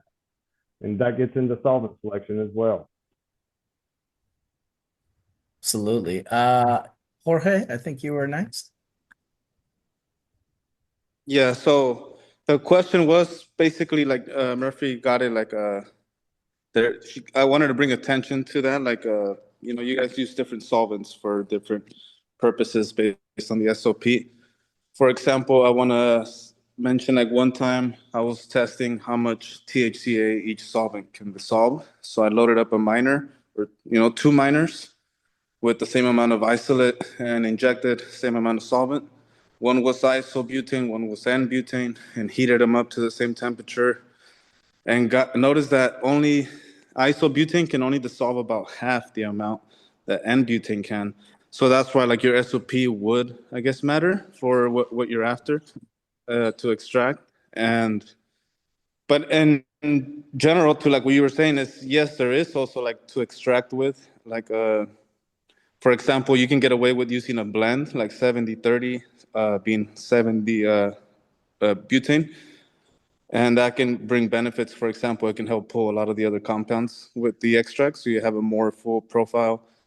And it can also help with like recovery times, because it boils over a lot faster than butane. Nice. Very good. Yari, you had your hand up. In my personal opinion, and doing all the experiments with the grows and the flower and everything, N-butane's the best solvent for weed, in my personal opinion. I know that they explained all those other reasons if you wouldn't get really like analytical with it, but all around the effect, the HT that comes off of it, the THCA that you pull from it, I personally think N-butane is the way to go.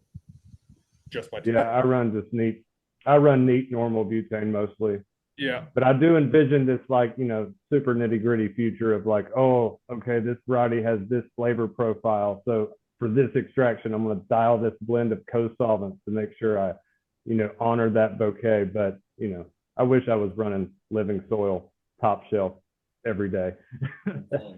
You got to make it happen. Tell it, you had your hand up. Yeah, I've also run N-butane to keep it simple on the recovery too, to ensure that like I'm not having to do crazy math to try to get my my ratios back to what I wanted after recovering. So that's part of the reason why at Incredibles as a business we always kept it N-butane, just to keep it simple. So we were always recovering just one gas, and the ratio of gases never changed in our recovery tanks.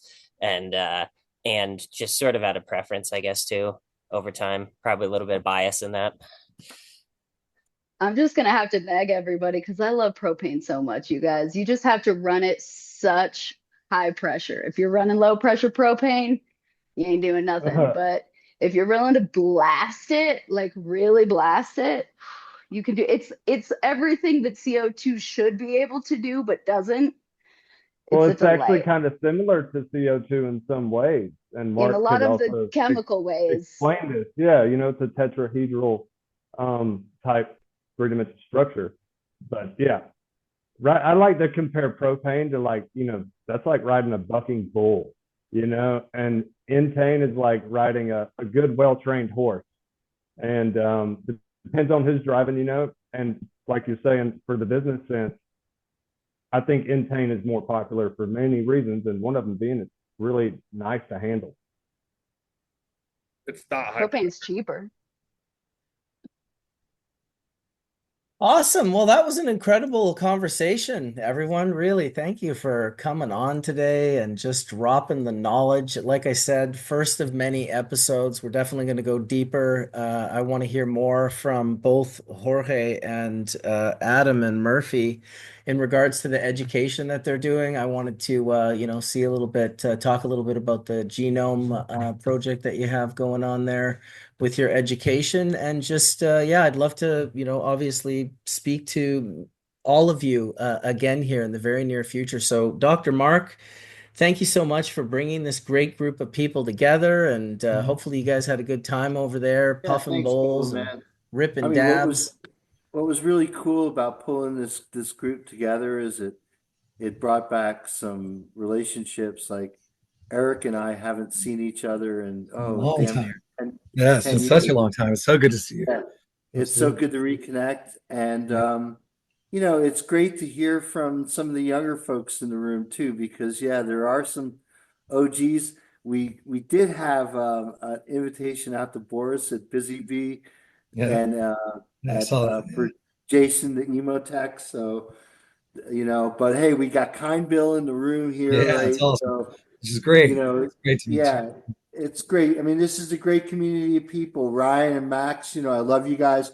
We did consider, basically throwing maybe an invite out to Derek, but I think having Ryan and Telly here are the next best thing. And yeah, Marcus, thank you so much for giving us this opportunity to come together. Murphy, you're always so impressive. I could always tell you that everything that you say is spot on chemical, I mean, chemically correct. And I think the real difference between propane and butane has nothing to do with the polarity. Polarity is about the same. It has to do with the thermodynamics, has to do Yeah. with the rate of recovery, and the fact that it's a lot easier and quicker to recover things like butane.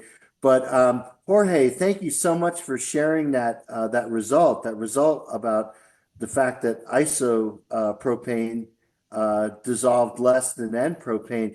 You I, know, you I do might want to be mention real quick the terps also play a role there. We're talking about just clean ISO, no secondary solvent basically. right, right, but Oh just yeah, the we need a side by second side episode for comparison. secondary solvents.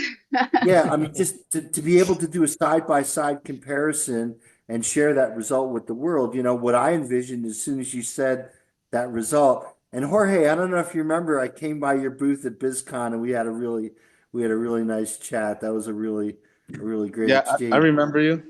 Oh yeah, oh yeah.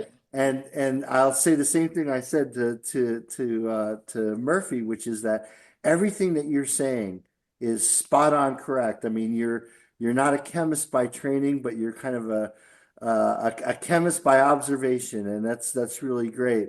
But sharing that result, again, maybe that's a great way to do a controlled crash. The fact that you can take advantage of different solubility differences in these different solvents.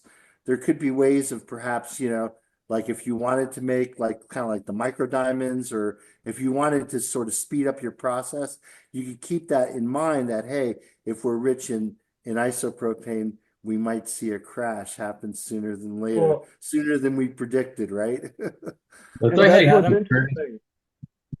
Go ahead, when Adam. when we developed the genome crystallizer. That's actually the original insight that drove that innovation was noticing that if you added cold propane into like a jar of dissolved oil and oil dissolved in butane, then it would like immediately kind of like pop. And that observation kind of just we kept at that, and now we actually use butane because like people were mentioning, like it's just a little bit easier to control and kind of the consistency and repeatability of it. But if there's a challenging crystallization, you can always add. It sounds like isobutane would have a similar effect, but adding very cold propane into the mixture can drop the solubility and kind of like create like an instant cascade of crystallization. Go ahead, John. Yeah. Well, it's real interesting. Mark, you're saying there's not much difference in polarity between, these three light hydrocarbons. Jorge has shown us, with pure THCA, a, clear solubility difference. And a lot of us have seen it between the three. And then with the genome crystallizer, I've also wondered, is it acting as an anti-solvent or a direct contact refrigerant? And I think that's what's keeping me involved with, playing with all these things is there's a lot of questions to be answered out here. We know it works, but sometimes the how gets into the nitty gritty. Absolutely.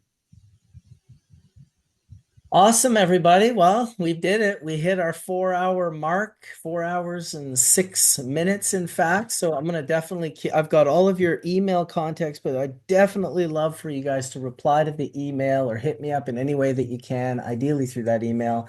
I'll also put you in touch with anyone if there's an email. If there's someone you don't know, but you wanted to know, but maybe it's not their name or the email doesn't really connect to them in any way, you can reach out to me. And I'll make sure to connect anyone on the panel here today who wants to have the link. And just really thank, the 400 plus people that were watching the entire time we had this episode. There's some hardcore cannabis nerds that just love to hear this stuff. And we love to talk about it. So it's a marriage made in heaven, really. So I guess BHO is not dead, right? PHO is not dead. No, it's right here today on Hash Church, episode 3. And we'll be talking about this some more in the future. Hopefully, we'll make a bunch of wonderful new programs here. It's hard to plan a show. So once again, I got to give you props, Dr. Mark, for pulling such an eclectic, wonderful group of people that actually answered the emails. And actually, it's hard when you're planning a show and the people you're reaching out to aren't getting back to you. So hopefully next week we have another doozy. I'm not sure exactly what it's going to be, but I'm sure it'll be a banger and it'll start coming together here sooner than later.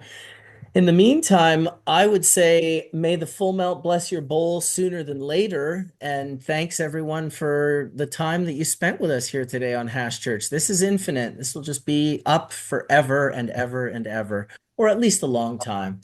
So peace out, everybody. We'll talk to you next time. Guys, Thank you.